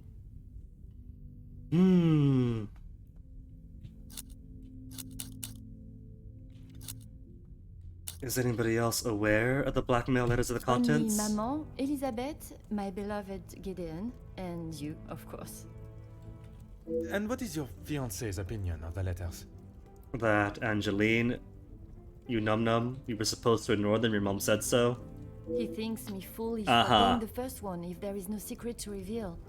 But you believe there may be a secret lurking, one that Maman is herself keeping hidden. She tells me nothing. Even though I'm a grown woman on the verge of marriage, she still treats me like the child I once was. And if the consequence of that is your secrets get out, your maman is also a grown woman? Consequence of her own actions? Perhaps it is out of love that she protects you. It is in every mother's nature to protect their young from hurt. Well, the relationship between Madame and Mademoiselle is obviously far from perfect. She should treasure the time she has with Mademoiselle Angeline before she is wed and flown the nest. Any suspicions of who? Not a single person. I don't know anyone that would stoop so low. The guests that will be joining us tonight, they are ones you can trust? No, definitely not. I hope so, Detective. Before the letters arrived, I would not have thought twice about it.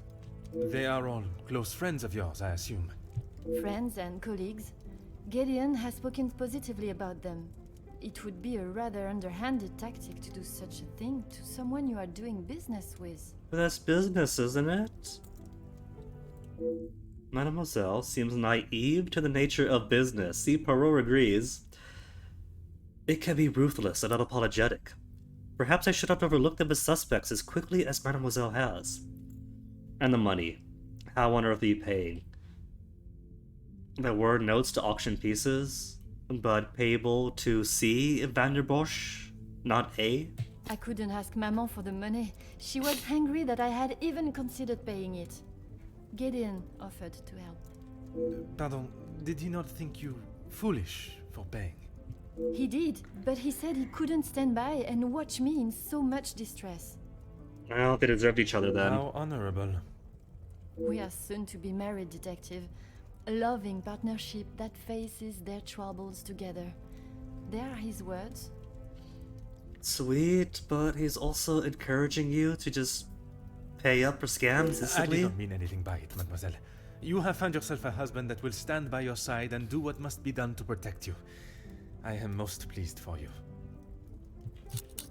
And there are some beautiful pieces of art here. Are these also contributing to the bribes and blackmails? Yes, Maman has quite a collection, although they are not all to my taste.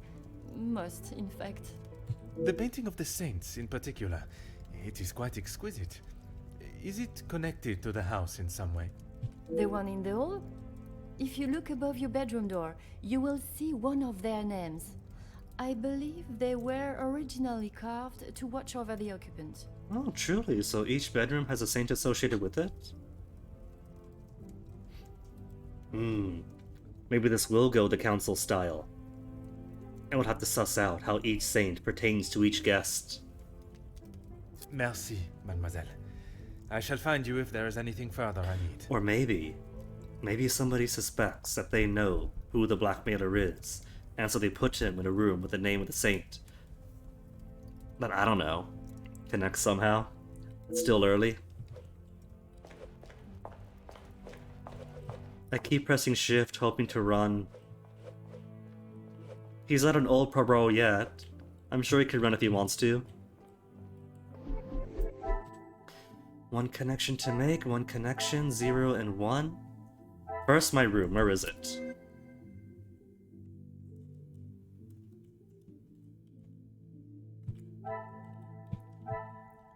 Blacks above the doors. The saints represent...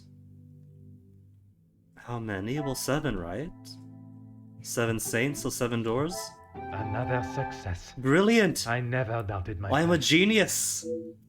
7 prestigious saints. I should find these above the 7 doors in the house. But wonder if this matches the number of expected guests. Could it? 7 saints assigned to the rooms? Can we check that with the welcome book? Come, my little grey cells. No. We must think logically. Maybe this with... Guest on the first floor. Family on the second.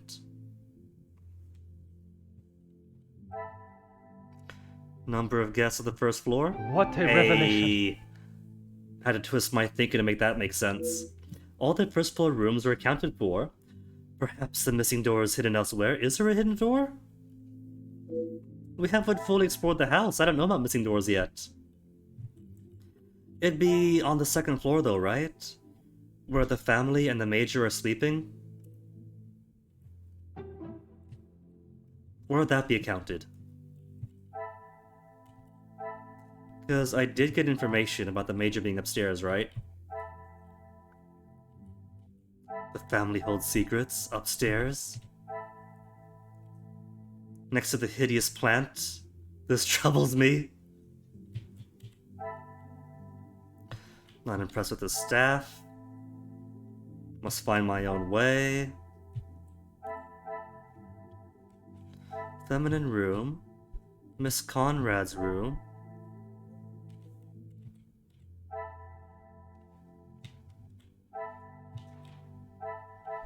Archibald's doing too much.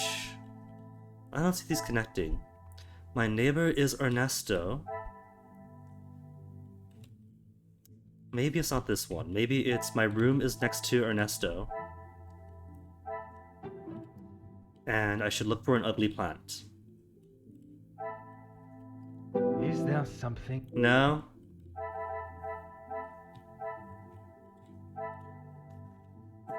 So, the number of connections moved from 1 to 1. So, it probably is related to this one. Hidden door elsewhere. So, question becomes where? My room's in the east wing. Male guest in east. Order and method. Group of saints.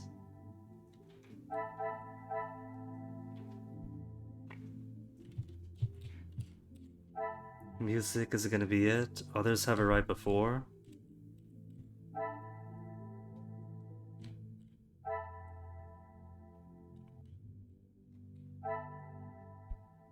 The butler's pantry. The butler's pantry has a hidden room.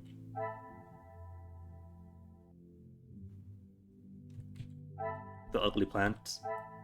I must act on No, thought. we can't give somebody else the ugly plant room. Loft dining is in the dining room. The hidden room is a dining room. I must take No. a different approach if I... The salon. It's in the salon. I don't know. The blackmail, then? What else do we have? Talk to Gideon. Gideon paid the first demand, but Madame is unaware of the payment. This will not get me any closer to my goal. The staff is concerned because the fool actually paid the blackmail. I must act on thought and... The quill pen is only ornamental. Would that connect to something? Possibly written in the house. Quill pen is only ornamental, so it can't be that.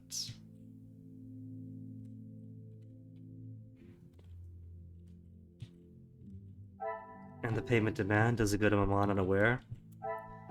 Does Maman being unaware go to anything?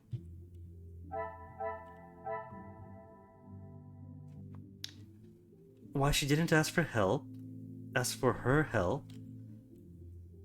Her asking, not asking for her help does not connect to Gideon.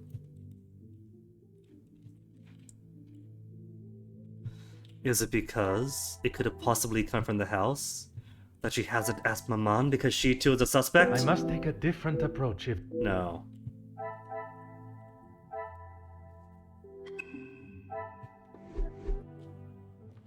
Maybe find more folk and talk to them first.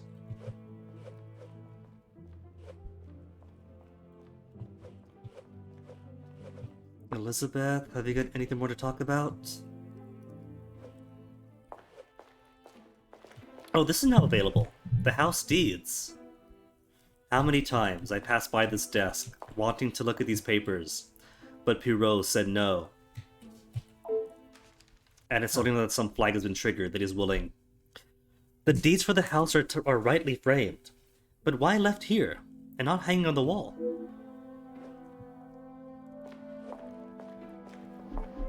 That's gonna be suspicious. 0 + 1.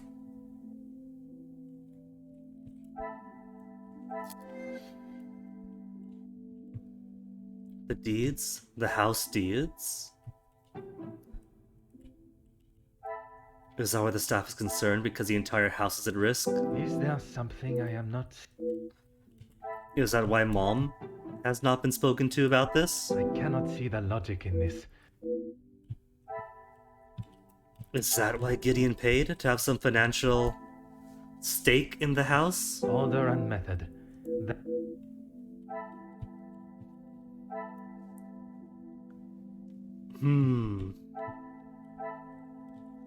Maman wasn't asked because the ornamental pen from your friend is garbage. Come, my little grey cells. Acknowledgement to payment. Doesn't connect.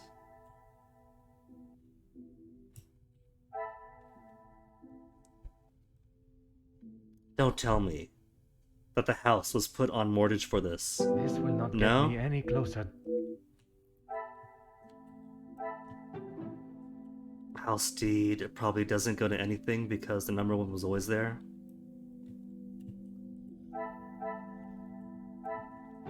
The worriment from the staff. Does that connect to the Madame being unaware? Are they worried that if Madame finds out, they'll all be in trouble? Magnifique. Okay, it was that. They will no doubt be concerned for not only Angeline, but also their positions at the house. What is the extent of their knowledge? We don't know, because now there's 0 connections to be made.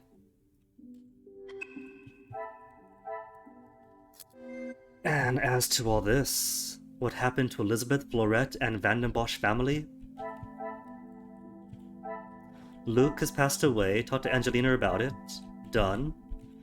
Elizabeth hasn't been herself. Because Luke passed away. Another success. Easy one. It is truly terrible that Luke passed away and to see how broken Elizabeth is. Elizabeth mourns for Luke. While Cassandra is angry at them both. Is there something I am not seeing? Elizabeth upset that Fleurette was dismissed. Fleurette's whereabouts unknown. Angelina has matured, allegedly. Angelina tried to contact Fleurette. Luke was fired. Tried to contact Fleurette, and yet the whereabouts are unknown. Connect them. I must take a different approach if... Elizabeth is upset at Fleurette's dismissal and mourning for Luke, and so she is an absolute wreck. Some would say a lucky guess. I would say I'm a so sad moment that's the of right genius. answer. Losing a loved one and not having a close friend to talk to is very difficult for anyone. She's lost many loved ones.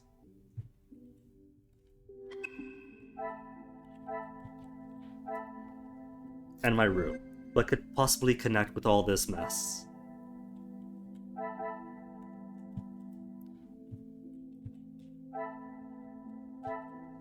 Permission to roam?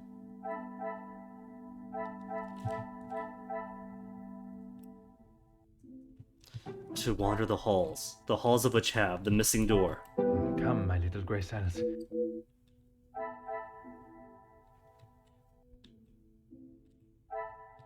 Welcome book is correct, it says. What's this? Inspect the east rooms.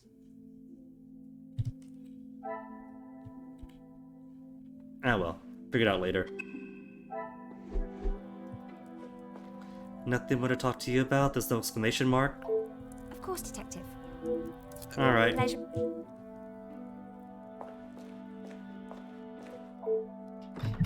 Could I roam down here and not just where to find the room? No, still no. Still does not pertain to current investigations, but they gave me permission to the whole house. That means whole house. What can I help you? Does that mean I can't go to the salon or the dining room either? Oh, hold on. Oh, locked. And that's a no for the salon too.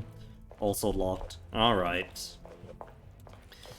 Gideon should be upstairs. Maybe now could check the upstairs too? Please, ask away, Detective. I'm aware finances can be a sensitive subject. But may I ask what the house's situation? As far as I'm aware, everything is in order.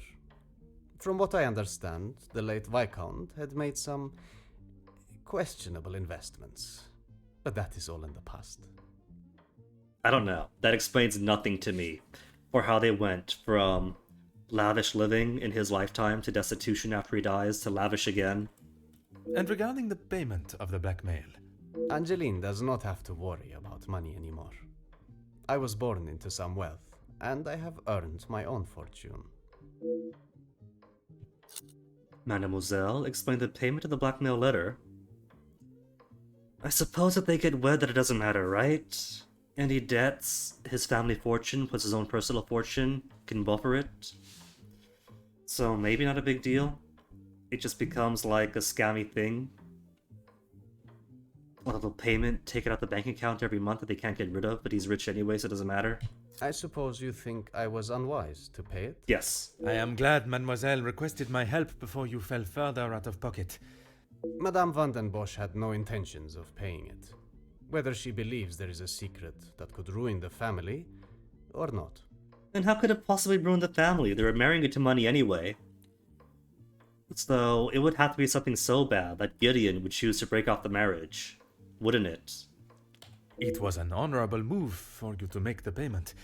It was certainly no small fee. Angeline is to be my wife, and then we shall be family.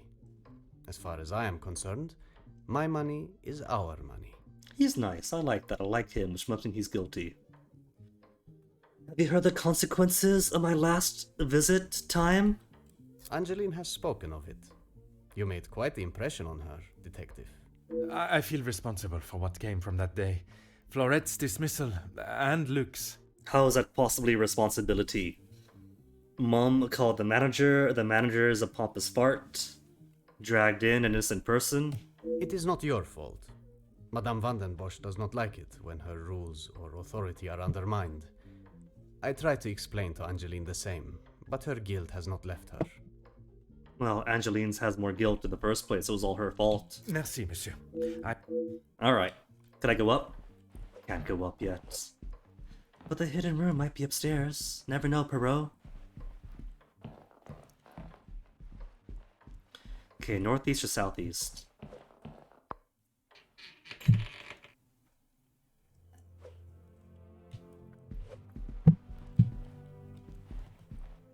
Okay, so which plant is the ugly one? Is this ugly? Oh. It's striking, full of color, draws one's attention in a positive way. So not this one.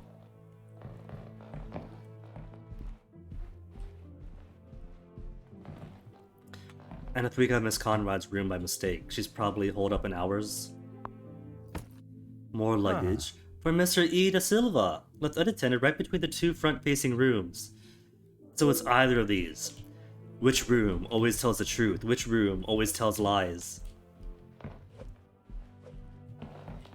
And I can't look at the saints, can I? Conclude which is mine before going in.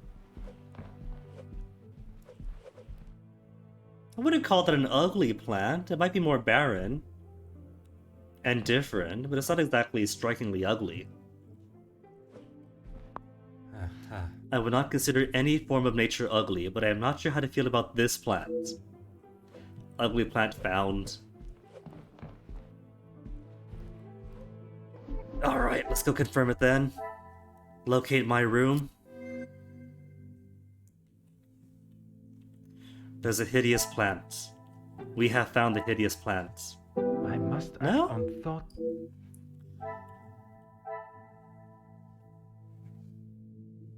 Not sure how to feel about this one. I am in the East Wing. By a hideous plant. Where is a clue for De Silva? Between two front-facing rooms? My neighbor is Ernesto. Order and method. That... Have I got to link E. de Silva to Ernesto to conclude that E. de Silva is Ernesto? This will not get me any closer. Okay. Neighbor is Ernesto.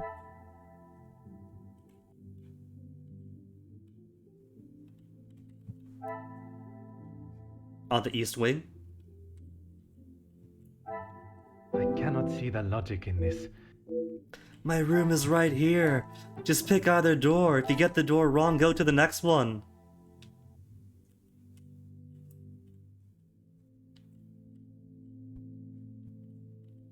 Hideous plant? I cannot see the logic in this.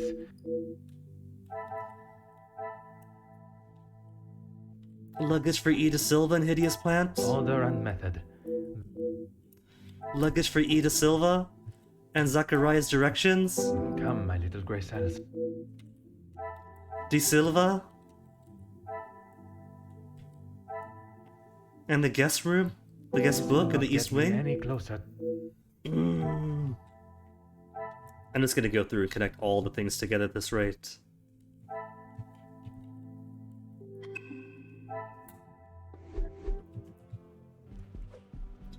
What if I'm supposed to look at the painting again? To ID the Saints. And then I could compare the pictures over the doors?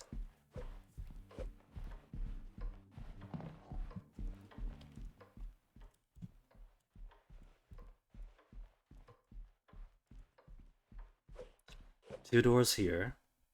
It says two doors here. Two doors at the bottom right. I'm assuming two in the upper right. And then where is the last saint going to be then? Group of saints. It has to be upstairs, right? 6 regular guests and 1 heightened in the hierarchical order. Yeah, see, you got 2 female, and the 2 females are on the left over here, and then 4 male guests, and then 1 central. Could we consider that solved?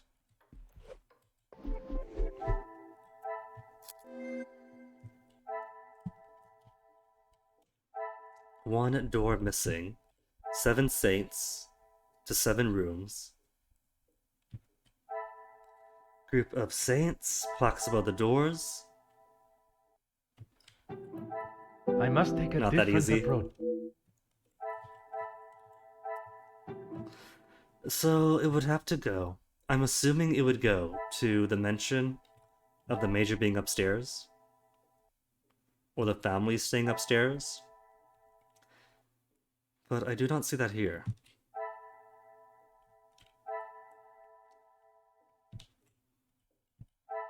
The hideous plant. No. My room doesn't matter. Audible music. De Silva.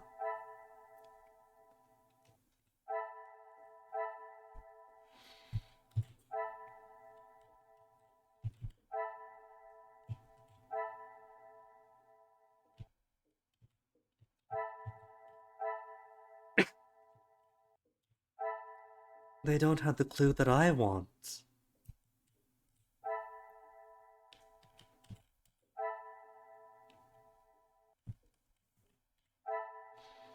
The missing room is the butler pantry.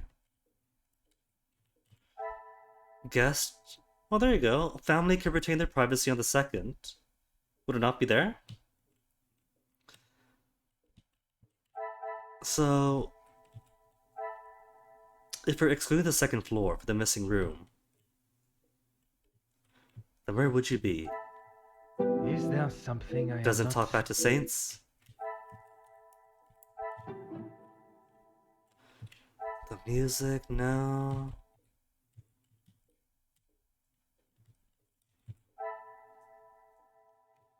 My room in the east.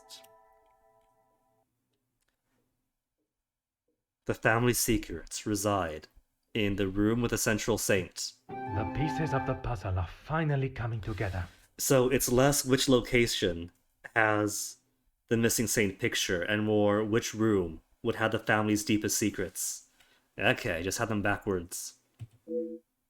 I fear Mademoiselle's secret may not be the only one this house is hiding. House holds many secrets.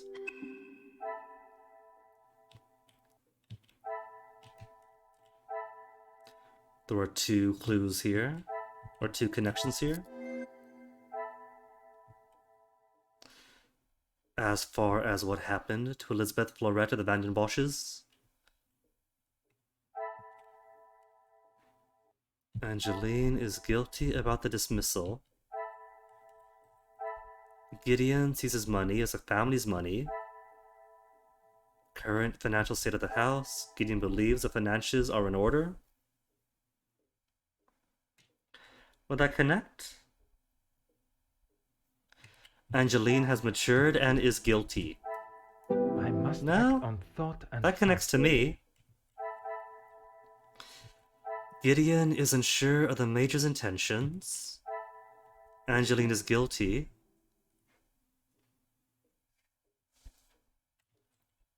And has tried to contact Florette. Why Angeline tried to get a hold of Florette? Because she's guilty. I must act on... Maybe the why is because Elizabeth lost so much? I cannot see the logic in this. Maybe try to contact Florette because you are so mindful of the staff? Especially concerned about their well-being? I must take a different approach. You are especially concerned with the well-being because at least one of your staff is completely gutted by all their friends lost. Come, my little grey cells. Mindful of the staff because your mother's a jerk and you want them to be happy. Is there something I am not... You are mindful of the staff Why is she especially concerned? Because she has matured. Order and method. Why are you so especially concerned? Because you are guilty.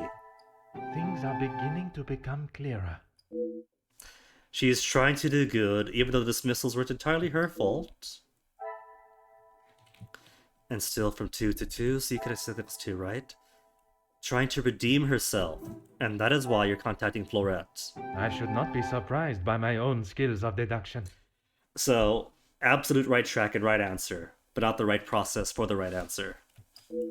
Mademoiselle Angeline says she never intended for Florette to be fired. I believe her. She wanted to help Florette.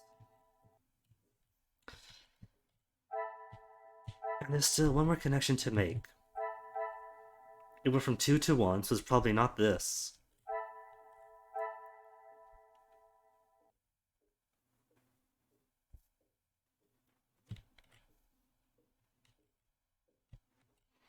Luke was fired because Cassandra was angry. This will not get me any close. Okay, it's not that easy. Elizabeth mourned for Luke. Florette's whereabouts unknown. Hence, you feel even worse? Come, my little grey cells. Whereabouts unknown. Hold up. Receipt. Auctioneer's receipts. Family keeps up appearances. Much the same as the last time. What Gideon says are good. Contradiction? The pieces of the puzzle are finally coming together. Could it be Gideon is also saving face, or does he not know the truth about the situation? The family have finally got back on track with their money problems. Oh. Now they're fine. It is certainly not happy news I was expecting. Mademoiselle Elizabeth lost her beloved Luke, and young Florette, the maidservant, has not been seen, even with Mademoiselle Angeline's efforts. At least it appears the family has survived their financial difficulties, and that is what's important. Mystery solved.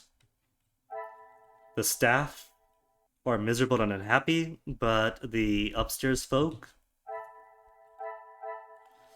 are at least in better financial situations.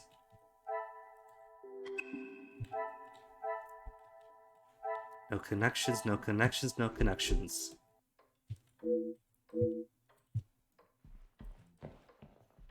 What about Northeast then? If I don't have enough clues to even find my own room yet. Somehow.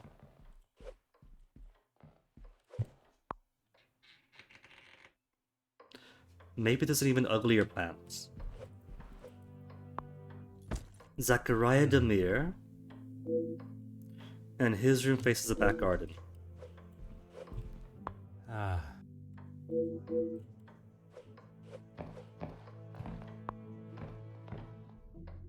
A male voice, practically what sounds like a speech.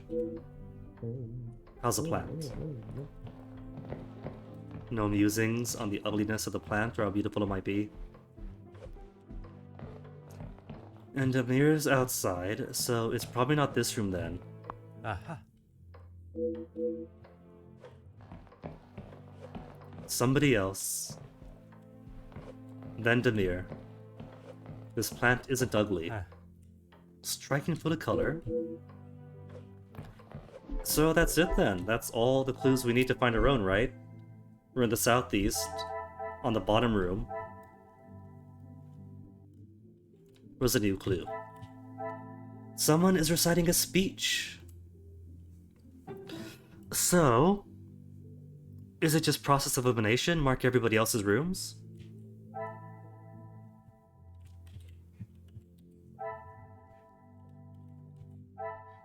Welcome book? Because we only got the one connection to make after finding this block.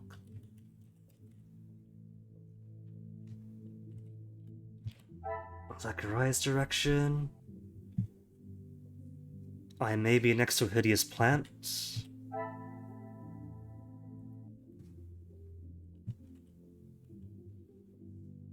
The house holds many secrets. This guy's speech. This will not get No? me any closer to...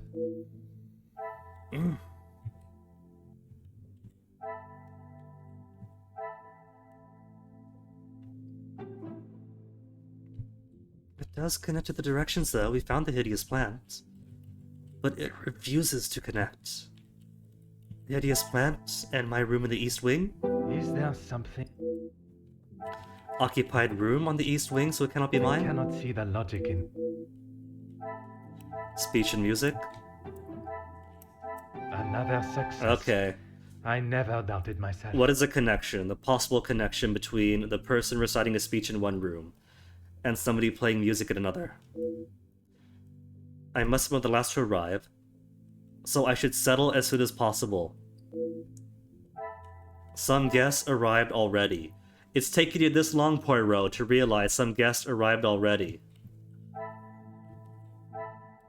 Luggage for Zedamir.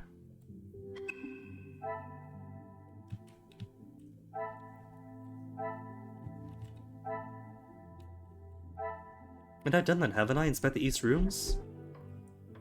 Nothing else around as far as I can see.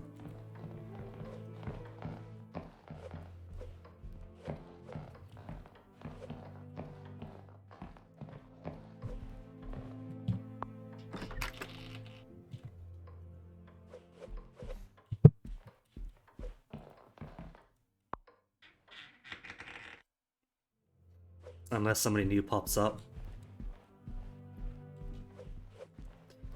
Cause just... oh, now can I go in? Can't go to this one, but I can go into the ugly one. Oh. So, the trigger to go into the room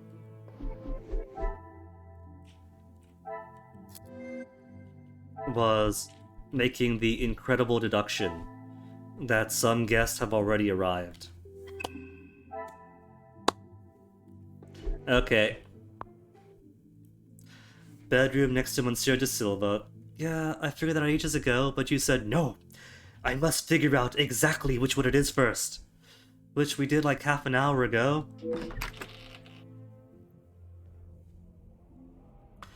Finally found my chamber. Although the journey was longer than expected, the destination is quite charming. I should make myself familiar and comfortable in my new surroundings. Well, first things first. Oh.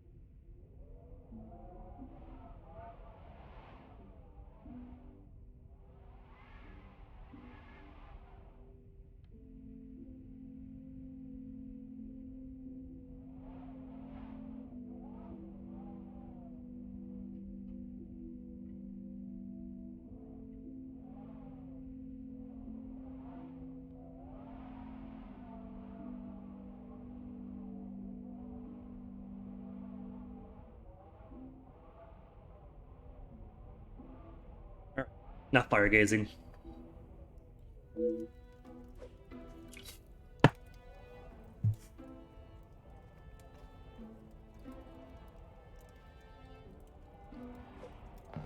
What have we got? Luckily, we have a bed that matches my socks. Considerate Evangeline. A book. Just one singular book. I wonder if I get a chance to catch up on my reading while I stay here. Why not? There's a fire, there's a nice seat. Plenty of time, I'm sure. Not like anyone's gonna die here. A window?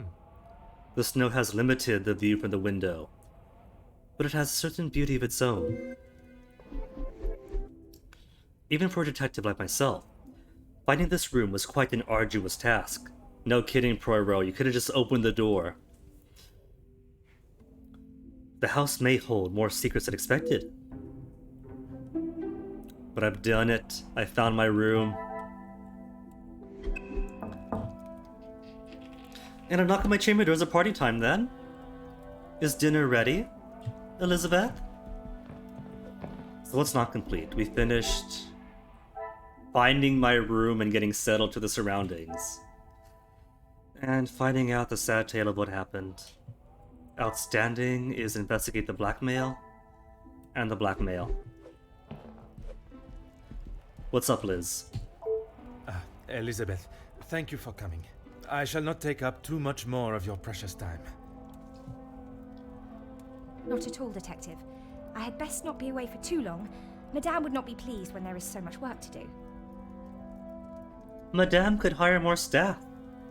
If Gideon's telling the truth, then the house is in better states financially and is coming into more money via the wealth of Gideon's family. Get you guys some extra hands. There's no reason to make you so overworked. They could afford it. If anyone was to ask, I required your urgent attention with a delicate matter. That should be enough to give you a moment's peace. Thank you, Detective. Can I assume you are aware of the problem of the probable blackmail ring in the area? You see, it's like I said, there's scammers sending letters to everyone, and they're obvious fakes, but there's always going to be a handful of whales who are naive enough to pay into it. The boon of Nigerian princes everywhere. I have heard whispers, but this town is full of busybodies. It's hard to know what is the truth and what is hot air from socialites trying to outdo one another. Maybe the blackmail itself is hot air. I would not have thought you want to join in with such chatter. I'm not, but it can be hard to ignore. I try to quash any talk of it in the house, but it's easier said than done. When the staff are together, it seems to be a competition to see who can dream up the most scandalous rumour. You are a loyal maid and friend. Mademoiselle Angeline is fortunate to have you. It baffles me why they would target her in the first place. She has such a kind and pure A kind and pure soul. That may not be what you remember of Mademoiselle, but she has grown into a kind-hearted young lady. This is still the same house as her madame, though. So, it might be the family more than the Mademoiselle specifically. Or maybe it is a Mademoiselle specifically, if it is someone connected to Florette or Luc. I was wary of that when I arrived, but I myself can see a change in her, a maturity. And if it is as kind and pure as you have stated, she should not be troubled by the letter. And yet is such a kind soul supposed to be chewing out her staff so much? Letters, Detective. I brought you the other. Mademoiselle Van den Bosch, you do not know me, but I know you and your family very well. For years you have stood high on your pedestal, attending parties and living the lifestyle of the upper class. A life that you were born into. All the while hiding a sordid secret that would tarnish the Van der Bosch name forever. It can't be Florette related though, because everyone upper class,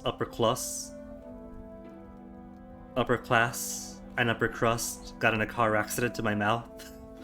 Everyone of the upper crust class abuse their poor maids and servants, so that's not going to be something so big as to tarnish the Van der Bosch name forever.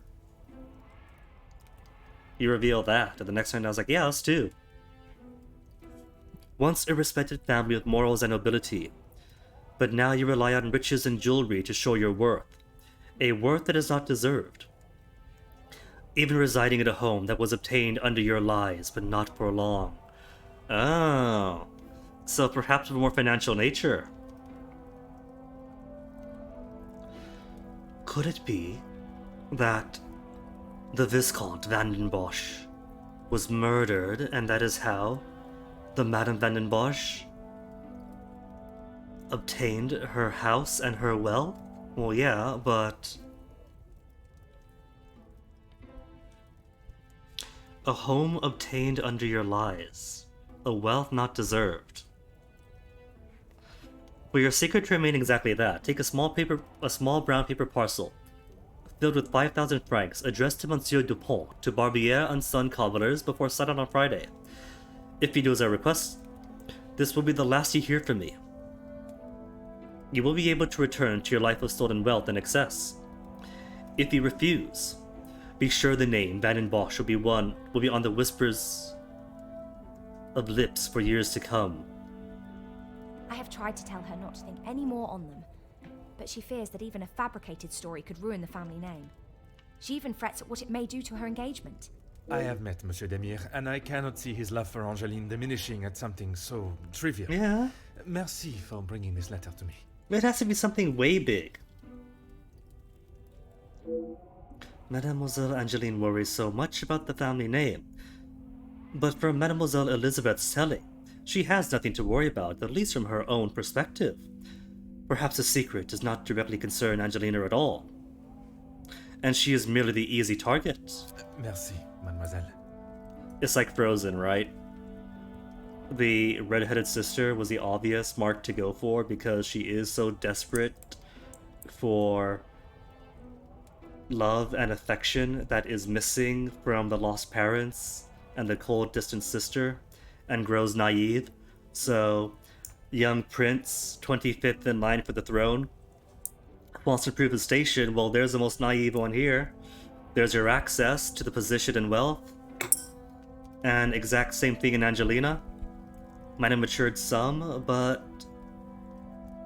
she's still Angelina. Pleasure is mine, detective.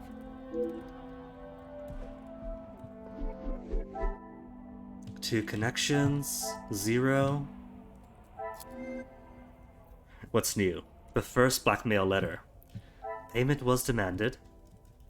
Initial threat and payment demands. The blackmailer wishes the family to leave the manor.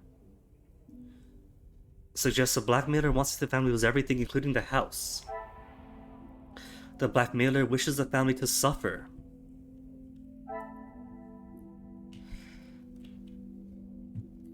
And the house holds many secrets. Maybe connect these two to show that perhaps a blackmailer is someone who holds a lot of resentment. Order and method. That is... Okay, alright. They want the family to leave the manor, and the staff are aware and worried because that's their livelihood. I must act on thought. The house holds many secrets, and the family staff is where the blackmail. What a revelation! The staff members that are aware of the blackmail could possibly know the reason why. Excuse me. It appears the Van den Bosch secret may not be a secret at all. The house staff may know what the blackmailer is holding over the family. Oh, that was it? But it said there were 2 connections. I only found the one.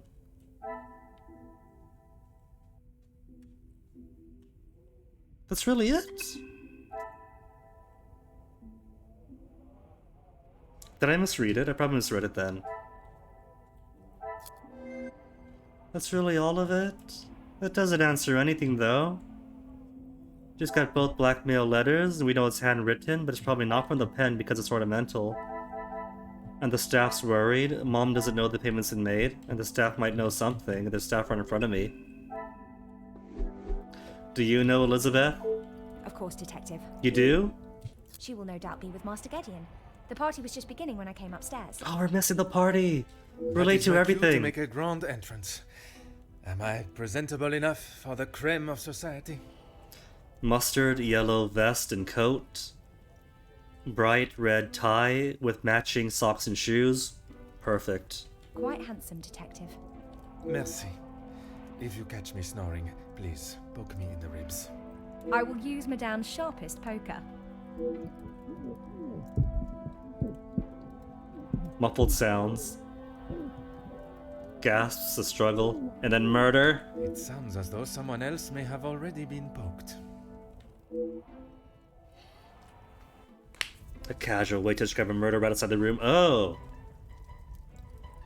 Oh, see, so the different chapters are for this one case then. It's all for one case. And whatever's going on between Gideon and the Major, continue. I won't stop him.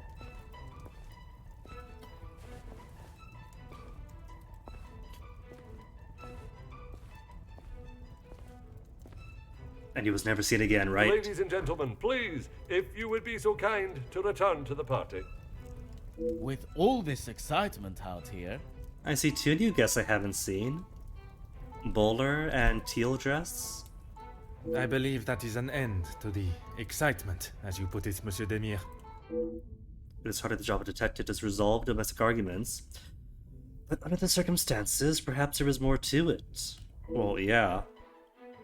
The groom and the family friend fighting, that's not nothing. Bonjour, Monsieur Hagen. I wondered when you would be arriving. At least now you can do your job. Can we punch him too? I have just been assaulted. I want him arrested.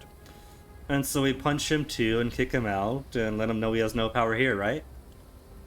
I'm afraid it is not as simple as that. I merely witnessed you standing up from the ground. I'll take it.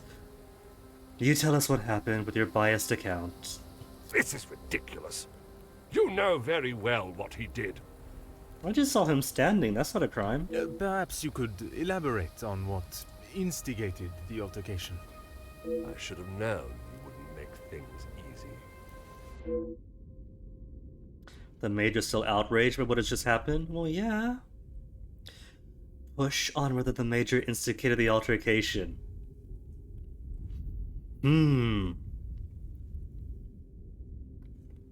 What? So now we'll break through his defenses, but not how many years ago for Florette. I have met Monsieur Demir. He does not seem one to physically assault someone unless provoked. I hope you're not implying that I started it. Yes, we are. But no, Major, let's fluff your ego until you admit to it. I am only stating what I have seen. I was having a private conversation with Angeline when he interrupted and struck me. That is all there is to know. You were messing with his fiancée? If the Major is still the same man that I met all those years ago, I'm sure he'll remain defensive, and the blame for the altercation will fall solely on Monsieur Demir.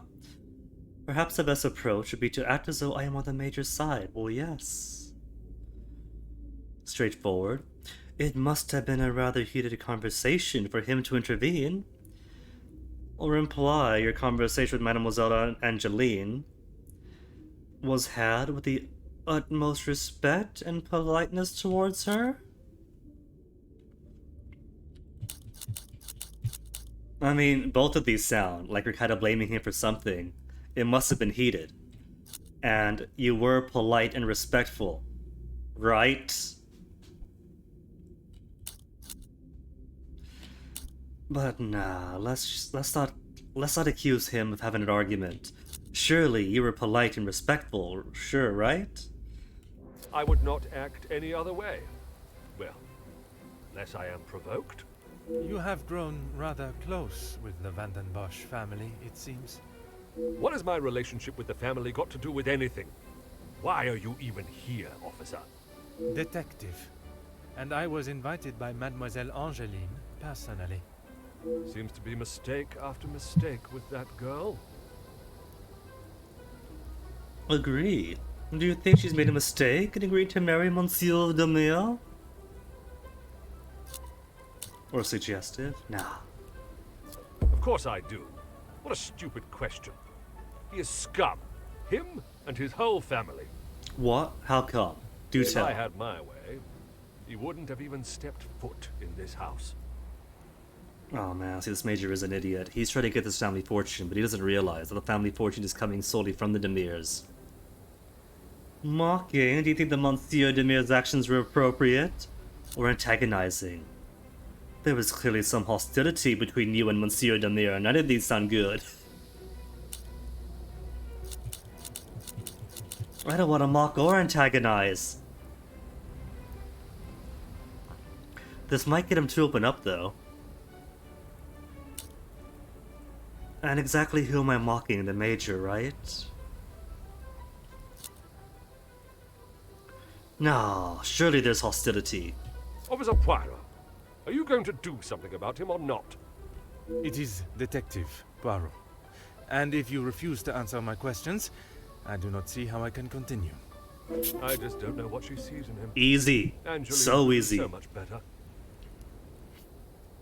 So what? First you ingratiate yourself into the family of the widow, Madame, and now you want to go for the younger model? And that's soon to be off the market? Is that it, Major? I don't think she realizes what she is getting herself into. I can't imagine her living a happy life with that rogue. I see. Merci, monsieur, for your honest opinion. I just like how pitiable his portrait is. Sad puppy dog Major. I shall leave you to your cigar and return to the party.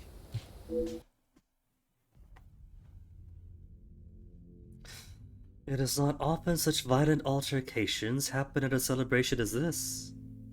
I should investigate why it began. Well, clearly first step is to talk to Gideon, right? Or maybe Angelina? The party is already full of more drama than most, and it has barely begun. That's how you know it's a party. I was requested here to find the blackmailer, but perhaps the altercation is connected somehow. Could it be the blackmail? The marriage to Gideon is why they're being blackmailed, and who would have information on the family but the Major, who has installed himself into it?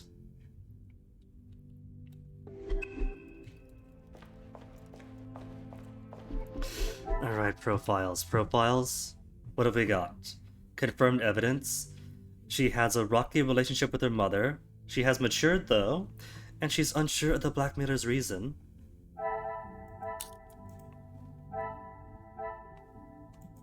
Whoops.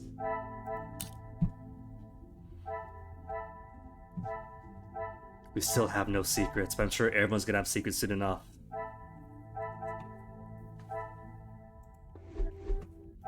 Archibald Sterling is stressed. Cassandra is desperate for money.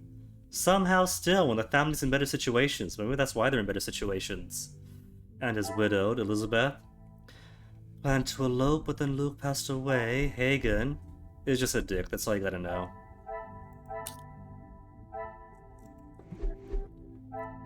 Florette, whereabouts unknown. Very mysterious.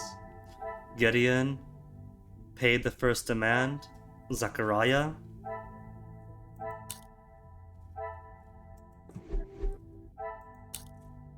Nothing going on yet. Just visibly intoxicated. And there's still more folks we haven't met yet. Altercation. We got nothing so far. Archibald, could you tell us what happened? No? Monsieur Sterling, I trust the preparations are progressing since our last meeting. Please, Detective. Archibald is fine. Everything is in order now. Are you ready to join the party? You are head butler of this house. It is a position that warrants respect, and I shall continue to give it, Monsieur Sterling. Already we are better than the Madame. And I must admit, it is the smell from the kitchen that has my attention more than the party itself. Rehanna is quite the cook, but it will still be some time. Maybe you'd like to enjoy a drink while you wait. Some of the guests are already in the salon to your left. Alright, so salon. The remaining guests are in the library on the first floor. There's a library on the first floor, hold I will on. be sure to I didn't know that. That could be what the final secret hidden room is, right? Is there a schedule to tonight's festivities? Dinner will be served in the dining room, but the rest of the evening is yours to enjoy. Cool. You have all certainly been working hard, it seems. Very hard. The lady of the house wanted everything a certain way, and that's how it was to be done. You didn't want to interject the altercation between Demir and Major? It is my responsibility to look after the house and staff, not to resolve petty disputes. But could he say what it was about? I cannot imagine he will be in any mood to attend the party. Well, it's also the butler's duty to make sure the trash is kept out, right? He often has a cigar to calm down. And if that doesn't relax him, that temperature outside surely will. Merci. You have been most helpful. Well, a new mind map? What are you then? It is time I met my fellow guests of the party, who all have a connection to the family in some respect. And although they're here to join the celebrations, perhaps one of them has a more sinister motive, or they all do. I'll be willing to believe they all do. Location of the guests are the salon and the library.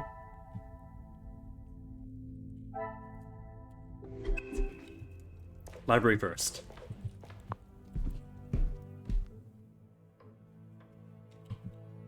Where is the library? Because this is somebody's room here. So that's a no.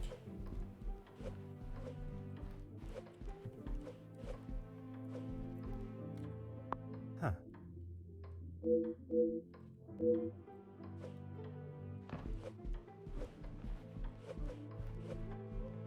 For some reason, the Saints painting was freshly interactable, but this one isn't.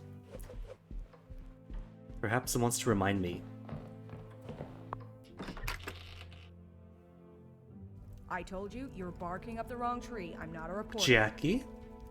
But you're going to want to hear this. And Hugo. You could interview me now. And why would I want to spend my evening doing that?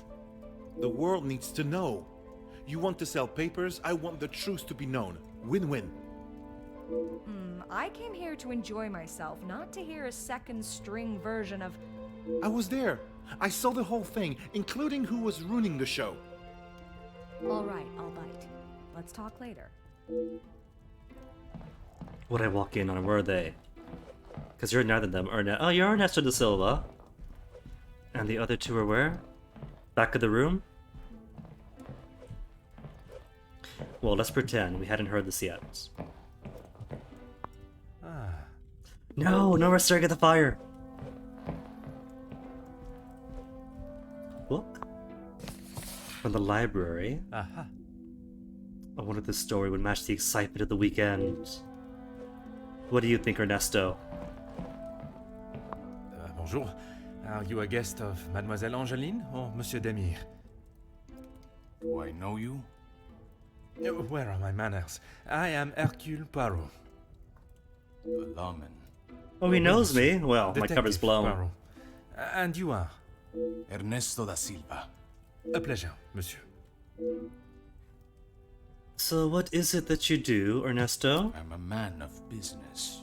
I see. Is there a particular area of business that is your focus? Overseas investments, international relations. I also own a number of factories in the city. So you're with Demir then? A man of few words. This may become more like drawing blood from a stone than a back and forth conversation. What? But it's how I speak. Très bien. Monsieur has many talents. Am I right in thinking the late Viscount was involved in such business affairs? We work together as partners, yes. See, here I thought that the surviving family on the Vanderbosch side had such terrible business sense and money sense in general that there's no way they're connected to anyone in business. You must know the Vandenbosch family well, then. I helped Cassandra, rather, Madame Vandenbosch, if and when she needs me. First name basis, Ernesto? Monsieur referred to Madame Vandenbosch as Cassandra before retracting. Perhaps they are close. And the altercation you witnessed, we? I did. But frankly, I have no time for childish school fights. You are not aware of the circumstances that started it, then? I heard something about a cigar.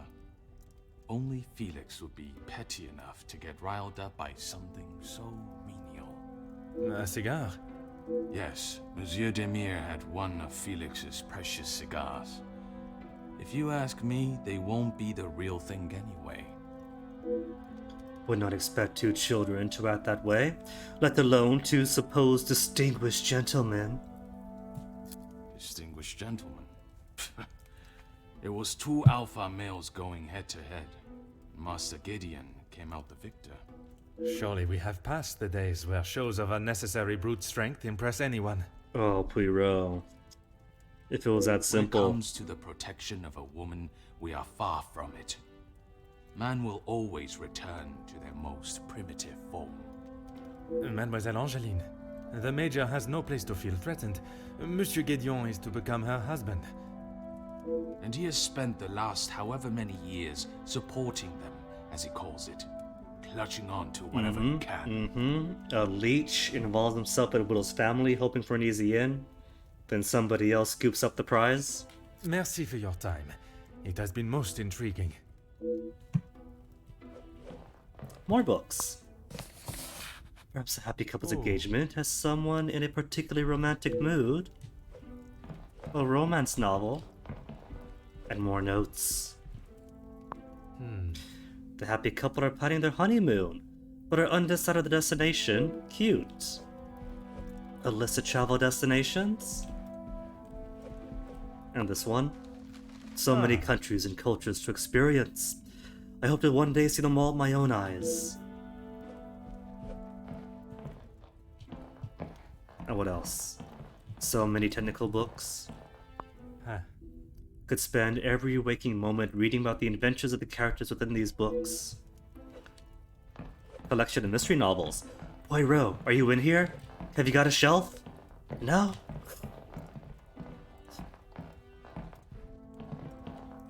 How about these books? If I had a love for my own declare, I would surely take inspiration from them. More romances? More romances. Then sci-fi. We had mystery, romance, suspense, and tension. Two ways authors keep the readers hooked on their characters' stories. More mystery novels. And a telescope. Where are you aimed at? The neighbors? The fallen snow has laid a beautiful white blanket.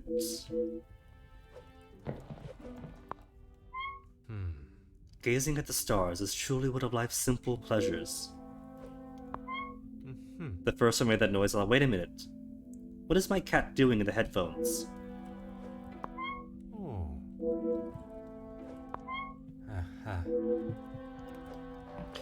And globe, how accurate. I've often found myself thinking of the prospect of traveling, perhaps one day. Nah, he never will. Bound to Belgium forever. Quite valuable and delicate, resist the temptation to say, oh, go on, go for it, inspect it, there might be clues in it. And a missing book?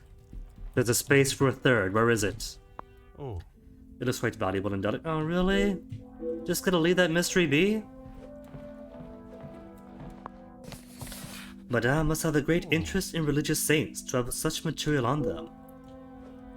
Is it going to have material on the 7 saints? Because this whole party was Madame's idea, right? She might have put the guests in rooms that properly correspond to the saints of the picture.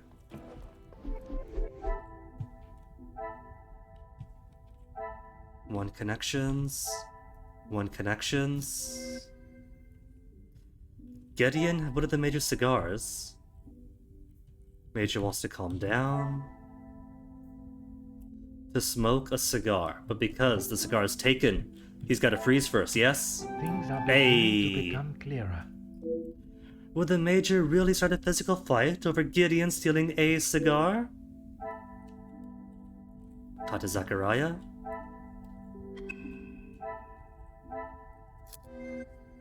What else do we have? Hugo and Jackie heated conversation. Ernesto helped the family. Talked to Margot. Who's Margot? Ernesto is fond of Cassandra?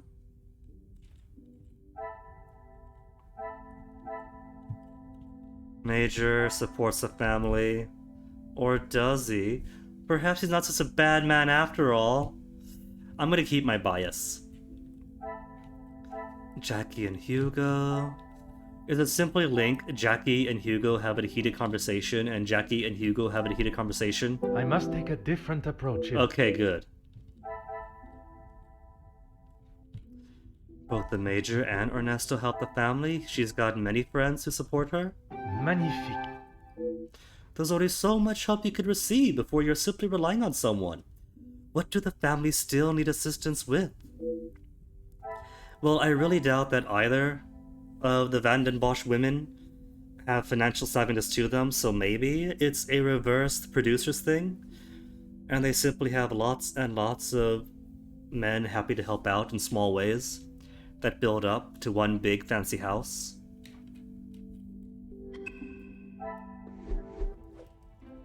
Okay, Hugo, speak. Allow me to introduce myself. Hercule Poirot. Hugo Beckers. A pleasure. I hope I am not disturbing you.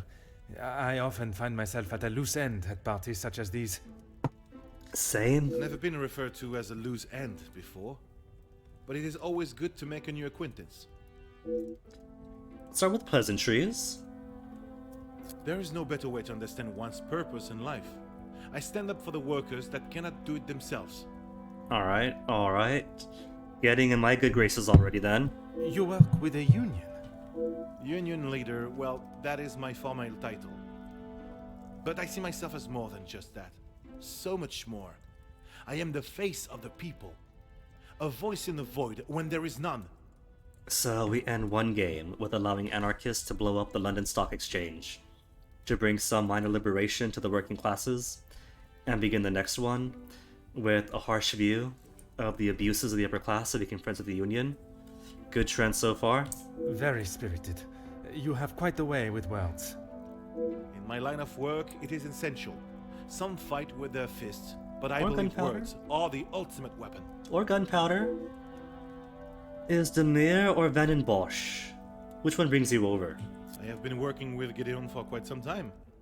We are doing great things together. Great things. So Gideon, already like him more then, if he's good with the unions. I was not aware he was part of the union. Well, he's not exactly. But he is an ally in the battle we face. Without his support, our uphill struggle would surely be a climb. Hopefully my talks with De Silva will help him see the light. And about the discussion with Mademoiselle Conrad, I don't whose know what room you almost think stole. you heard, but it was a private matter, and I appreciate if you kept it to yourself. Oh, but we're friends. You and I are buds now. You're not going to tell us? I can assure you, Monsieur Beckers, your conversation is exactly that. Yours. Then maybe we should just leave it there. Something more to the conversation. If there's nothing to hide, why are both parties so hesitant to elaborate? Merci. If I find myself at a loss again, I shall certainly return. I mean, we don't know that Miss Conrad doesn't want to talk about it. We're just making that assumption. You want to talk about it, Jackie? A pleasure to make your acquaintance. Likewise. You're not from around here, are you? What? How could you My tell? name is Hercule Poirot. I am a friend of Mademoiselle, soon to be Madame, Angeline. I see. Jacqueline Conrad. No doubt you've heard the name before. None of that combination. Mom's a Jackie, had a classmate in school named Conrad, way ages back. I am rather embarrassed to say I have not, Madame. No need for the madame. I'm not married. Just call me Jackie. Oui, Jackie. What is it you do? Seriously? You don't know who I am? Am I supposed to? My sincerest apologies. And I thought you Europeans were meant to be cultured.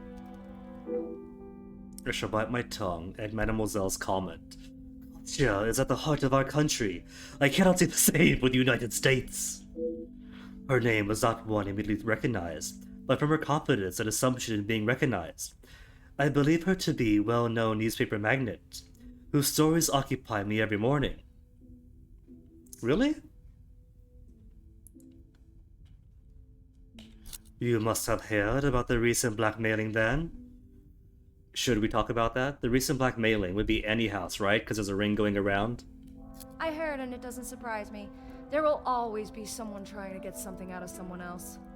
People are only out to help themselves. That is a rather pessimistic way of thinking. Don't say realist. But it's the truth.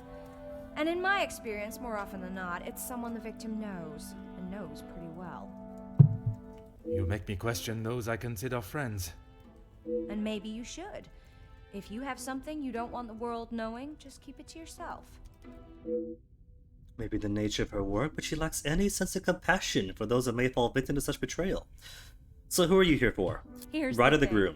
I'm one of those people you want to know, and not be on the wrong side of. Perhaps it would be wise for me to remain on your good side. It's the best place to be. You wouldn't believe what a couple of positive stories can do for a family name, or a career. Oh. So you're here to fluff someone up then, huh? So again, bride of groom. And that is what you have done for the Vandenbosch family? A little help goes a long way, and from what I have seen, the ladies deserve some positive support. And the discussion gonna play mom. Eavesdropping. Pardon. I didn't mean to pry.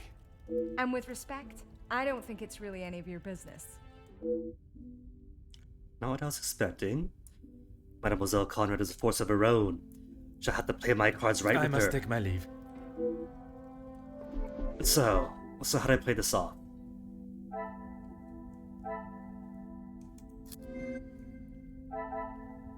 Heated discussion. Hesitant to elaborate. Jackie dismisses a Hugo argument. Doesn't want to talk about it. The blackmailer theory. Someone close to the family knows his personal secrets. Who is close to the family? Everyone. Talk to Hugo. Talk to Jackie. Done and done. Hugo invited by Gideon. And a supporter of the unions.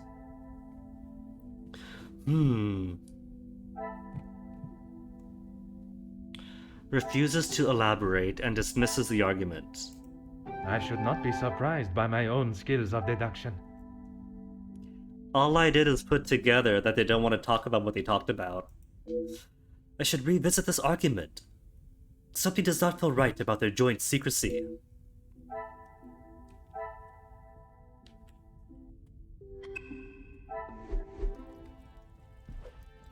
Back so soon? No, I can't talk to her. Hugo, gotta be looser lips. Monsieur Poirot? No? Merci. Oh well. A topic for another time. So that's everyone in the library, and there's one more book. Enough mysteries of this house without being distracted by a fictional one. Achievement, well read.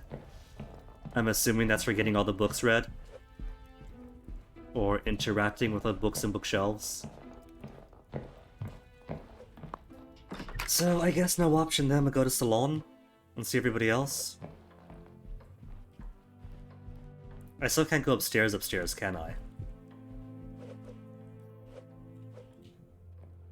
Room.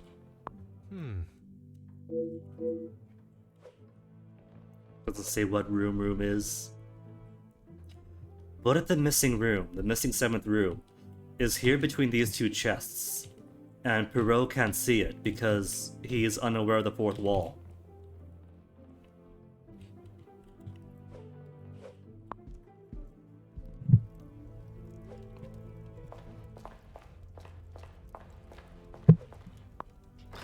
Salon?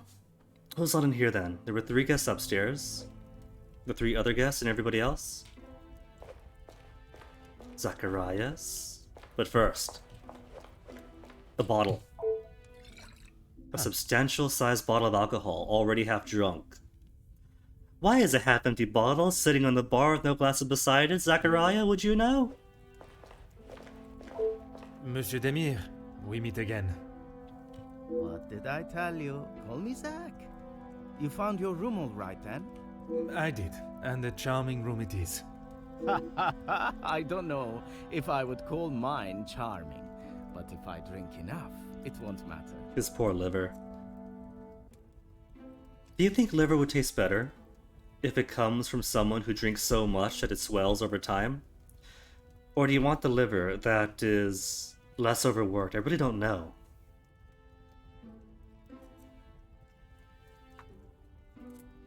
Apologize for rudeness before. How do you know the family? Apart from sharing the same family name as a groom. That's okay. At least you actually care. Not like most of the others here. I'm the groom-to-be's older, more handsome brother. Could agree with that, but I think I prefer Gideon's personality. Ah, oui. I see the resemblance now. How wonderful that you can celebrate this occasion together. I'll stop you there. The only wonderful thing about this celebration is the free food and drink. Wow, your brother isn't wonderful at least? You are the not weather? pleased for your brother. Angeline seems nice enough, but marriage is not for me. What is there to gain from tying yourself to someone for the rest of your life? Besides the money. If money's the issue, it's one-sided here. What do you do for work? Everyone here has some great financial standing.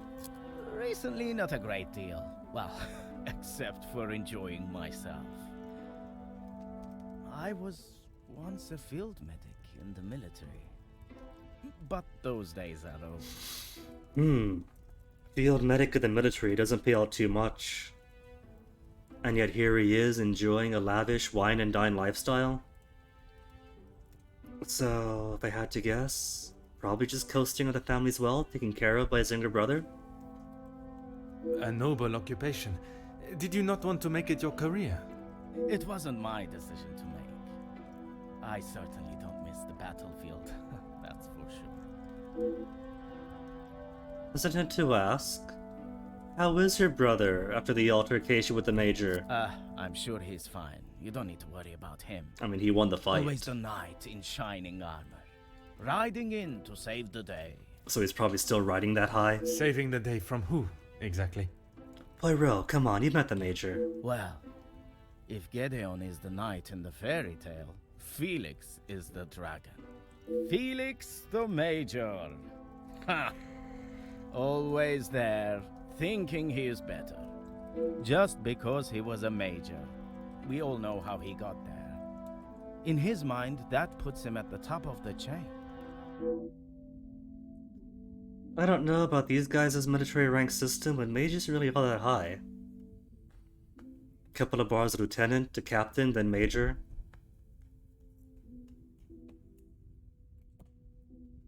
Basically the officer equivalent of the private first class. Maybe a really low NCO like corporal, if that.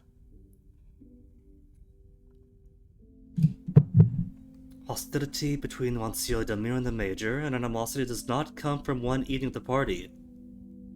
Gedeon said they were the majors, but I didn't think he would miss just one. So it can't possibly be about just one cigar, but rather Gideon of all people touching them, right? Yes, it was you that took the cigar.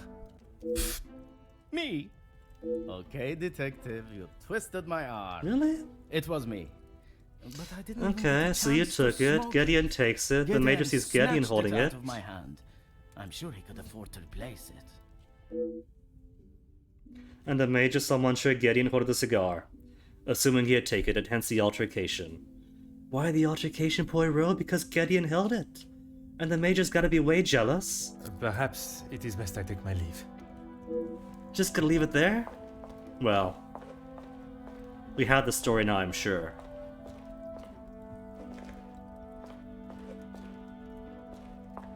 We just need the confirmation that the Major was hoping to schmooze himself up to the Madame or the Mademoiselle, maybe both, and then trade down. Huh.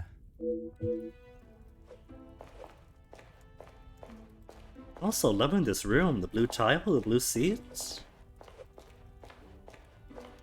Oh, dining room. Margot, the Margot to talk to. News of the continued factory strikes. Workers demanding a fair treatment by Jacqueline Conrad. Oh. Should we have come here first and then see the newspaper? And then it wouldn't have embarrassed ourselves? Sorry, Jackie.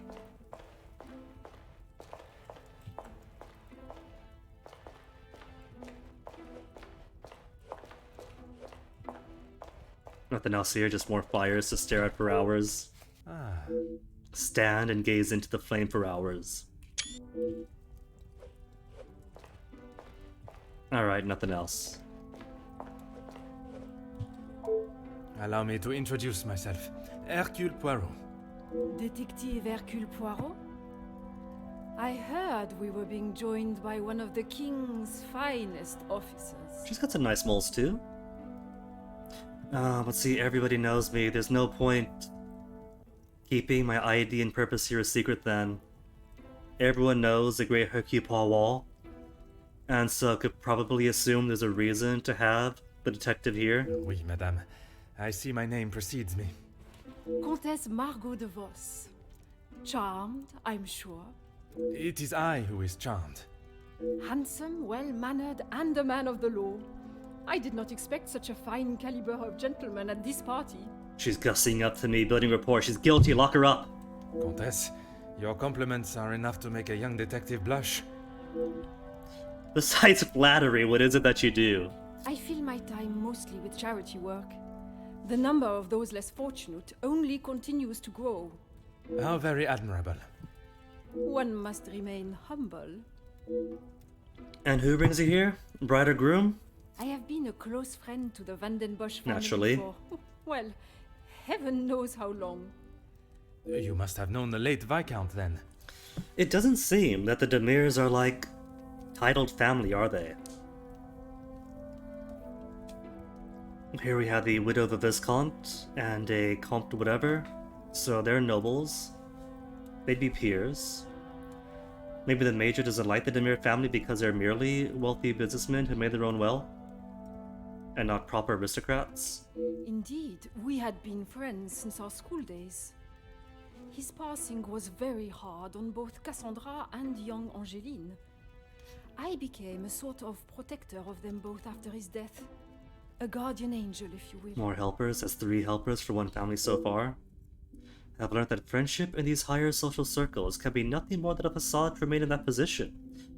Perhaps a Comtesse is vying for Madame Van den Bosch's position. What are your thoughts on Demir? A strapping young man. Angeline has found herself a good one. They certainly make a handsome couple. No complaints for the Contessa. But the Major seems to have more of a importance on appearance and blah blah blah. Speaking with them both, it is plain to see, even to one that is unexperienced in such emotions, that there is a great deal of love between them. When they are together, it is obvious for all to see, even at such a young age. But who are we to judge what the heart wants? Who are we to judge? I thought you said it was a happy relationship. But Monsieur de Silva claimed that he helped Madame Van den Bosch when required. As at least one other person, right? So are you also in the helpful altruistic club? He would say that. I mean, financially, yes. But what else does that man have to offer? Cooking. I cannot imagine Madame Van den Bosch would be one to request financial help. After Edwin, the Viscount, died, the family was left in a rather unfavorable position. She wasn't requesting, chérie. She was begging. I see. Let's just keep that between us. It's a rather sore subject for her. So the blackmail could be that the dire financial straits were in before. Because clearly they've improved since, right? Going from a house that was falling apart, selling everything in it, to this lavish palace. She might have hoped that all that was in the past. It didn't take much for the Comtesse to reveal private matters of the Madame's business. I'm not so sure we'd be willing to divulge any information to her. And so shouldn't. So tell us then about the fight. Ye who gossip so easily. You will find Felix at the center of any trouble. Natch. Especially when it concerns the ladies of the house. I understand he has made himself quite at home here. What an understatement. He thinks his friendship with Cassandra entitles him to anything and everything in the house, including certain opinions of how young Angeline lives her life. Because he's hoping to trade up for the younger model to maintain his position, right? He does not approve of Monsieur Demir? You'd have to ask him. Or rather, speak with Gideon's brother. He will have something to say about Felix, I am sure. The Comtesse is well versed in drawing one in with delicious bait, and then leaving them, biting on the line. Another conversation with Zachariah is in order. It has been a pleasure conversing. I look forward to our next tete-a-tete. You schmooze, Poirot. Alright, Zachariah. Sorry. Zach. Spill the beans. Do you not have much fondness for the Major? Do you somehow have less fondness than I do? The major pain in the ass. Hey. Why should I? It doesn't take a detective to work out the sort of man he really is. You must have seen it, right? Am I right? Is he merely after the booty? I have my own history with the Major, but that is a story best not told. I think it's a story best told now. It can't be any worse than what he did to us during the war. What did he do? You fought together in the war? We were on opposing sides. Stumbled upon a delicate subject. Maybe best to put it all together? The subject of war is a difficult topic for everyone. Perhaps it is best to discuss something else. Lean on the wound. He wants to talk about it. He clearly wants to say. If you had seen what I have, what he has done, you wouldn't side with him. I already know. I am taking no sides, monsieur. It is just not conversation fit for a party. Perhaps we can't talk is best about I it? take my leave. Fine then. What brain juices could put together? One connection here to make 0, and 2... Are there connections to the family? Oh, is that why the Major's being such a dick? Not because the Demirs don't come from landed gentry or blah blah blah, but because the sides of the war? And he's internalized the enemy being subhumans and so still sees them as such? Has been around since the Viscount's death? But Margot is also protective of Cassandra? Cassandra's guardian angel? Why does Margot feel the need to be like this? Because they're friends, longtime friends, it's it, that easy. Is there something? No. Because she does lots of charity, and so she recognizes the madam as another basket case. No! Okay, you're so protective of her because the Viscount's, not the Viscount, the Major's been around since the Viscount's death. And you know that's sus. You're interpreting this the same way I do, and you don't want him within 10 feet of her. Order and method. No, that is my order and method. The family still needs help. And so they also had help from Margot? I must act on thought and fact. Talk to Ernesto again. Ernesto worked with the Major. Curious. And the Major's always been around. This will not get me any The extent of his closer to help my- isn't hooking him up with Ernesto. Ernesto is fond of Cassandra.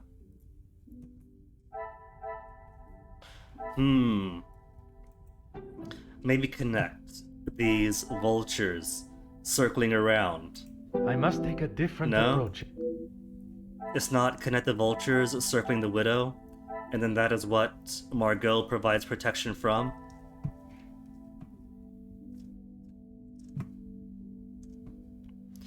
Gideon is a supporter of the unions. Cool. The brothers aren't close, but they are brothers. And Zachariah is intoxicated, but that's just like the base state of being for him. Bottle of alcohol? Could it be it belongs to Zachariah? Some would say a lucky What? I could not even fathom drinking that much alcohol, especially after one evening. Talk to Zachariah, dude, you're drunk, what is going on? Then still, one more connection to make.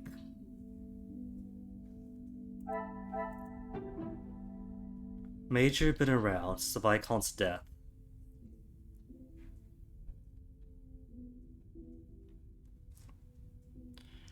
And blackmailer theory, he's been around long enough. I cannot see the logic in No? Okay.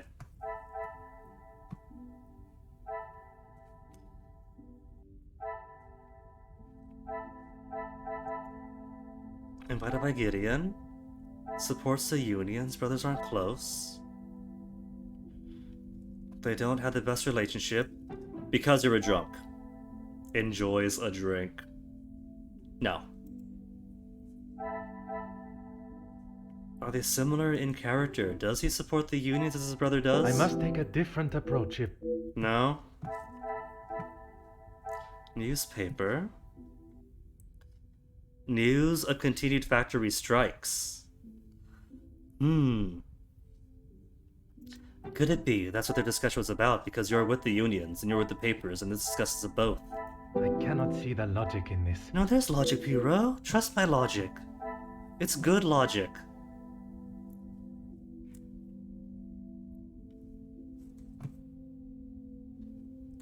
Ernesto worked with the Major.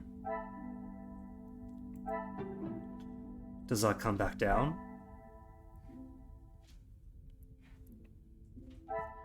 Worked with the Major, but fought at Cassandra? Is there something? There's lots I'm not seeing. Does charity work?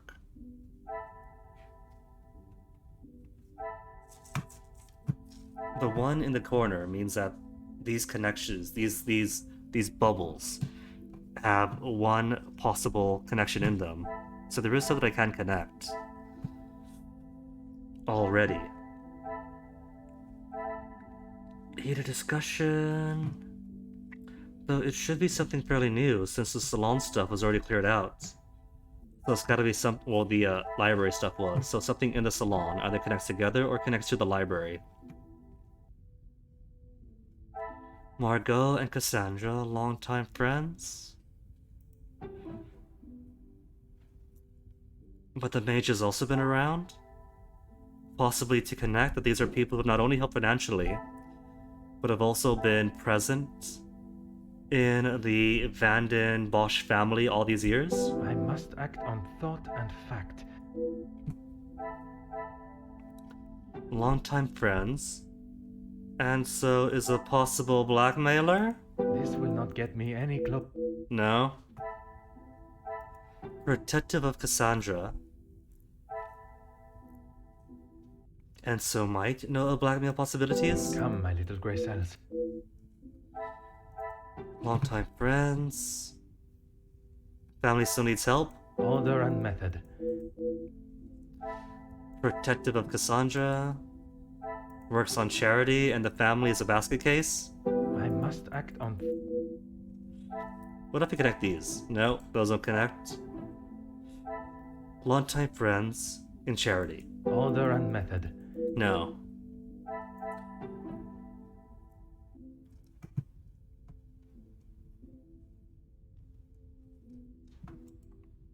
Newspaper about the factory strikes. Gideon supports the unions? I cannot see the logic. Does any of these have any questions? Any question marks outstanding? What do the family still need assistance with is a question that could be answered. What is the extent of his help? Why does Margot for the need to be like this? Who is close enough to the family to know their secrets? Everyone, at this point. Archibald.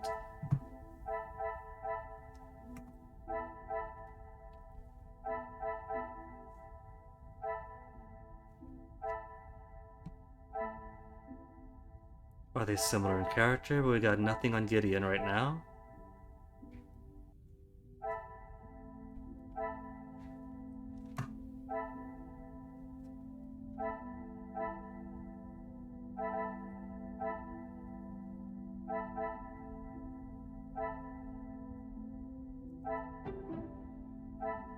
Blackmailer theory? This will not get me any closer. Maybe connect friends? Friends and friends? Close friends? Come, my little grey Not cells. friends and friends? Protective of and why? I mean, the black matter would be why. But is there anything else to be protective of? Ernesto is tied to the family. And so the family does have ties to business. Which means Hugo, as a union leader, might be in opposition to Ernesto. If Ernesto isn't the best. If fair labor practices is interfering with maximum profit potential. Well, I don't see the protection of Cassandra being protection from the unions. I don't think that's right. I thought it's like as a friend, right? A friend to lean on, talk to, comfort, emotional support, keeping the vultures at bay. Ernesto and Felix alike. So I don't see these connecting. Close friends doesn't connect to the other friends. Work with the major? Margot informed me that Ernesto and the major previously were together.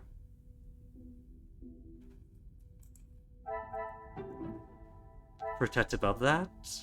I must No? take a different Could Ernesto working with the major answer anything? Why they still need assistance? Can it? Is there something?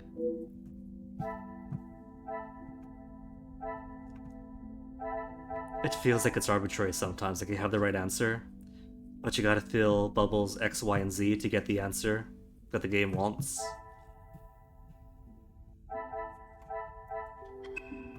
What else could be done? 0, there's one more on you. But there's also an exclamation mark. Did I miss one? That I haven't bubbled over, or is that just saying that there's one new connection to make? Because all these haven't popped over.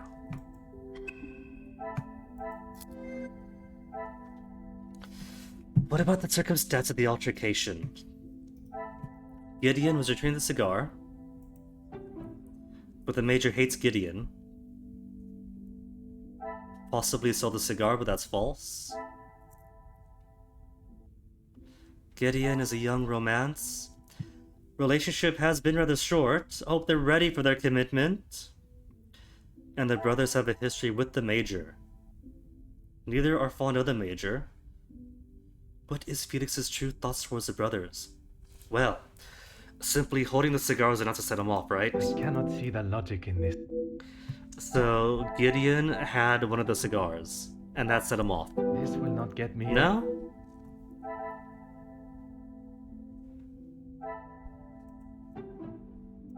I must take a different approach if I am...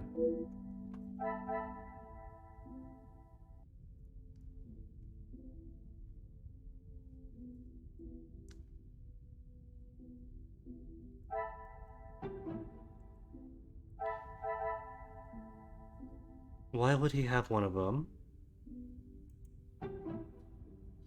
Is it really just a click returning? Why would he have one of the cigars? Because he was returning it.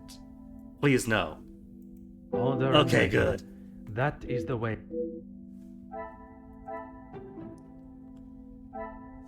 He was returning it because of young romance. It is part of the commitment. I must act on... Will the major really start a physical fight over a cigar? Okay, no, it's because of their history. Is No, there really? something I am not... Okay. Started a fight over the cigar, but in truth he was returning it? Come, my little grey cells.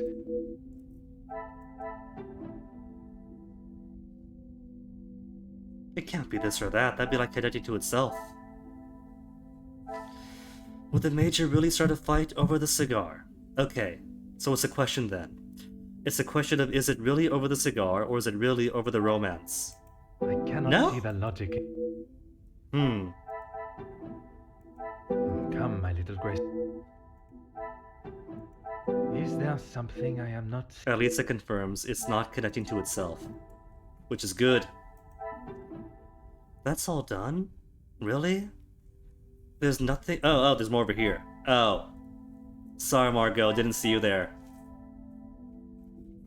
That brought us a playfield some. Anybody else hiding? There is more hiding. Zacharias, what have you got? Differing status? Zachariah believes the Major's disdain for him and his brothers could be cause of a class divide, and claims Gideon is looking forward to the family fortune. Really? Gideon is? See, I thought Gideon had the money. I thought this was a classic situation where the rich family is marrying into the poor aristocratic family to obtain titles to legitimize their wealth, and the poor aristocratic family is marrying into common peasant wealth, losing prestige to get some funds. Is it really that Gideon's marrying into them for the money? What is Margot bringing to the table? Talk to Zachariah? Talk to Cassandra? The mayor doesn't like Gideon. Okay, and that's where they fought. That's a true cause. I must take a different approach if I...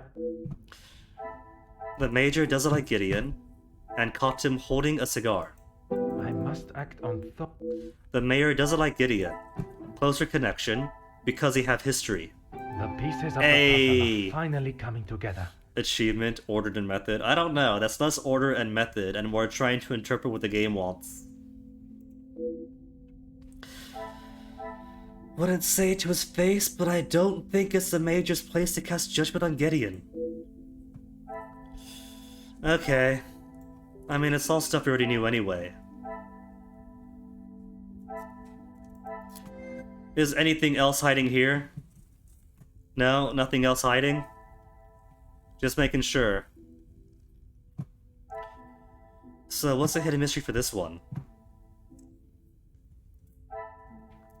And mechanically, the connections don't appear to be too far away, right? There's usually some proximity.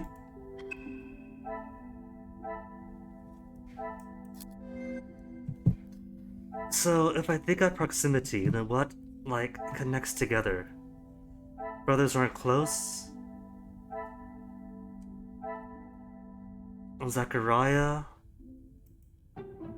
Is there anything that answers how similar they are? Gideon invited Hugo? But I don't know if there's any history with Hugo, though.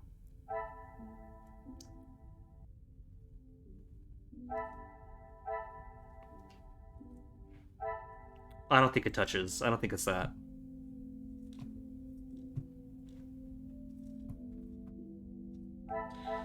Fascination? Is fondness to Cassandra?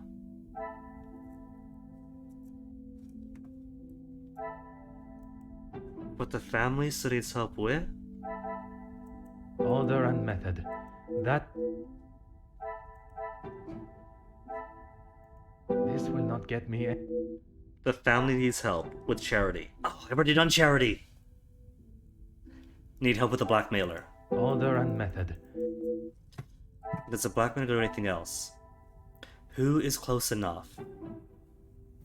I feel like a question like that is probably like 5 or 10 connections in, and then you decide, oh, this person is very close or this person is not. Or maybe nobody is so close as to know the deepest blackmail secrets. Protective of. Why does Margot feel the need to be like this? Because the Major supports the family, he's a creep. I cannot see the logic in this. See, I could turn the deduction help on, but deduction help is just throb the answers obviously, and that's no fun. It's more fun till I try to come up with some twisted thinking until something sticks. Protect Cassandra? Why does Cassandra need a guardian angel? Maybe it's not connected to anything yet because I haven't spoken to Cassandra.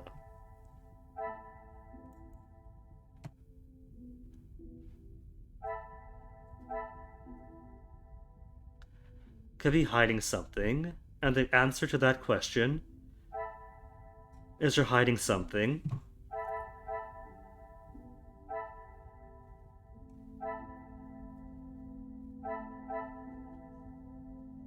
Revisit the argument.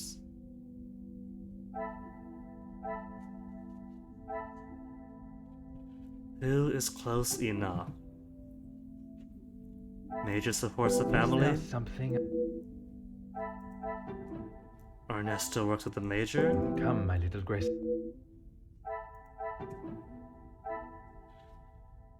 Ernesto helped out the family? Is his assistant something to be concerned of? Does it put him in a position to blackmail? This will not get me any. No. I must act on thought and. But thought isn't helping me out. Impulse is all I have. I must take a different. Alright, let's go talk to, I kinda took this forever. Let's go talk to Cassandra then. Although Zachariah's also got new stuff. Fire away, detective. I don't mean to dampen the celebrations, but would you like me to fetch you a glass of water? I have a drink, but thanks anyway. I just would not like to see things get out of hand. Don't you worry about me. I've got it covered. His excessive drinking is not in celebration of his Freya's engagement. His recollection of war makes me think it may be something more serious. Could it be that Zack is hiding exactly how bad the Major really is? Perhaps it is. Okay, Cassandra. I've been avoiding the Madame all night. We haven't spoken to her all night, have we? Last we saw her was years ago. Okay, let's meet. Madame Vandenbosch, congratulations are in order on your daughter's engagement. Thank you. And you are? She's forgotten already. Dang. Detective Poirot. I'm sorry, the name eludes me. Really? For Detective Poirot, the day when Cassandra Vandenbosch forced a young woman to face charges of her daughter's crime was the most important day of Poirot's life. But for her, it was Monday. That day at the Vandenbosch house has stayed with me. It opened my eyes to the unjust treatment of the working class, and has been a driving force in my becoming the detective I am today. And yet I have barely been a second thought to her. Once, Officer Poirot, I investigated your daughter's missing bracelet. Oh, it's you. There is no missing jewelry here today, so we are really not in need of your services. Well, we came as a guest, so... I am here on a rather more pressing... I know why you are here, officer. Detective, whatever you are now. Detective. And I promise not to keep you too long. The altercation? Your daughter invited me here? The Major is not fond of Angeline's husband-to-be? You must be elated at the news of Mademoiselle Angeline's engagement. Gideon is a fine, educated young man from a well-respected family. Gotta plug in the laptop. And yet he is not nobility. The family is rich and respected, but doesn't have title, so Felix is still a dick. All important when considering a new son-in-law. A good home and education speaks volumes about a man. Even in the short time they have been engaged, his noble character is obvious.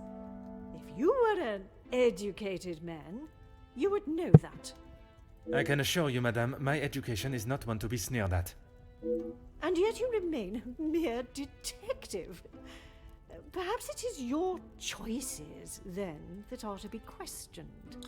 And what's your position, Cassandra? Widow and that's it? Professional widow? I understand the Major's not fond of Angelina's husband-to-be. You can make whatever assumptions you wish.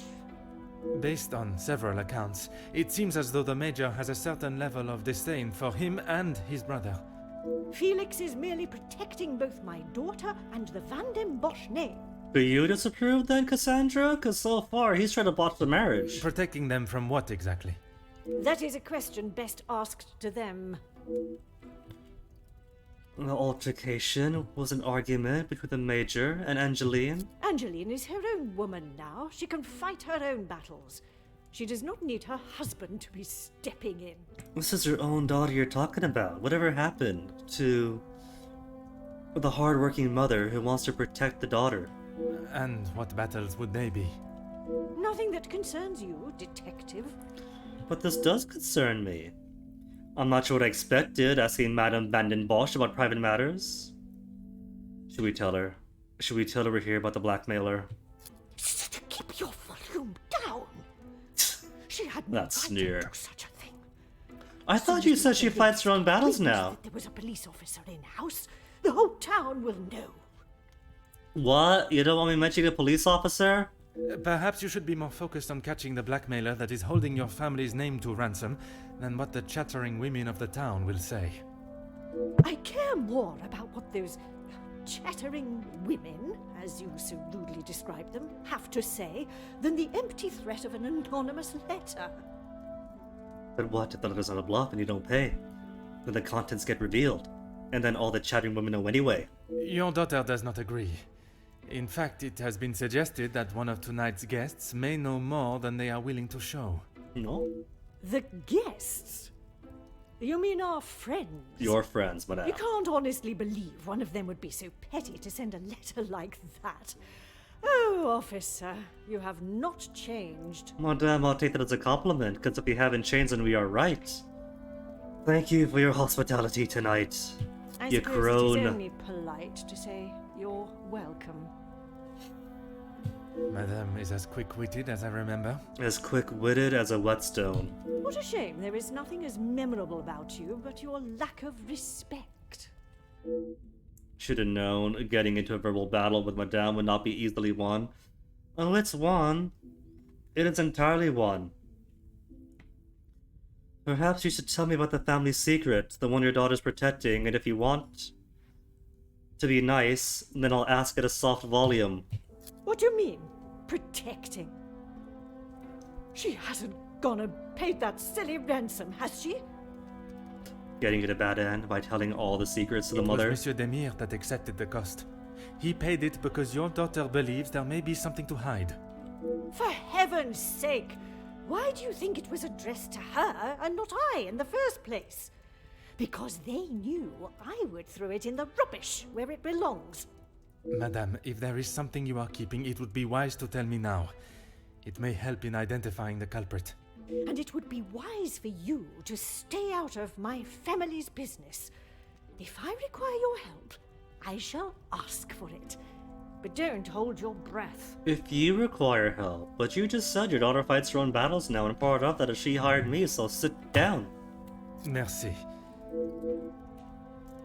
Alright. Gotta play the mind bubbles. Could talk to Ernesto again. But for the connections... There's nothing really anything new here, huh? Only new thing is Zachariah is repressing something. And so that won't connect to anything else, because that number 1 was there before that. Circumstances of the altercation? Spoke to Cassandra, spoke to Zachariah. Cassandra is keen to avoid an argument. Because what? Felix is still your beau? He hasn't traded up models yet? Hastily arranged marriage. They are not prepared to wait to be wed. Which is rather romantic in Poirot's opinion. Why would the couple want to move forward with the wedding so quickly?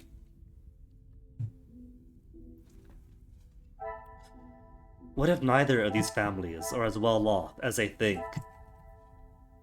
And both of them have wealths that are a house of cards. But a rush marriage and a young romance? I must act on thought. Hastily arranged marriage. A hastily arranged marriage because Gideon is looking to advance his status, right? Another success. Monsieur Gideon could be married into the family purely for financial gain, which is the worst family to marry to financial gain for. Potential financial intentions? I mean, that's her intentions. He's got a rich family. He's in business. He's a hard worker.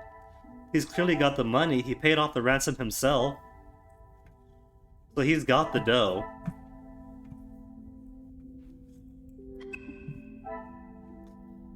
So what about... So what's the missing connection for the other guests?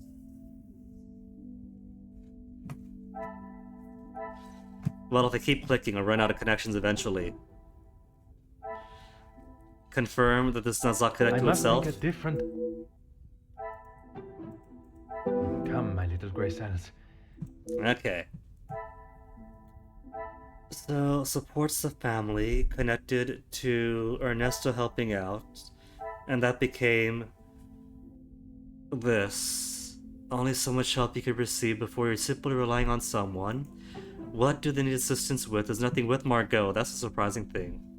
What if it is unions? Order and method. No? That is the...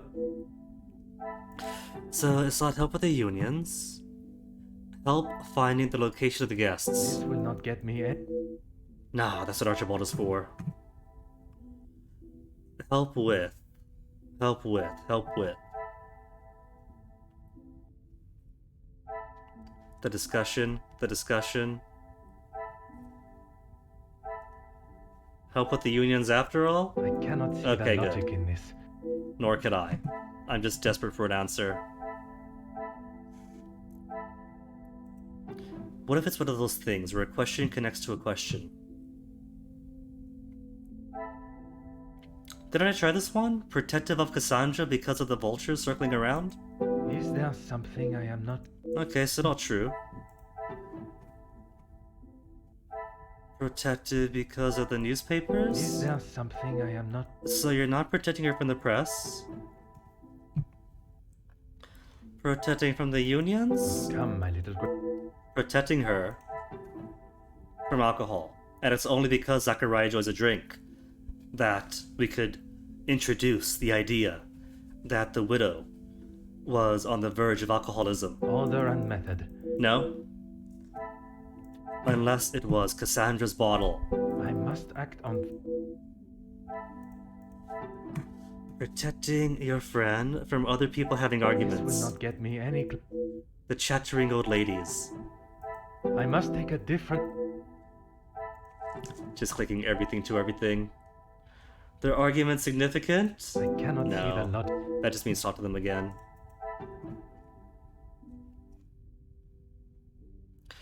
Protecting Cassandra from people invited by Gideon. I must take a different... I'm just being silly now. Okay, so what logical things remain? Nothing.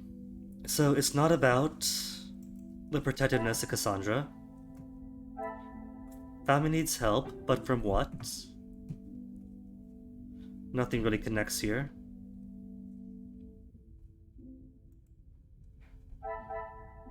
How are the brothers different? In Hugo? Do they both know Hugo? Is there something... Brothers connected? Are they different? Are they similar? Charity work? No.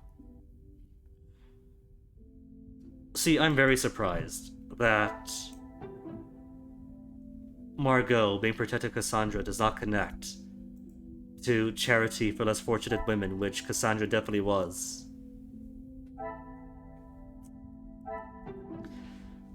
This arc does not connect to itself in any way.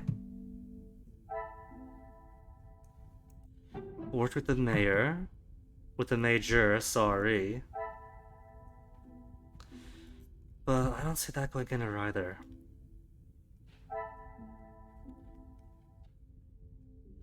Helping out the family. Is he doing it of his own goodwill or because of his joint connections with the Van der Bosch family and the major? This will not No? get me any... You see how desperate I am? Work with the major, who supports the family. Come, my little grey cells. Work with the major.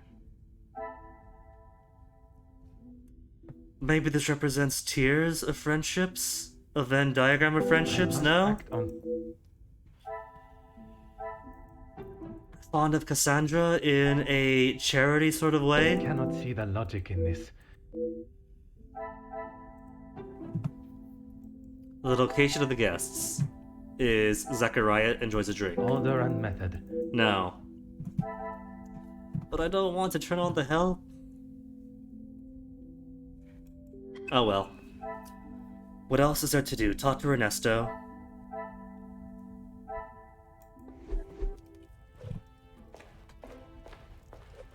Maybe we get some clarity. If we get something new. Monsieur Sterling is talking on the phone. Almost too loud to ignore. Almost. Go on, eavesdrop. Vandenbosch residence, how may I help you? Yes, of course. Please hold for one moment. Sir? Yes, a call for you. Shall I direct it straight through to you in the study now? In the study? Hold on. I don't know the study. Ground floor has like dining room, salon, and servant stuff. First floor just has guest rooms and the library. Is study the top floor then? Very good, sir. Don't mind me, Archie. Put my ear to the study. Oh, I can't go up. Huh. When I should be sociable, but somebody's taking a call. Archie, tell me, where's the study?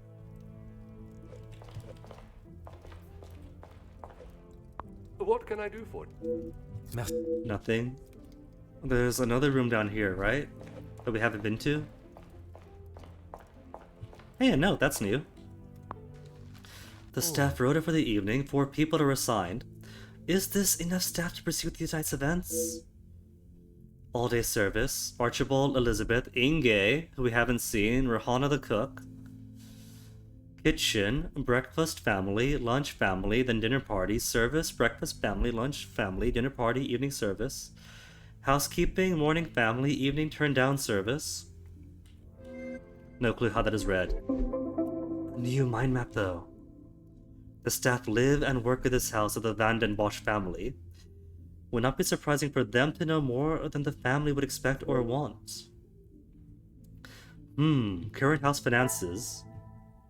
Allegedly, the family is taking care of money now, but is that true?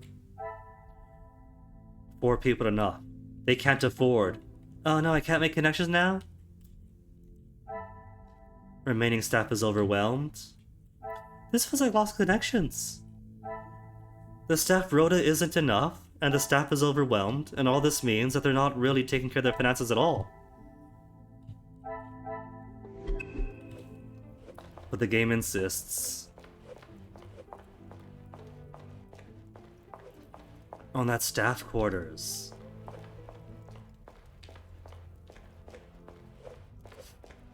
So can't go up to the study.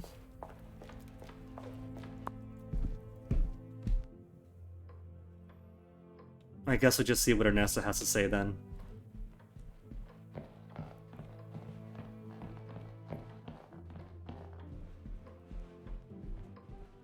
Oh, I probably should just do the chore. Filling this out to see what on earth is the last connection, because if I talk to Ernesto and get new stuff, then it'll just be new stuff that don't connect whatever this is.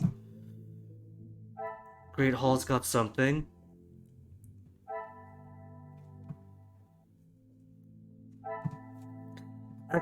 What could possibly bridge these gaps? Work with the major. Does it go anywhere? I must act on thought and... Fauna Cassandra? Fauna Cassandra go anywhere? I must take a different...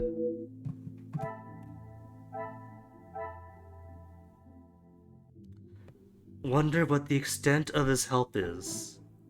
The extent of his help. Extent of his help. He supports the family, but how? Things are beginning That was it? to become clearer. It was all this time. It was just the major helps the family by helping the family. Ugh, and here I was trying to be logical. The major is close to the family and has some connections with both Cassandra and Angeline. Well, yeah, that's obvious. We knew that already. Talk to Margot, talk to Archibald. And now there's one more connection to be made. It's gone from 1 to 1, so it's like this connects to something then. Very close to family, so maybe that is what you're protective of? Is there something? Your friends, and so are you? This will not get me. You're close to the family? And that's a possible blackmailer? What a revelation. Okay. There's a chance the Major's involved in the blackmail somehow. What is the extent of Felix's possible involvement? Finally, down to 0.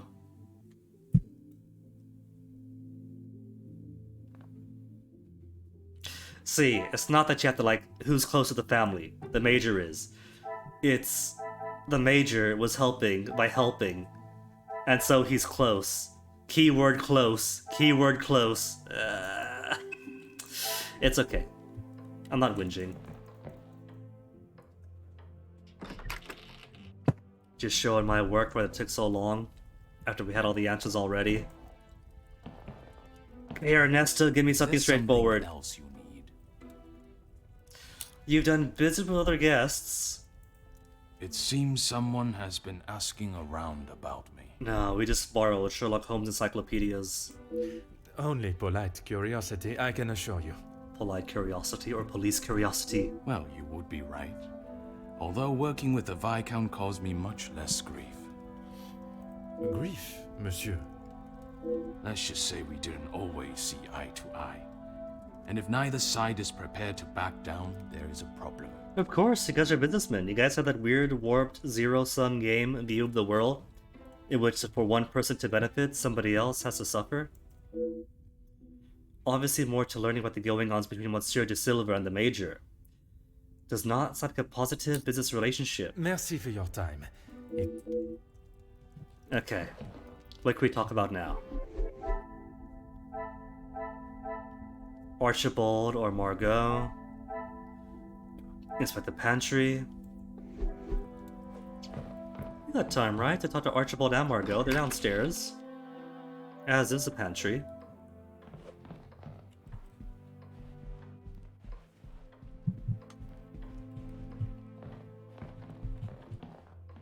This is like being stuck on Sherlock Holmes Chapter 1 for a whole day. Because the singular interaction spot was barely above eye level. And the entire house was scoured, and yet that was somehow missed. What can I do for you? The Major has made himself quite at home. Is he hoping to usurp the home? Yes, he has been here for some time now. Lady Vanden Bosch has been very good to let him stay so long. What's it been, 10, 15 years? Would you say he has become part of the family? He does have a room in the family floor. He's always been very vocal about how he stands the ladies in high regards, and so he should. Merci. You have...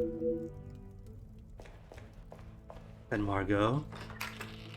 Is this gonna turn out that Margot's been protecting Cassandra from the Major, like I've been saying for the start and trying to connect, but didn't have the exact, correct steps to the Lego set?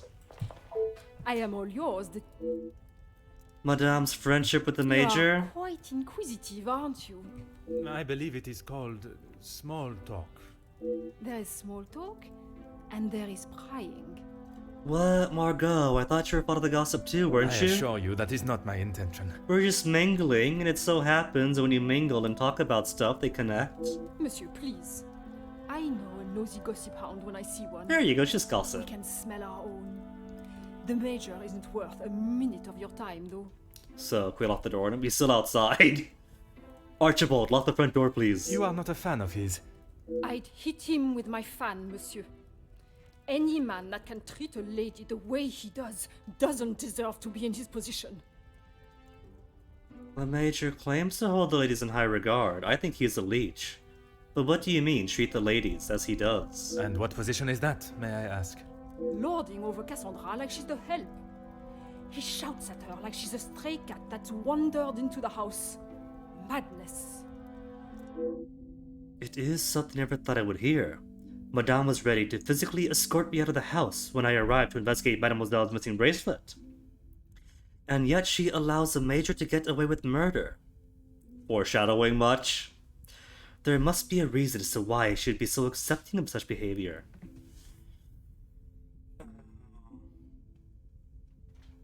is he exploiting the situation? The Madame has so many people helping her. But the Major's taken it a step further, helps out financially, and then says, well, I've helped you. Ergo, I am obligated to have a room here and to benefit from this relationship, yeah? It has been a pleasure conversing. And now I can connect that she is protecting Cassandra from the Major, right? The Major views a family as high class, which is a different status of the... What's her family name again? Dimmer somethings? Of Gideon's family. I should not be surprised by my own skills of deduction. Been begging to make a connection like that the entire afternoon. The mayor may feel that associating with the Demir family may lower the Vanderbosch's name. What if this is just the limit of his negativity? Possible status drop? But a status drop in exchange for wealth. It's classic. The struggling aristocrats gain wealth in exchange for status. The... what is it? Merchant rich gets status in exchange for wealth? Potential financial intentions in exchange for a status drop? Magnifique. It is clear the Major does not see the Demir brothers in good light. What do his thoughts towards them have to do with the couple's relationship? Think they're bad for the family? And that it's hastily arranged? I cannot see the logic No? in this. The Major doesn't like the coupling, but Cassandra would rather avoid the conversation entirely. Come, my little grey cells. What do his thoughts towards them have to do with the couple's relationship? It could be what the Major intended to warn Angelina about. Some would Yes? say a lucky guess. The Major clearly doesn't want the wedding to go ahead. Monsieur Gideon's reason for punching the mayor was perhaps valid. After learning of the reason, he is against the wedding.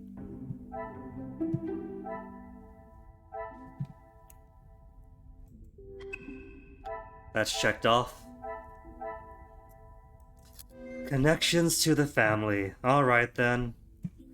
Let's prove the hard way that, like I've been saying all this time, Margot is protective because of the Major.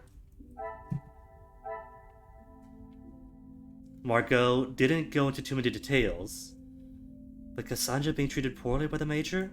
Magnifique. Finally! Cannot tell if Margot's dislike for the Major comes from a genuine place, or merely jealousy. I think genuine. Margot dislikes the mayor. So basically, the past couple of hours was trying desperately to make this connection. To the point of desperately trying everything else that's obviously unrelated. A rocky working relationship with the Major. Okay, so what's next on the to-do list? People have been spoken to. So all that's left, for the time being, is to inspect the butler's pantry.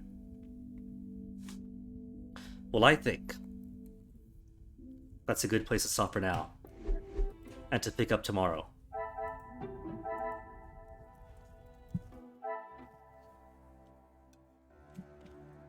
So far the game is fun.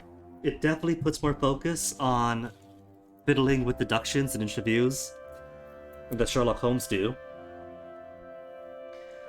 But naturally, the deductions can be pretty finicky, can they? It's pretty clear that the game has, like, an intended path, the predetermined deductions it wants you to make. So I don't think there's going to be any false routes you can take to, like, make an inaccurate conclusion. And it's definitely a bit of a chore trying to get the exact right steps that it wants to confirm the answers you've already had. And there does come a point where if you have the right answer, and you're trying 5 different combinations to get that answer to work, but it doesn't, you start doubting yourself, and then logic starts to fall apart and your brain stops working. That's definitely an issue so far. But oh well.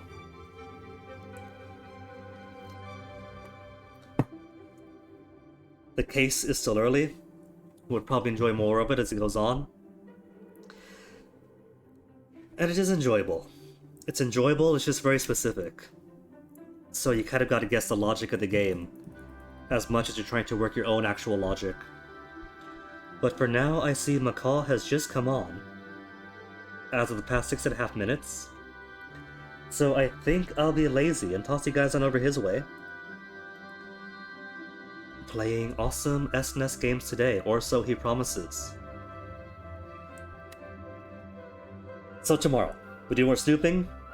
Tonight, I'll see if I can't get started on my pie. But until then, see you guys around. Thanks for hanging for however long it could be. It's always appreciated, but never mandatory. So enjoy the rest of your night. It's all cool and chill and just starting to rain here, so I'm going to love it tonight. You all enjoy the rest of yours. Have a good evening. See you folks around.